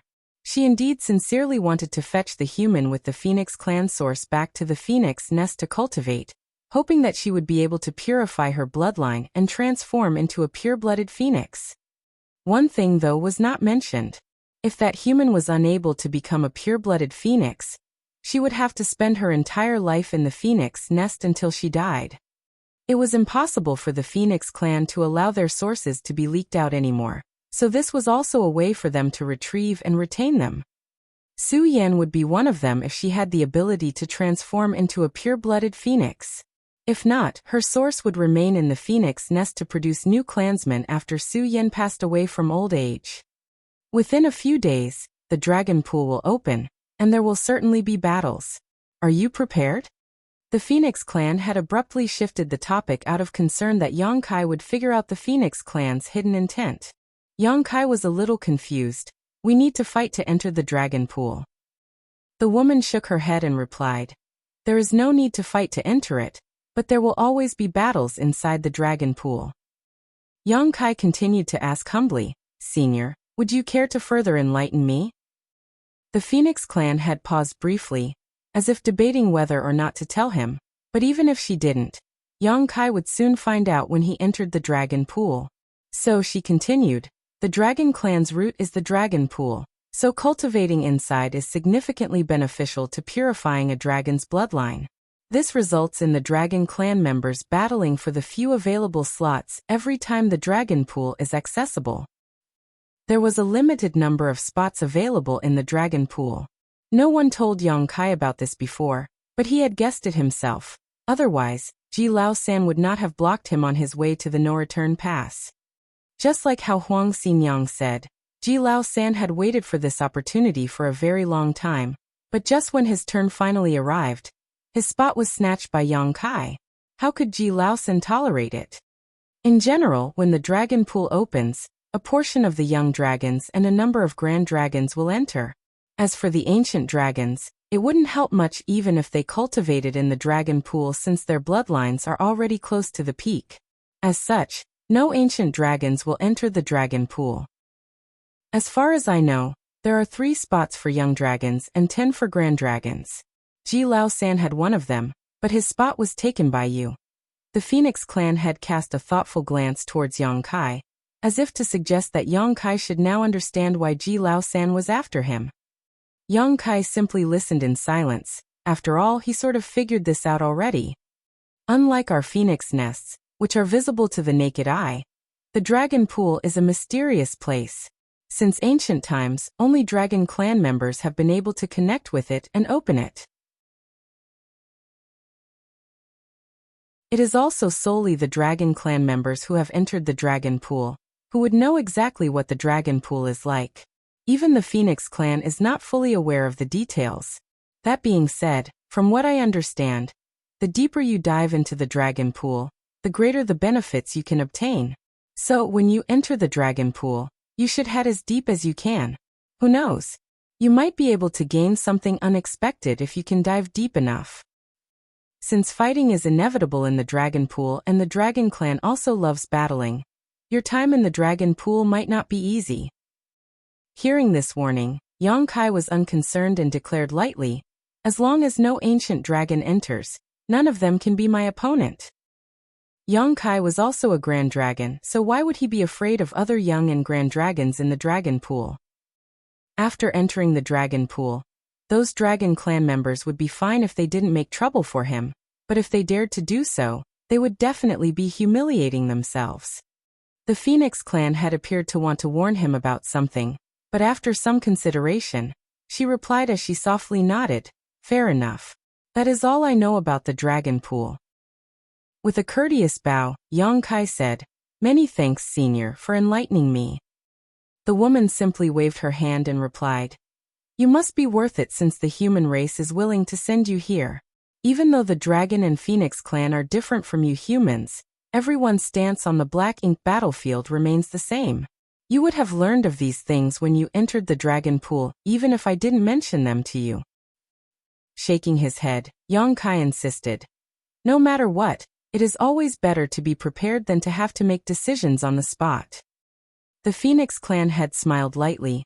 "I'll let you know when the dragon pool is about to open." Yang Kai understood her implications. Then this junior shall not disturb senior anymore. Saying so, he flew off and found a quiet spot in her phoenix nest. After sitting down cross-legged, he started to rest. He didn't refine or absorb the ambient space Tao essence here, because he had already gained enough from Su Yan's phoenix nest, so it would be pointless to do so again. Instead, he needed to figure out how to digest and absorb his recent gains. Besides, the Phoenix clan head was kind enough to allow him to temporarily take refuge in her home.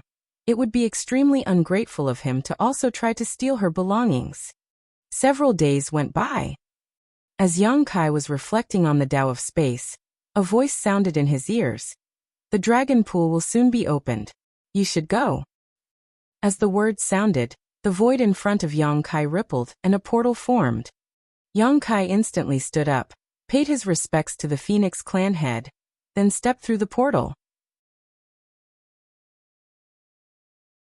Looking at the place where Yang Kai disappeared, the woman closed the portal while thinking to herself, "This time, the Dragon Clan will probably have to suffer a bit." The Dragon Clan was unable to determine what kind of source Yang Kai had refined because he hadn't shown any of its aura since arriving at the no-return pass. So they only thought of it as any ordinary dragon source. After all, the Dragon Clan had left behind a sizable number of sources outside, many of which now belonged to living beings that had a Dragon Clan bloodline.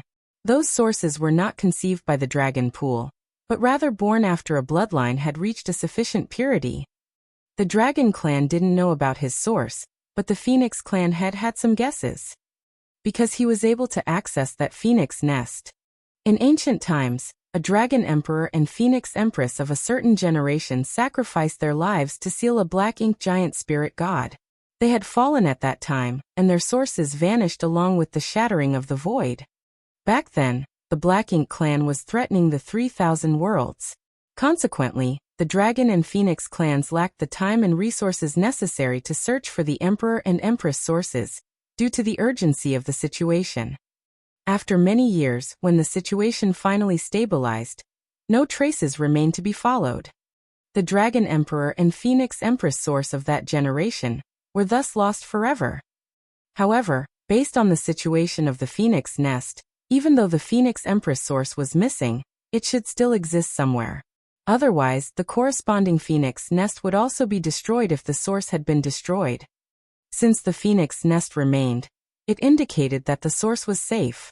Only its location remained unknown.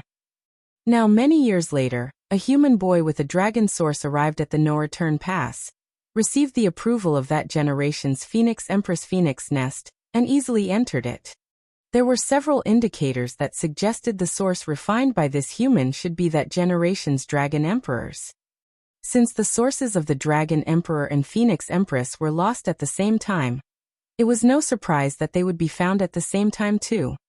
If this was the case, those trivial grand dragons would be no match for him, and even the ancient dragons of the Dragon clan might face a lot of pressure in front of him. At this moment, dozens of the Dragon clan members had gathered in the massive square of the no-return pass. However, except for a few young dragons, all other Dragon clan members had transformed into their human forms. Those few young dragons lacked the proper fine control over their power, so they found it less energy-consuming to simply remain in their dragon form. Though they were titled young dragons, some were several thousands of meters long. Some were hovering above the square, while some were curled up nearby, dragon pressure lingering in the air. In the square, 5 statues had been erected, all of them in the form of a true dragon, with the only difference being their color. One was red, another was white, one was gold, then green, and finally black. They were lifelike despite being statues, and at first glance, they looked like genuine Dragon clan members. The 5 statues formed a circle around the square, the mystery behind this unknown. Other than the statues, the Dragon clan members had all gathered, including the 3 ancient dragons that Yongkai saw the other day. When Yongkai approached, the Dragon clan members seemed to be making some preparations, and the 3 ancient dragons were each murmuring something. There was no room for any mistakes because the opening of the dragon pool was a huge affair to the Dragon clan. Yongkai didn't stand on ceremony at all, flying straight over to Ji Laosan after a quick glance around and asking, "I'm not late, right?" Ji Laosan was concentrating when he heard the voice. As he turned his head to see that it was Yongkai, his expression darkened with rage. When Yongkai first came to the no-return pass, Ji Laosan was humiliated by him. He was a grand dragon, yet a 7th-order human actually grabbed and carried him by the neck as if he was a common chicken. His dignity was fully swept away under the attention of all the Dragon clan and Phoenix clan. Every time he thought of the scene that day, he felt so humiliated that he wanted to cough up blood. Today's unexpected encounter with Yongkai was just like meeting an old enemy face to face. He was so enraged that he almost transformed into a grand dragon to fight it out with him again. Fortunately, he understood that now was not the time to act impulsive, so he kept his temper under control, snorted bitterly, and disregarded Yongkai directly. Despite being rebuffed, Yongkai acted like he and Ji Laosan were close friends and he chatted non-stop. "Your brother Ji, right? We've met before. Could you tell me what to look out for when entering the dragon pool? This is my first time, and I don't even know what to do after entering dragon pool. If brother Ji knows something, please teach me a thing or two." Ji Laosan gave him a cool look while remaining silent. Yongkai then continued with pursed lips, "Brother Ji, you are a Dragon clan member after all. You wouldn't be that petty, right? The previous occasion was really a minor misunderstanding. Why take it personally? If nothing works, I am willing to be carried by the neck by you once." As the saying went, never mention someone's pain. No matter how good Ji Laosan's self-control was, he couldn't bear it anymore and shouted, "You court death." With an innocent expression, Yongkai blinked at him and asked, "Why is brother Ji so angry?" Just as Ji Lao San was about to speak, one of the ancient dragons abruptly opened his eyes and glared in their direction. He did not say a word, but the coercion in his silence was replete with warnings. Ji Lao San froze, whereas Yang Kai quickly controlled his demeanor.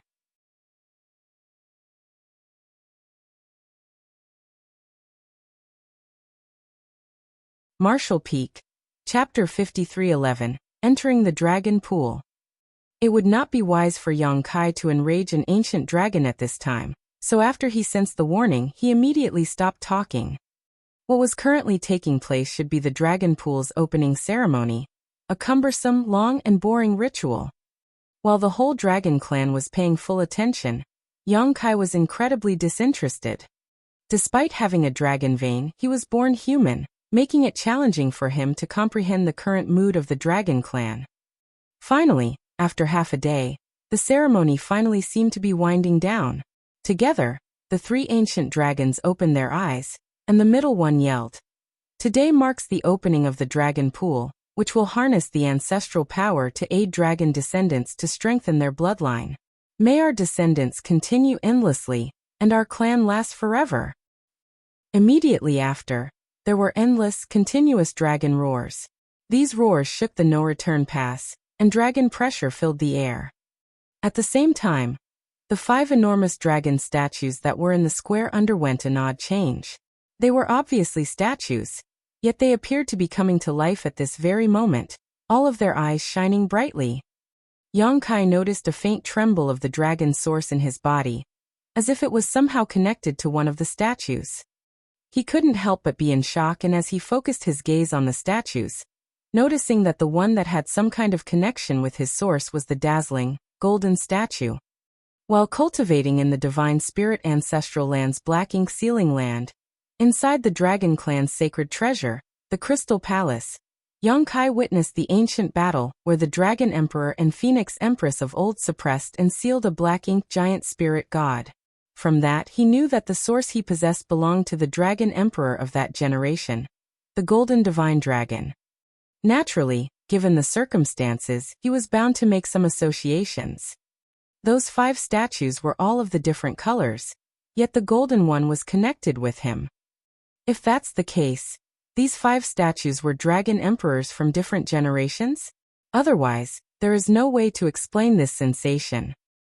In other words, there had been a total of 5 dragon emperors in the Dragon Clan's history. Undoubtedly, this number was quite small compared to the number of top human masters, but to the Dragon Clan, it was already quite a high number due to their long lifespans. It had to be acknowledged that a dragon emperor was the strongest in the entire clan. So if there weren't any accidents, such a master would only pass away due to old age. Since ancient times, the Dragon Clan had had 5 dragon emperors in succession.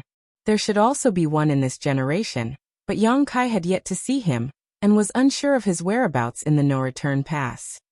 The connection he felt was extremely subtle, which should also be undetectable by other Dragon Clan members according to their reaction.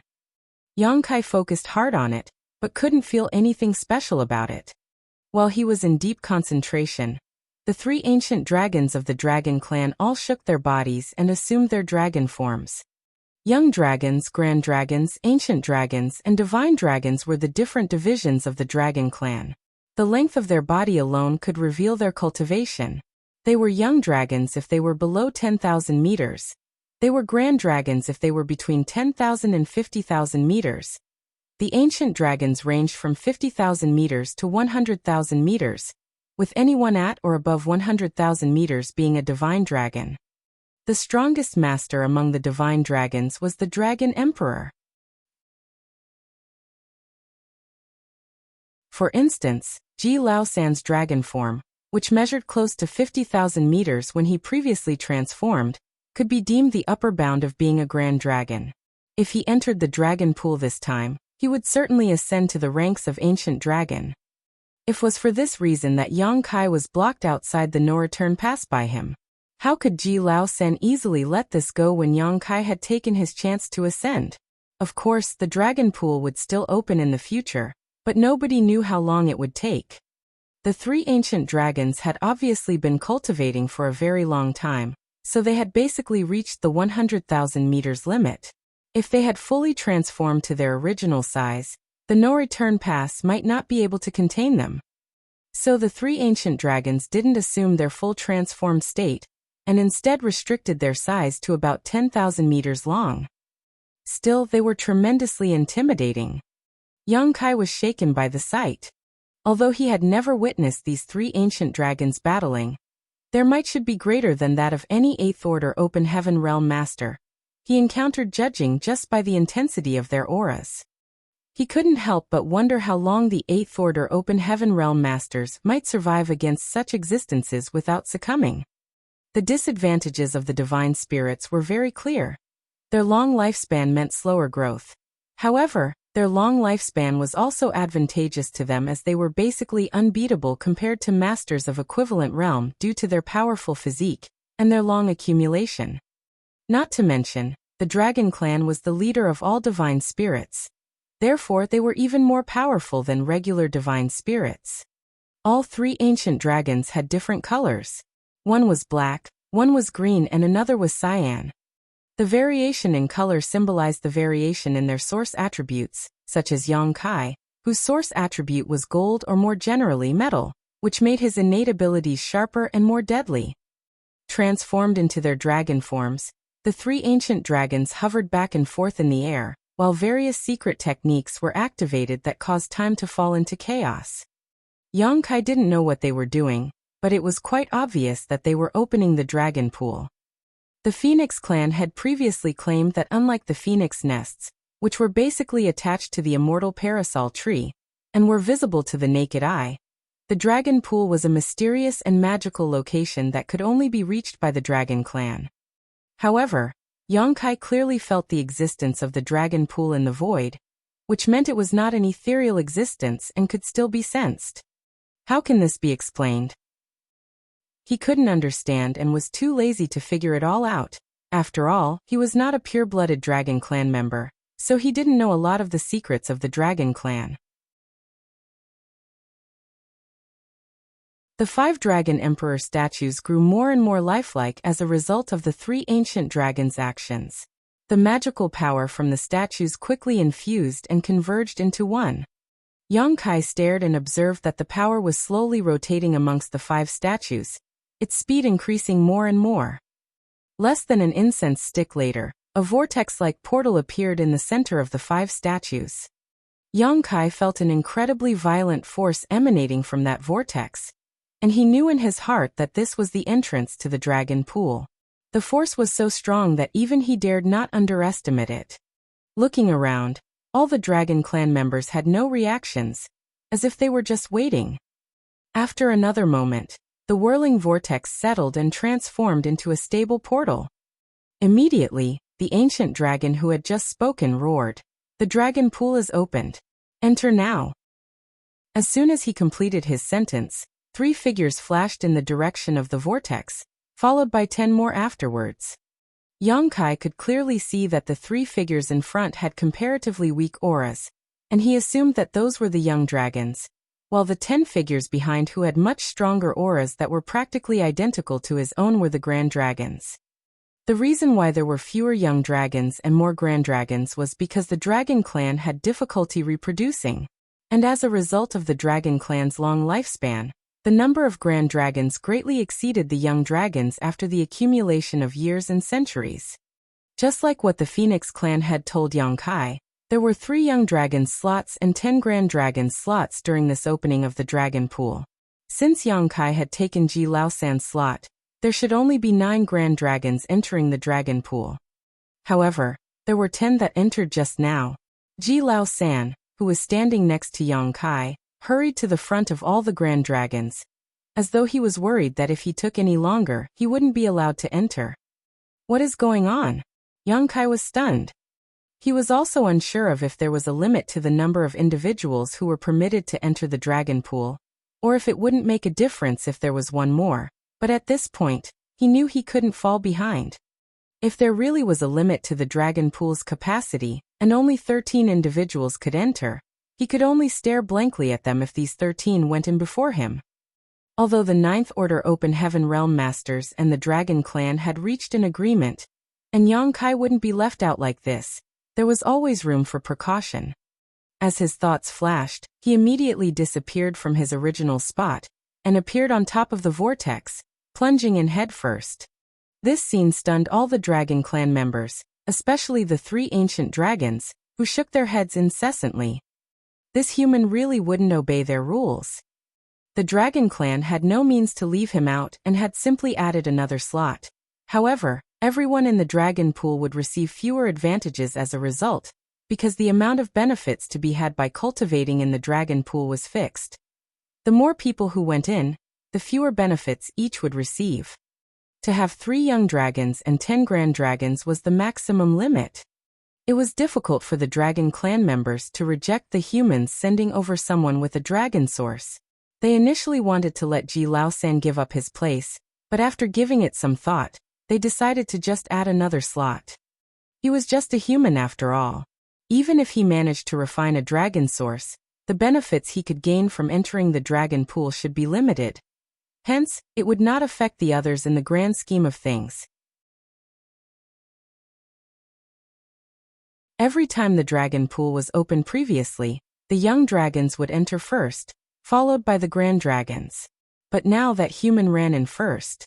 It couldn't be helped though, as he was proficient with the Tao of Space. The whole thing happened so quickly that even the 3 ancient dragons were not able to stop him.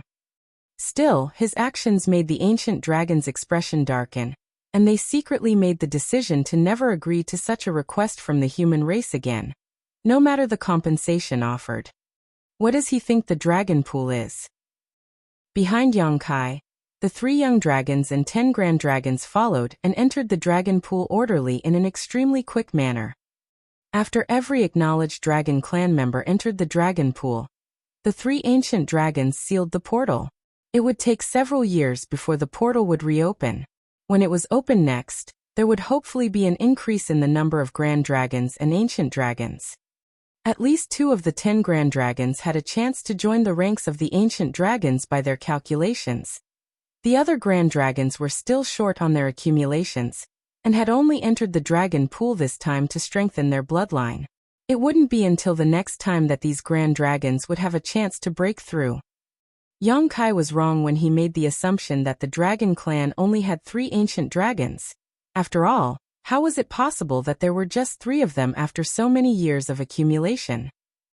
It was just that these 3 were the oldest and the strongest, so they were the leaders of the Dragon Clan, in charge of all day-to-day activities, including the Dragon Pool's opening. Inside the Dragon Pool, Yang Kai was shocked. He couldn't help but feel strangely at home as soon as he arrived at this place. Compared to what he experienced in the Star Boundary, it was entirely different here.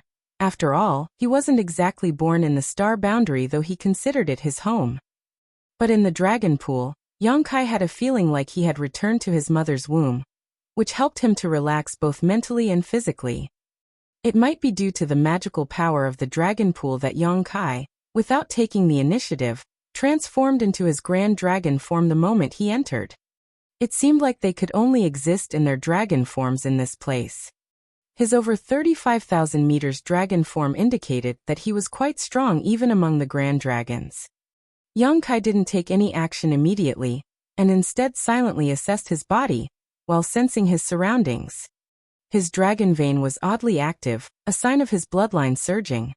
On the other hand, the environment around him felt like an extremely deep pool, with water all around him. Is this how the Dragon Pool got its name?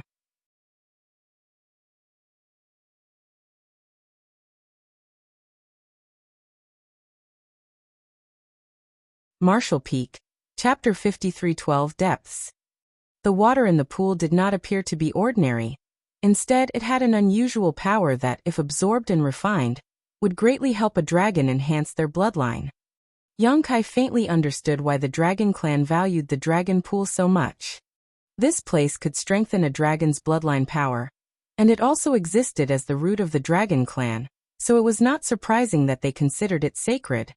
Before he could savor the wonders held in the Dragon Pool's water, there was a burst of dragon roars all around, followed by the forms of true dragons appearing all around.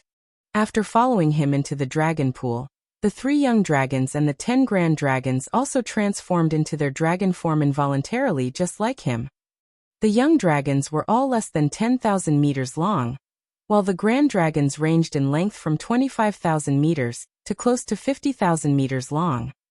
As soon as these dragons entered the dragon pool, they immediately dispersed and surrounded Yongkai. What's going on? Yongkai scrutinized his surroundings with his large dragon eyes. The aura of the grand dragons locked Yongkai, and it was obvious that they had malicious intentions. Since it was inconvenient to attack me outside, are they trying to take action now that we are in the dragon pool?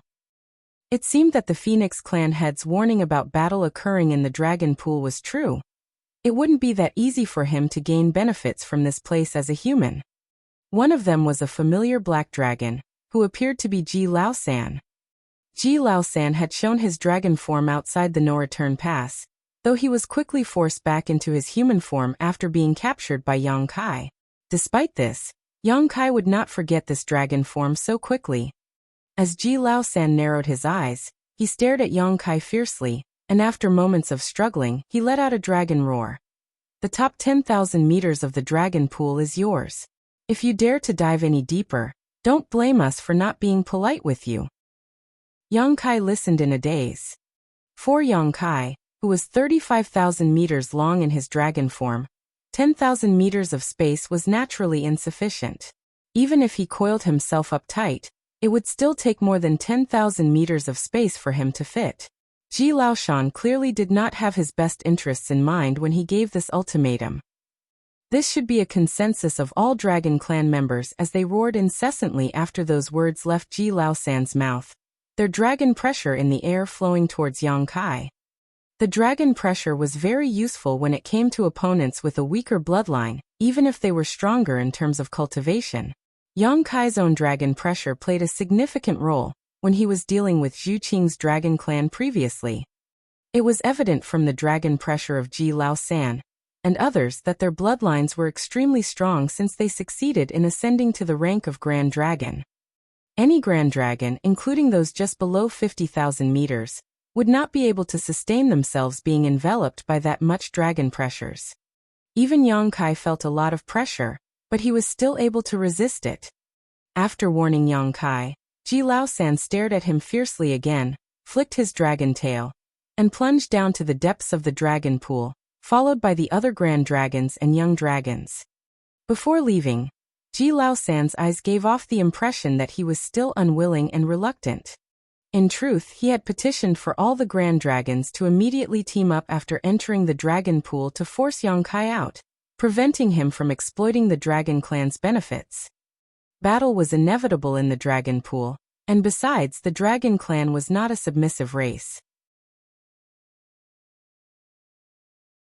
The dragon clan frequently engaged in deadly battles each time the dragon pool was opened in an effort to occupy a better position, with the winner being able to gain more advantages.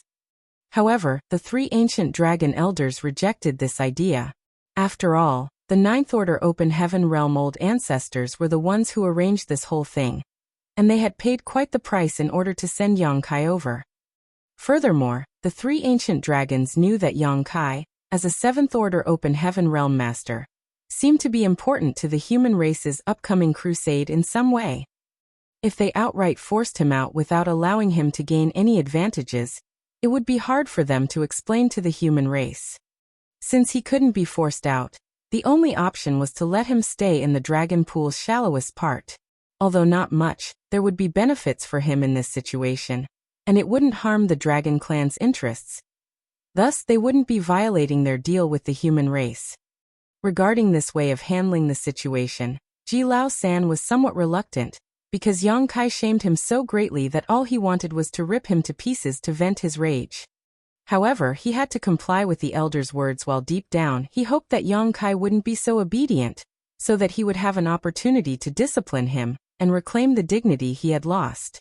On the other hand, Yongkai was left helpless as the grand dragons and young dragons dove deeper into the dragon pool. He was not an idiot, though. Since Ji Laosan allowed him to occupy the dragon pool's shallowest place and prevented him from descending any further down, Didn't that indicate that there were more advantages to be had by diving further? Yang Kai was naturally unconcerned about Ji Laosan's threat. How could Ji Laoshan speak against him like this after being defeated? As long as these dragon clan members didn't join forces, he feared nothing. He did not, however, instantly dive deeper into the dragon pool because he wanted to verify his theory, so he remained in place and silently observed the situation. The water around the pool did indeed have a marvelous power concealed within, and this power clearly benefited no other living beings than the dragon clan. When his dragon vein pulsed, Yang Kai could clearly feel the magical power in the dragon pool being absorbed into his body, enhancing his own bloodline and purifying it. The dragon pool was simply a cultivation paradise for the dragon clan. Even if one did nothing in this place, their bloodline could be rapidly enhanced. In addition, this was only the shallowest part of the dragon pool, so what would happen if he went deeper? Having noticed the effect of the cultivating at this shallow part of the dragon pool, Yang Kai wasted no time and swept down with a flick of his body. But he frowned immediately after. He initially wanted to manipulate space principles to hurry deeper, but was taken aback when the space principles which he usually used at any time and anywhere could not be activated in this place. Is there some kind of restriction in the dragon pool? After trying several attempts, he confirmed that he couldn't manipulate space principles here at all. In this dragon pool, it appeared that only the dragon clan's different techniques could be used. Yang Kai couldn't help but chuckle. He was wondering how Ji Laoshan had the audacity to speak to him so condescendingly after being defeated so badly, but now he understood.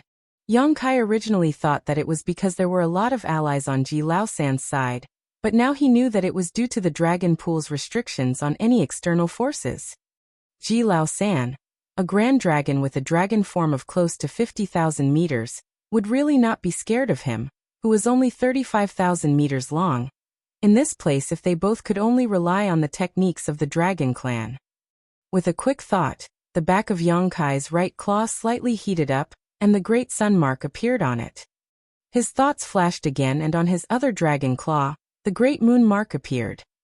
It seemed like the dragon pool couldn't restrict these marks from the sun's burning light and moon's serene glimmer, but this was only natural as the burning light and serene glimmer were the ancestors of all divine spirits. Consequently, no matter how great the dragon pool was, it could not restrict the marks granted by both these ancestors.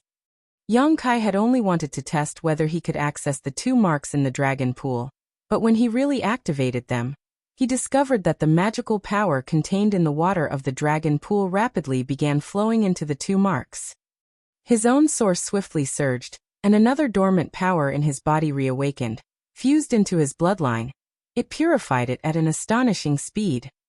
Yang Kai was tremendously shocked.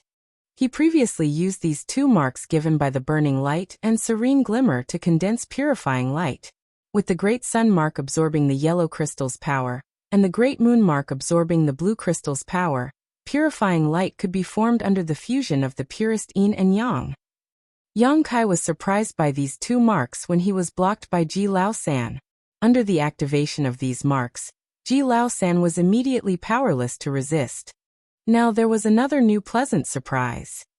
These two marks were able to absorb the mysterious power of the dragon pool. With these two marks, Yang Kai could benefit more from the dragon pool than any other dragon clan member. As for the power that was reawakened in his body, it was the power given to him by Big Brother Huang and Big Sister Lan when they left the chaotic dead territory the first time. Yang Kai knew nothing about it except that this power could greatly help the enhancement of his bloodline. This power had already been awakened twice before, once right after he left the chaotic dead territory, and again when his dragon bead cracked in battle. Both times, this power had greatly enhanced his bloodline. It also rapidly repaired the damage to his dragon bead, fixing what would normally have taken hundreds or even thousands of years in less than a decade. However, that power was simply too profound and mysterious as it did not run out once his dragon bead was restored, and instead just fell dormant again. Now it was once again reawakened with the guidance of the dragon pool. This power already served the purpose of purifying one's bloodline. So coupled with the power of the dragon pool, Yang Kai instantly felt tingles all over, like he was shedding his former body and being reborn. His bloodline was clearly being enhanced at an astonishing speed. His dragon bones made audible cracking sounds, his dragon scales shivered slightly, and dragon blood oozed out from his skin. He certainly felt that his dragon form was growing. However, this situation didn't last long, and less than an hour later, due to the great sun and moon mark's incredible absorption rate, the power in the water of the dragon pool was significantly reduced. This reduction caused the just awakened power to slowly fall dormant once more. In his heart, Yang Kai understood the mysterious force granted to him by Big Brother Huang and Big Sister Lan. The great sun and moon marks, and the dragon pool's power all needed to work in tandem. The dragon pool's power was the stimulant that awakened the mysterious power, and his marks were the beacons which drew in the water's power. Thus, in order to continue strengthening himself, he needed more dragon pool power. However, after his intense absorption, there was not much dragon pool power left nearby, so it would not be as effective if he remained and continued to absorb the power from there. When Yang Kai inspected himself, he realized that his dragon form had increased by about 20 to 30 meters in this short period of time. An increase 20 or 30 meters to a body that was 35,000 meters long was nothing, but this was just the beginning. After releasing the great sun and moon marks, Yang Kai looked down with his dragon eyes. The dragon pool power deeper down should be far denser than it is here since Ji Lao-san, and the rest all rushed down there. Without hesitation, Yang Kai flicked his tail and rushed down to the depths of the dragon pool. How would Yang Kai care about Ji Lao-san's warning? The most important thing right now was to gain as many benefits as possible from the dragon pool.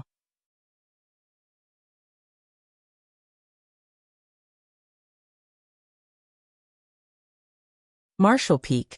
Chapter 53:13, Passing Through. As Yang Kai guessed, the deeper he went into the dragon pool, the more intense the mystical power became. However, he did not have any intentions to stop. Since he knew this, it was obvious that the deeper he dove, the better. This might be the only time he could ever enter the dragon pool. Thus, he should endeavor to reap as many benefits as possible. The dragon pool seemed bottomless, and Yang Kai dove down tens of thousands of meters, but still saw no signs of any of the other dragon clan members. It made him wonder if the space inside the dragon pool was somehow distorted. There were 3 young dragons and 10 grand dragons who just came in. There should be no reason why there were no signs of them. Finally, after several thousand more meters, Yang Kai finally came across dragon clan members. 2 young dragons, both at only around 7,000 to 8,000 meters long, were fighting. They did not use any peculiar secret techniques, and simply used their physical strength. Yang Kai arrived just as the 2 young dragons were engaged in a fierce melee. They roared as they clawed each other ruthlessly as dragon scales were torn off and dragon blood splashed everywhere. Yang Kai was surprised as he did not expect that the dragon clan's internal clashes would be so violent and bloody. Yang Kai could guess that they were fighting for this spot. This place was already several tens of thousands of meters deep into the dragon pool, which appeared to be limits of these young dragons. Although they could get more benefits if they went further down, they might not be able to withstand the pressure. They could grow rapidly by purifying their bloodline at the physical limit of their bodies, so the deeper position in the dragon pool would only belong to the one who was strongest. The 2 young dragons were about the same size and strength, and were in an intense fight when Yang Kai arrived. The 2 young dragons seemed to sense Yang Kai's aura, and suddenly stopped fighting. They turned their heads towards him and one of them shouted angrily, "How dare you come down here?" The other young dragon also roared, "Get out of here, or I'll teach you a lesson." Yang Kai's huge dragon form passed between them, and with a swipe of his dragon tail, he sent the 2 young dragons flying. How dare these 2 young dragons of less than 10,000 meters speak so disrespectfully to him? They were so ignorant that Yang Kai did not even bother to reply to them. When Yang Kai dashed past them, the 2 young dragons tumbled as their vitality roiled. They stared momentarily in the direction that Yang Kai disappeared before they suddenly roared in unison, and rushed towards each other to continue their struggle. They were too weak to be Yang Kai's opponents. So since their warnings were ignored, they did not try to stop him. There were other grand dragons deeper down who would naturally drive Yang Kai away. The fight was in full swing with the winner getting to stay while the loser would have to retreat. Yang Kai went down another 10,000 meters and encountered the third young dragon. For this opening of the dragon pool, only 3 young dragons had entered. The strength of the previous 2 was hardly worth mentioning, as they were only between 7,000 and 8,000 meters long. Thus, they were obviously still far from becoming grand dragons. However, this third one was about to advance. Yang Kai took a quick glance and saw that this young dragon's body size was over 9,000 meters long. If nothing untoward happened, he would break through to the grand dragon rank by the end of this dragon pool session. This was also the reason why he could cultivate at this depth without any worries, because he was much stronger than the 2 young dragons above, and could occupy a deeper position. On the contrary, the earlier 2 young dragons had to fight for the best position above. This young dragon was more sensible than his companions. When he sensed Yang Kai's aura approaching, not only did he not try to stop him and simply made way for him. He was not looking for trouble, and Yang Kai naturally also did not bother him, so he just brushed past the young dragon and continued down deeper. This time, Yang Kai did not encounter a grand dragon until he dove another 100,000 meters down. However, this grand dragon was less than 20,000 meters in length, so he should be one of the weaker grand dragons. This grand dragon wanted to stop Yang Kai, but after looking at Yang Kai's more than 35,000 meters golden dragon form, he restrained himself. Within the dragon clan, golden dragons were known for their ferocity and lethality. With the same bloodline purity and same body size, none could defeat a golden dragon. Yang Kai was almost twice his size, so he knew that he was no match. The main thing was that Yang Kai seemed to be diving deeper, and was not trying to steal his territory. Yang Kai continued his descent, and came across 2 more grand dragons who simply made way. So far, his journey was uneventful. Yang Kai realized a pattern as he dove deeper. The young dragons were separated by about 10,000 meters of depth, while the grand dragons were about 100,000 meters apart. Every 100,000 meters there was a grand dragon, so it could be said that the power of the dragon pool within 100,000 meters was owned by the dragon clan member, who took up station there. This should be a dragon clan rule passed down from ancient times. Yang Kai was outraged when he realized this. How could Ji Lao Sen only permit him the top 10,000 meters of space? That wasn't even enough for him to stretch his body. Such impudence. However, Yang Kai was alarmed at how deep the dragon pool was. He was already hundreds of thousands of meters deep, and still was nowhere close to the bottom.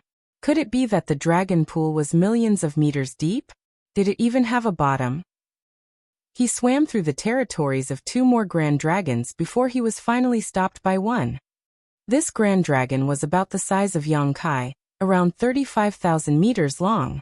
When this grand dragon saw Yang Kai approaching from above, he was furious and roared, "Your courage isn't small. How dare you come down here?" He did not waste any time and lunged towards Yang Kai with his dragon claws.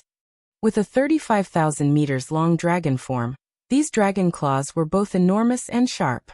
Even if Yang Kai was also a grand dragon, he would lose a chunk of flesh if he was hit by these claws. When he attacked, the grand dragon also activated his dragon pressure as he rushed towards Yang Kai. Yang Kai had expected such a situation. Earlier, he did not encounter any obstacles because those young dragons and grand dragons felt that they were not his match, and would only make fools of themselves if they attacked him. Now that this grand dragon was similar in size, it was only normal that he was challenged. Since his opponent had used his dragon pressure, Yang Kai did not hesitate to use his source to counter. However, this time he did not use the Great Sun and Great Moon marks as there was no need to. Yang Kai had felt threatened when the 10 grand dragons collaborated to pressure him, but it was totally different now that they were one-on-one. When the invisible dragon pressure hit him, Yang Kai was totally unaffected. On the contrary, the grand dragon that initiated the attack became frozen in place with his claws extended. Yang Kai slapped his claw on the grand dragon's enormous head, and unleashed a violent strike which sent the Grand Dragon flying away, leaving deep gashes and cracking many dragon scales on his opponent in the process.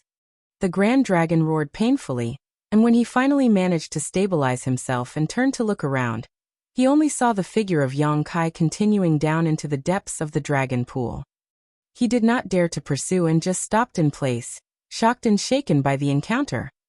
There was simply no comparison between their dragon pressures, which was akin to a competition of their respective bloodline power, and the might of their source. Although the dragon clan knew that Yang Kai had a dragon source, they just assumed it as an ordinary source. Even if a human had the opportunity to integrate a common dragon source, he would still not amount to much. At the most, he could have some characteristics and abilities of the dragon clan, and cultivate some of the dragon clan's divine abilities. They still believed this human to be incomparable to the true members of the dragon clan. They were astonished when they first saw that Yang Kai's dragon form was actually 35,000 meters in length. Very few humans could refine their dragon vein to this extent. However, the moment their dragon pressures were compared, this Grand Dragon knew that everyone in the dragon clan had greatly underestimated this human. Yang Kai's dragon pressure was far stronger than his, which meant that either his bloodline power or his source was significantly more powerful. The strength of one's bloodline was intuitively represented in the size of the dragon. The stronger and purer the bloodline, the larger the body, which was why the Grand Dragons had to go deeper into the dragon pool to cultivate compared to the young dragons. The dragon pool was of great help in refining their bloodline. Between him and Yang Kai, there was essentially no difference in their size, which meant there was a negligible difference in their bloodline power. That meant that it was all about their sources. The opponent's source was far superior to his own. The Grand Dragon was slightly lost in his thoughts. However, more than anything, he was curious about what dragon source this human had managed to acquire. How could the dragon source owned by a mere human be more powerful than that of pure-blooded dragon? Moreover, it was a significant difference between them. Did this human manage to find the source of a divine dragon? How could that be? Throughout the ages, the dragon clan did not have many divine dragons, with most of them only managing to become ancient dragons. A divine dragon was among the most powerful existences in the universe, so it was basically impossible for a divine dragon to die outside and lose their source. No, indeed there was one lost divine dragon source, and it was not an ordinary divine dragon either. The third-generation dragon emperor's source. The Grand Dragon was shocked when he reached this conclusion. If this was really the case, then none of them could act brazen in front of this human. What's more, no Grand Dragon who had entered the dragon pool this time would be his match. When the few ancient dragon elders learned of this human's existence, they would have to reassess him. While the Grand Dragon was pondering doubtfully, Yang Kai had already gone down another 100,000 meters, and easily brushed off a 40,000 meters long Grand Dragon. Dragon pressure was incredibly useful in the dragon pool. Yang Kai did not need to fight the dragons head-on, as with his dragon pressure, he could just intimidate his opponent into giving way. The deeper he went down, the more intense the dragon pool power became, and the more powerful the Grand Dragons he encountered. Yang Kai encountered a Grand Dragons of 40,000, 43,000, 45,000, and 48,000 meters in succession. All the way through, with his dragon pressure flaring, no one dared to oppose him. Yang Kai had yet to meet Ji Lao San, who was close to 50,000 meters and only a step away from becoming an ancient dragon. He was the strongest in this batch of Grand Dragons that entered the dragon pool. Thus, he would certainly be at the deepest part of the dragon pool to cultivate. Yang Kai was puzzled about him snatching Ji Lao San's spot in this opening of the dragon pool. Logically speaking, if he were to take up a spot from the list of dragons that entered this time, it should have been from one of the weaker ones. However, it seemed that the dragon clan considered that Ji Lao San was about to advance to become an ancient dragon. Thus, even if he did not enter the dragon pool this time, it would not matter too much. Entering the dragon pool would only speed up the process a bit, so they made him give up his spot. Yang Kai was not sure as to why they allowed Ji Lao San to enter dragon pool thereafter, But that was none of his concern.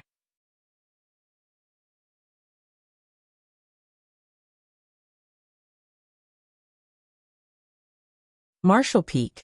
Chapter 53:14, Yin-Yang Millstone. After descending more than 1 million meters into the dragon pool, Yang Kai finally encountered Ji Lao San. The huge dragon form was nearly 50,000 meters long and coiled up, hungrily devouring the mysterious power of the dragon pool, causing the surrounding water to churn rapidly. At the first sight of Yang Kai's figure, Ji Lao San became furious and roared, "Ignorant human, what impudence!" This human was allowed to enter the dragon pool, but was supposed to remain in the top 10,000 meters. This was already a great gift from the dragon clan, so how dare he dive so deep? Ji Lao San already had a grudge against Yang Kai, and now that he had seen his enemy, he could not hold back. He swayed his dragon form and pounced. Despite his rage and hatred, Ji Lao San did not underestimate Yang Kai. Previously, he somehow lost to this human twice, so he knew the latter was not to be taken lightly. If they were outside, Ji Lao San would not have dared to act so reckless until he knew what trick Yang Kai was using. But this was the dragon pool. Within this domain, all external abilities could not be used. The only thing they could rely on was the dragon clan's own strength and techniques. He was about to break through to become an ancient dragon, so how could he be afraid of Yang Kai, who was just a grand dragon of around 35,000 meters? Since Yang Kai ignored his warnings, this time he would teach the former a good lesson. It was also a chance to avenge his previous shame. Whether Ji Lao San would kill Yang Kai remained to be seen, as that would depend on the latter's attitude. If Yang Kai begged for mercy, he would consider being merciful and let him live. With many thoughts passing through his mind, Ji Lao San opened his maw. ****. A dragon roar suddenly filled the surroundings with intense dragon pressure. Ji Lao San's huge figure froze in place, and the roar he was about to unleash caught in his throat. The dragon roar just now was not Ji Lao San's but Yang Kai's. The dragon pressure suppression was incredible, and Yang Kai had not held back. Since Ji Lao San blocked his way, he immediately opened his mouth and roared, unleashing the might of his source to cut through the latter's dragon pressure. The next moment, Ji Lao San watched helplessly as Yang Kai's claw slapped his face. He took the full force of the immense power, and his whole body was sent tumbling into the distance. He hissed painfully as dragon blood blurred his vision. Ji Lao San even felt his nose had collapsed. "That bastard is really brutal," he snarled. Meanwhile, the golden dragon had already swam deeper into the dragon pool, with only a faint golden glow looming in the depths. The faint golden glow soon disappeared as it was too dark to be seen. Ji Lao San froze in place and had no intention of pursuing. He also appeared stunned and uncertain of what he should do. A pure-blooded dragon clan member, who was about to break through to become an ancient dragon, was smacked aside by a grand dragon who was only 35,000 meters in length, and was also a human. No one in the clan would believe such an encounter, but it was the truth. Ji Lao San still could not figure out why he lost to Yang Kai the last time they fought. However, the reason for his defeat just now was obvious and undeniable. He realized that Yang Kai's dragon pressure was much stronger than his own, to the point where he was frozen in place by the bloodline suppression. If that was not the case, it would have been impossible for him to not fight back when he was more than 10,000 meters bigger. Ji Lao San was shocked when he came to this realization. He was about to advance to become an ancient dragon, so the only ones that could exert total bloodline suppression against him were the pure-blooded ancient dragons in his clan. But what was Yang Kai? He was a human, so even if he had the coincidental opportunity to refine and integrate with a dragon source, that did not change his original nature. So, how could he exert such potent bloodline suppression? There was only one explanation for this situation. The source that Yang Kai refined was extraordinarily powerful. Even if the original owner had died, the innate strength of the source did not weaken much.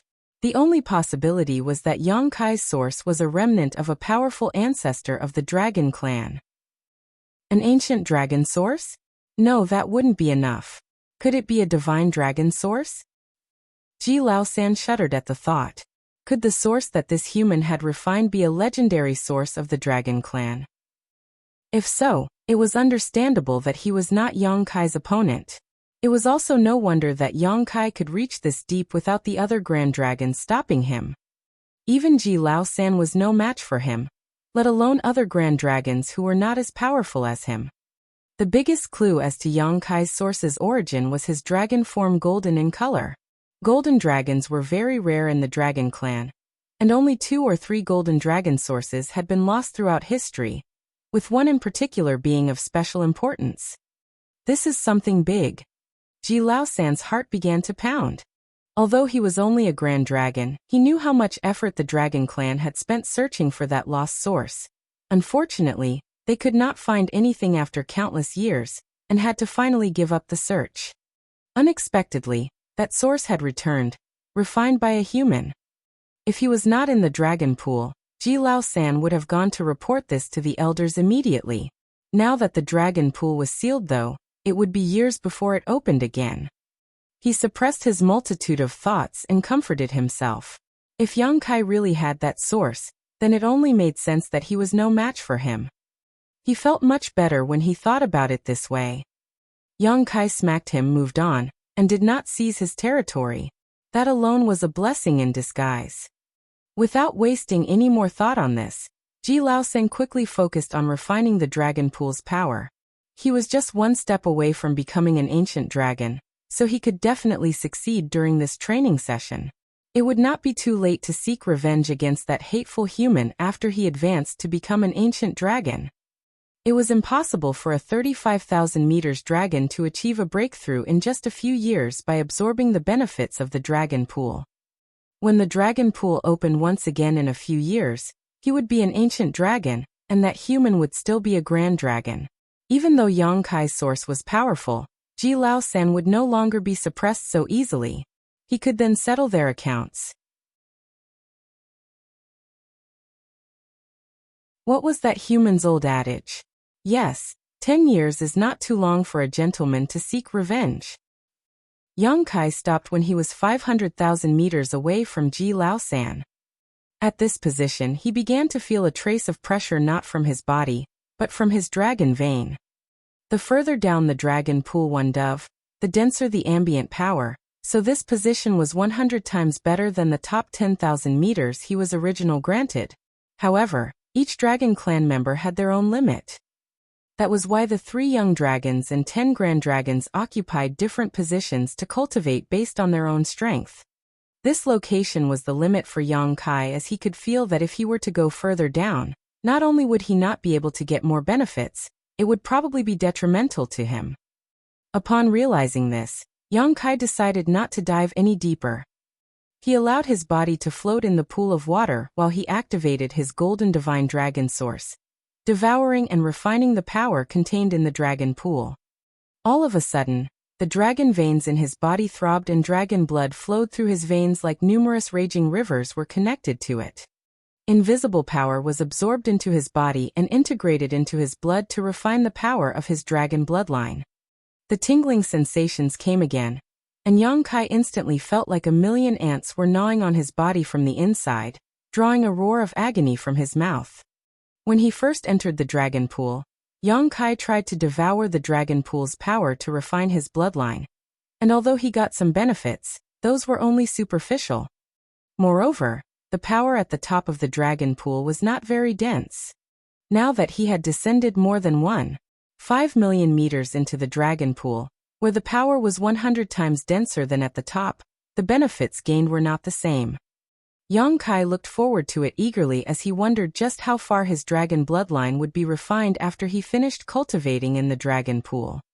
An ancient dragon was equivalent to an 8th order open heaven realm master.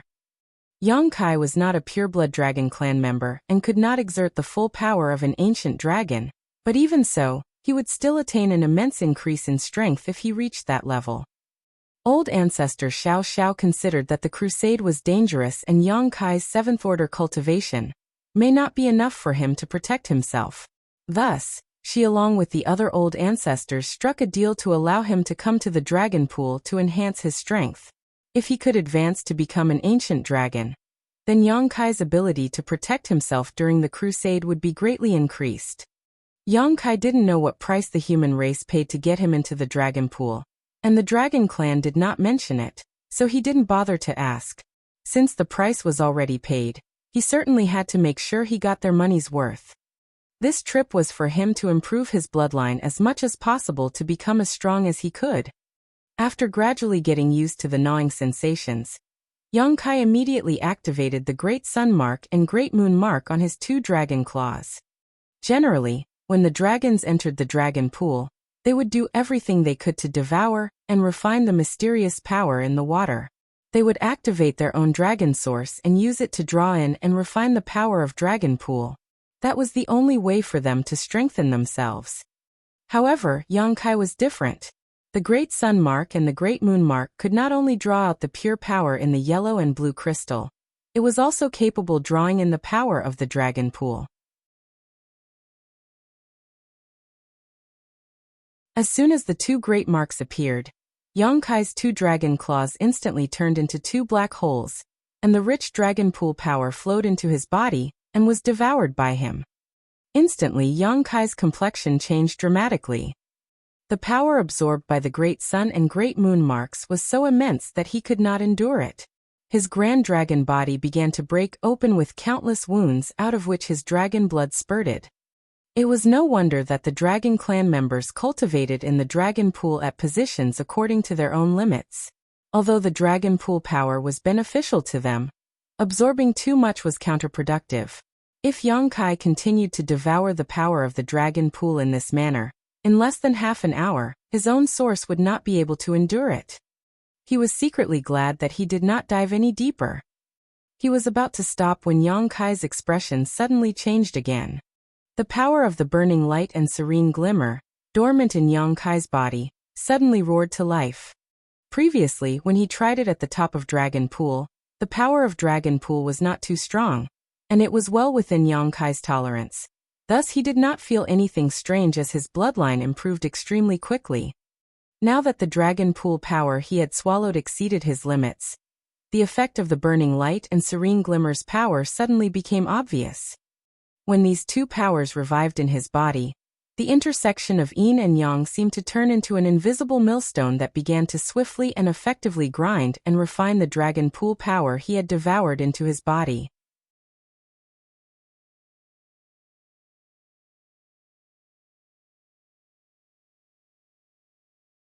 Martial Peak, Chapter 53:15 Why so thin? In an instant, Yang Kai felt a great reduction in the pressure.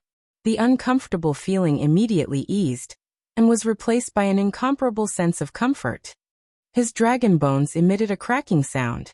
Naturally, when his dragon form was growing, his skin would begin to crack and his dragon scales begin to tremble continuously. However, he did not feel any pain. There were only tingling sensations as his wounds cycled between opening and healing. Yang Kai suddenly had an epiphany. When Big Brother Huang and Big Sister Lan gifted some of their power to him, they had already considered a situation such as this. Perhaps it was obvious to them that Yang Kai would come to the dragon pool one day. When that happened, the benefits they gave him would be revealed to the fullest. The power of yin and yang converged in his body, and the invisible millstone continued to grind. The immense power of the dragon pool was quickly turned into pure nutrients for Yang Kai's bloodline. In just a stick of incense of time, Yang Kai felt his own dragon form increase by about 100 meters. This increase was extremely alarming. The stronger the dragon clan member, the more difficult it was to enhance their bloodline. Although Yang Kai already some 35,000 meters in length, his bloodline still had huge room for improvement. Without some external help, just cultivating on his own, an increase of 100 meters would normally take at least several dozens of years for a dragon. This was also the reason why Yang Kai hardly deliberately aimed to cultivate his dragon clan bloodline, because it was simply too time-consuming. Dragons all had extremely long lifespans, and since they guarded the no-return pass all year round, hardly facing any attacks, there was enough time for them to focus on such things. It was something they could afford to do while Yang Kai could not. Previously, at the top of Dragon Pool, Yang Kai also activated the Great Sun and Moon marks to draw in the power of Dragon Pool. But in that position, more than an hour had passed before his dragon form increased by a mere 20 meters, which was not comparable to the current efficiency. This was the great benefit that the Dragon Pool could bring. The rapid strengthening of his bloodline meant an increase in strength. The feeling was so intoxicating that Yang Kai soon immersed himself entirely in it, hungrily devouring the power of the Dragon Pool around him. Dragon Clan had 3 families, Jiju and Fu. The Dragon Clan did not have a surname in the beginning, but as the leaders of all divine spirits, from some unknown era onward, the Dragon Clan began to have its own surnames. Zhu Wuyu was one of the few young dragons of this generation of Dragon Clan. Although he was considered a young dragon, the truth was he was already several hundred years old. A dragon's growth was extremely slow, after all. He was only 7,000 meters long, and was considered the youngest of the entire Dragon Clan. The Dragon Clan actively supported the cultivation of all young dragons. After all, it was very difficult for the Dragon Clan to reproduce, and any pure-blooded clansman was extremely precious. In fact, not only the Dragon Clan, but all divine spirits had difficulty reproducing. It was very common for countless years to pass without the birth of a new clansman. It was still bearable for the Dragon Clan as they could get a new clansman in the span of hundreds or thousands of years.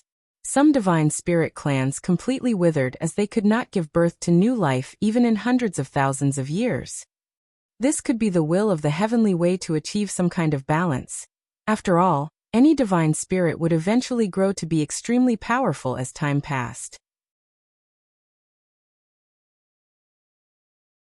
As one of the only 3 young dragons in the clan today, Zhu Wuyu was naturally qualified to enter the Dragon Pool to cultivate. The last time the Dragon Pool was opened was before he was born, so he did not have that opportunity. Thus, this was his first time entering the Dragon Pool to cultivate. Although it was his first time entering the Dragon Pool, there was no need for any guidance as he was a pure-blood Dragon Clan member. His bloodline inheritance was enough for him to easily understand everything about the Dragon Pool. Zhu Wuyu was cultivating at the uppermost 10,000 meters of the Dragon Pool. As he activated his source, he absorbed and devoured the mysterious power in the Dragon Pool. He purified his bloodline and repaired the wounds on his body. In order to occupy a deeper position, he fought his own clansmen fiercely. However, he lost in the end. As the loser, he had to retreat to a higher position. This was an established rule of the Dragon Clan. There was no shame in his defeat, as his opponent's bloodline was a little stronger than his, and more importantly, his opponent was much older and experienced. Still, while devouring and refining the Dragon Pool power and silently licking his wounds, Zhu Wuyu was still sore about the defeat. When his injuries healed and his bloodline became stronger, he would go and fight with that young dragon again, determined to snatch a better position. Although the clan elders were generous in facilitating the young dragon's cultivation, when in the Dragon Pool, they had to rely on themselves to fight for benefits. Half a month passed by, but as Zhu Wuyu was silently cultivating, he suddenly opened his eyes. He felt that something was strange as he looked around, like his surroundings had somehow changed. After a few moments of careful observation, Zhu Wuyu finally realized what was wrong. The Dragon Pool power had become incredibly weak at his location. What is happening? Zhu Wuyu began to worry. His position was bad enough to begin with, and now the Dragon Pool power had become incredibly thinner. How could he refine his bloodline properly in this scenario? Was the stored power in the Dragon Pool too weak when it opened? I've only been cultivating for half a month. Could I have already absorbed almost all of the power within the top 10,000 meters?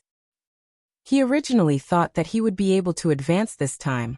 After all, his more than 7,000 meters long dragon body was not too far from becoming a grand dragon. One trip to the Dragon Pool to cultivate should be enough for a breakthrough. However, if the Dragon Pool power was too thin, then it was not possible for him to achieve a breakthrough. After taking a closer look at himself, he realized that his dragon form had increased by more than 100 meters in this half a month of cultivating.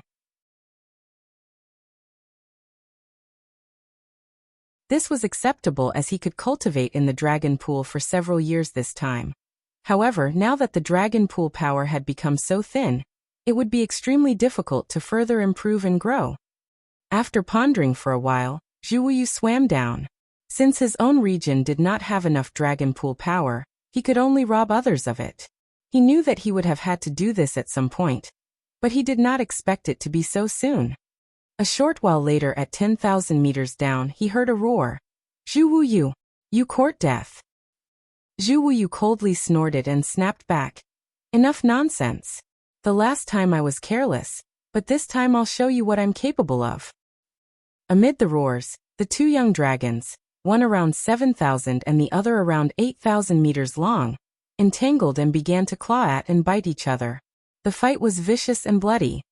In the dragon pool, no external powers could be utilized. The dragon clan could only rely on their own skills. The Tao of Time was a dragon clan's bloodline talent, but the two young dragons were not qualified to utilize this power. During their fight, they could only pit their physical strength against the other. From time to time, they might use their dragon clan secret techniques, but for the most part it was just a brutal melee. This battle lasted for half a month, and both young dragons were now badly injured. A large portion of the dragon scales on Zhu Wuyu's head were torn off, exposing bloody wounds.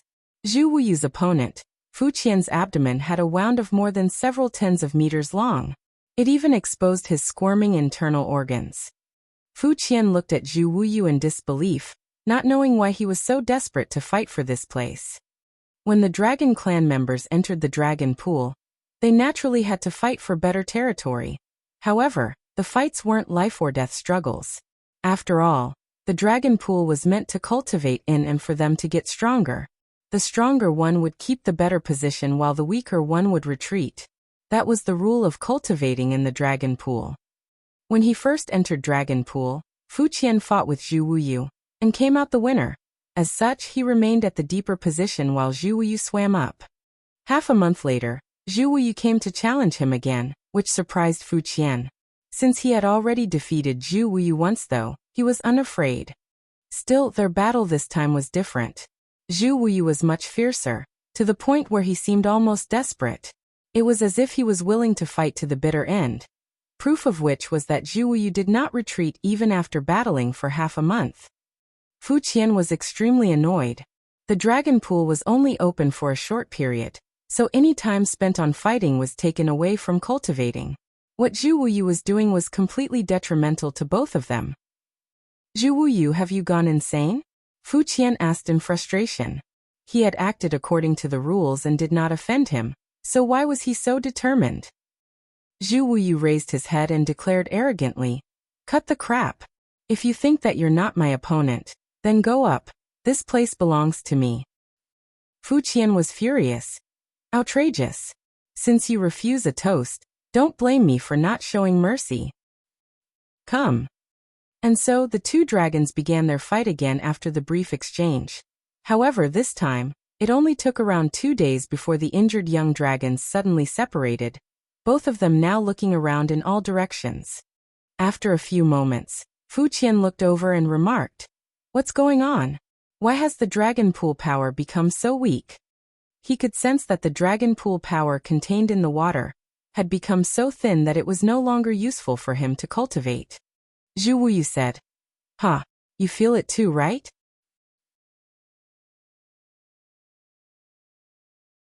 Fu Qian suddenly realized, the dragon pool power above somehow got depleted, so you came down here to steal from my territory? Zhu Wuyu was not his match, yet he kept desperately fighting for this position. There had to be a reason, and Fu Qian knew what it was. Zhu Wuyu grunted and replied, "Do you think I have nothing better to do?" Fu Qian became even more annoyed with this confirmation. This bastard ran out of dragon pool power and came to rob from him. Now both of their positions were depleted of power. Still, why is the dragon pool power so weak? Fu Qian wondered as he suppressed his anger. The dragon pool power was naturally not unlimited. If it was, then a dragon clan members could all just live in the dragon pool all year round, and sooner or later they would all become ancient dragons. Each time the dragon pool closed after being used, it would take hundreds to thousands of years to reopen again. That was because the dragon pool required time to restore its power. When the power of the dragon pool was basically fully restored, it would reopen. Thus, there was no fixed duration to the time between its closure and the next opening. It all depended on how long the dragon pool needed to restore itself. However, generally speaking, the time between openings did not differ much, and it happened sufficiently frequently to meet the needs of the dragon clan. This time something was clearly different. Zhu Wuyu was now in a much better mood, as he was not the only one who encountered this anomaly. Who knows? Maybe there was too much consumption last time. Fu Qian shook his head. If it really was due to the dragon pool being depleted too much during the last opening, then the elders would definitely have delayed the opening of the dragon pool. Now that the dragon pool had been opened, it meant that the power of dragon pool was enough to meet the needs of the dragon clan members who entered. It did not make sense for the power to be used up so soon. However, right now it was a fact that the dragon pool power was so thin in Fu Qian's territory, while it must be the same for Zhu Wuyu. What should they do now?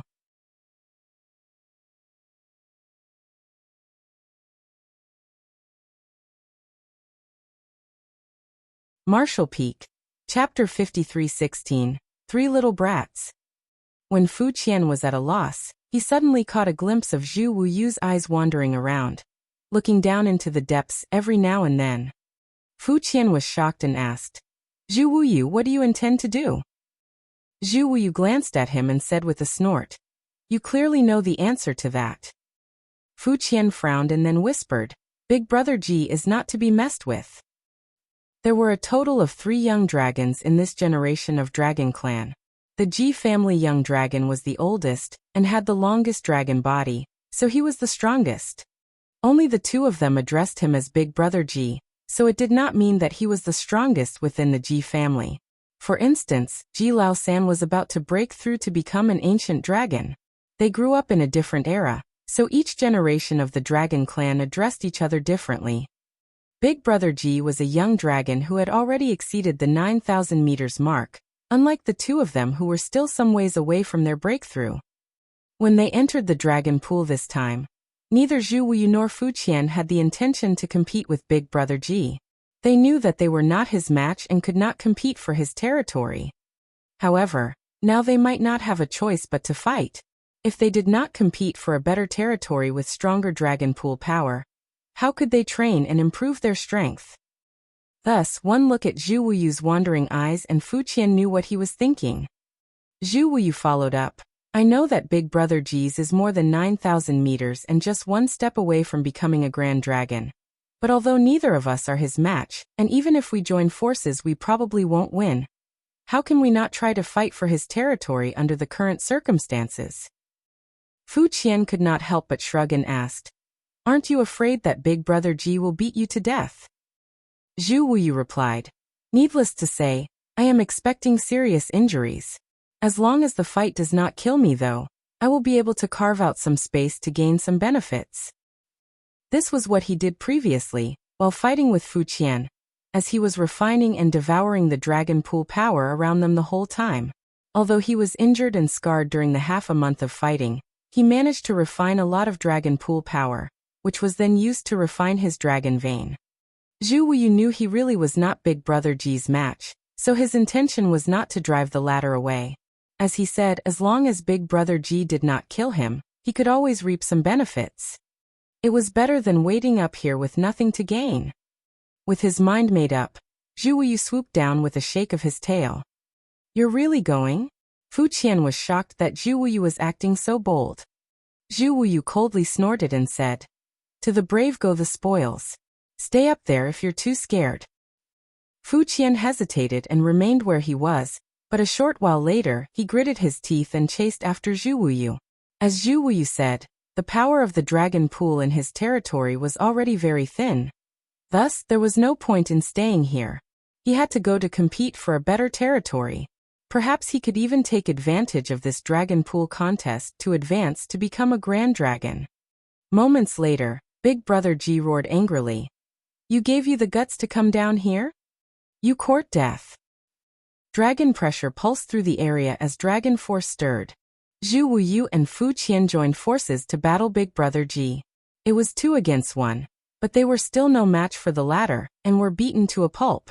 However, the 2 dragons were determined not to retreat, and as they were being beaten, they continued frantically devouring and refining the power of the dragon pool around them.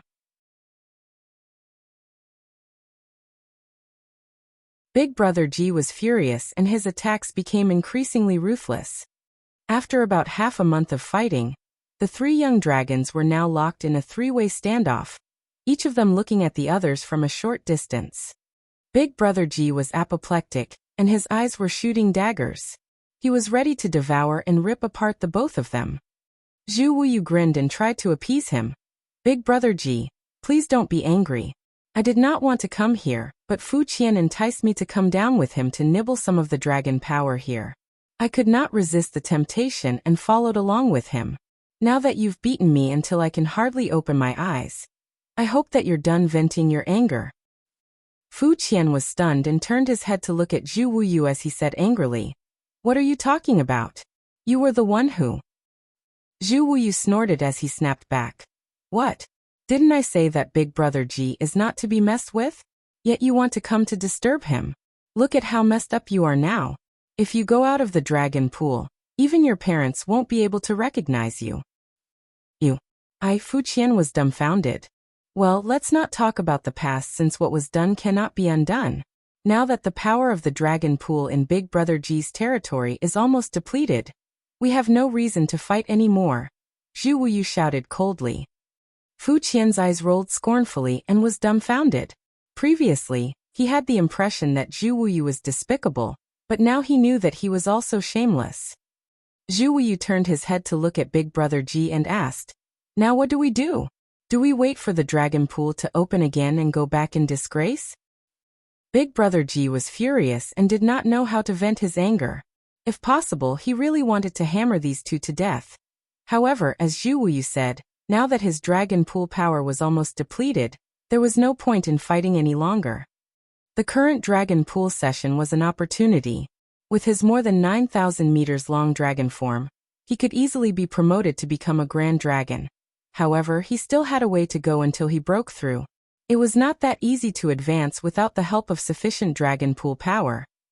It would be embarrassing if he did not advance to become a grand dragon when the dragon pool reopened. He was the only young dragon who was expected to advance, unlike Zhu Wuyu and Fu Qian. "What are you trying to say?" Big Brother Ji snarled through gritted teeth and restrained his anger. Zhu Wuyu scoffed and said, "Since we're in this situation, as the humans say, in for a penny, in for a pound." Zhu Wuyu's eyes then glanced downward. Fu Qian went pale as he stuttered, Why you?" Previously, when Zhu Wuyu proposed stealing some of Big Brother Ji's dragon pool power, Fu Qian already felt that he was too outrageous.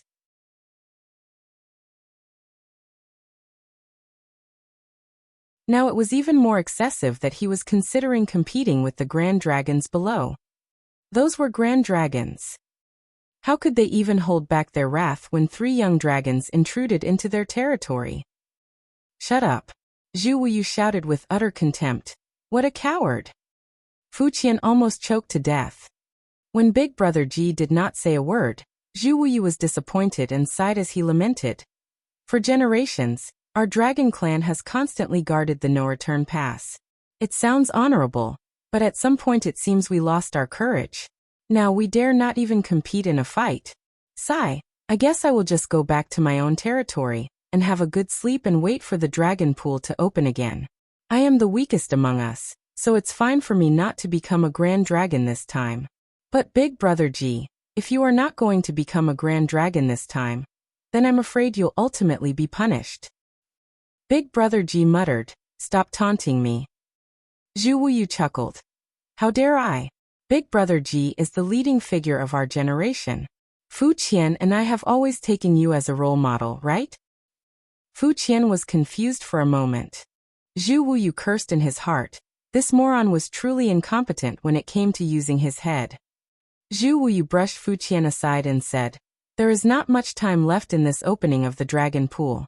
Our advancement has been very slow. If we don't think of a way forward, we will stagnate as we are. I don't know about you guys, but I refuse to accept this situation. Big Brother G, as long as you say the word, I Zhu Wu Yu, will fight with you. At the very least, I'll lead the charge against the Grand Dragon below. In any case, they were all going to become punching bags, so it really made no difference who was beaten up first and who was last.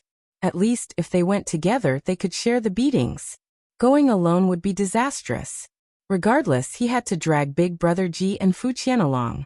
When the Grand Dragon below wanted to punish them, as the weakest dragon clansman among them, his share of responsibility should be limited. You're willing to take the first blow? Big Brother G looked at Zhu Wuyu in surprise. Zhu Wuyu appeared like he was suicidal and yelled confidently, I'll take the opening blow. On seeing that he was so determined, Big Brother G nodded satisfactorily and said, Good, let's head down then. Fu Qian suddenly came to his senses and shouted, Wait! Setting aside the fact that there are grand dragons down there, the three of us are only young dragons. We may not be able to withstand the pressure below.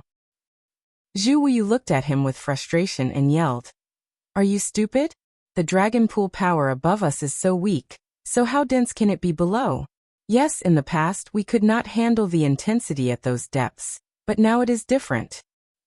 Fu Qian thought about it and admitted, You have a point. Zhu Wuyu braced up and said, Then let's do it.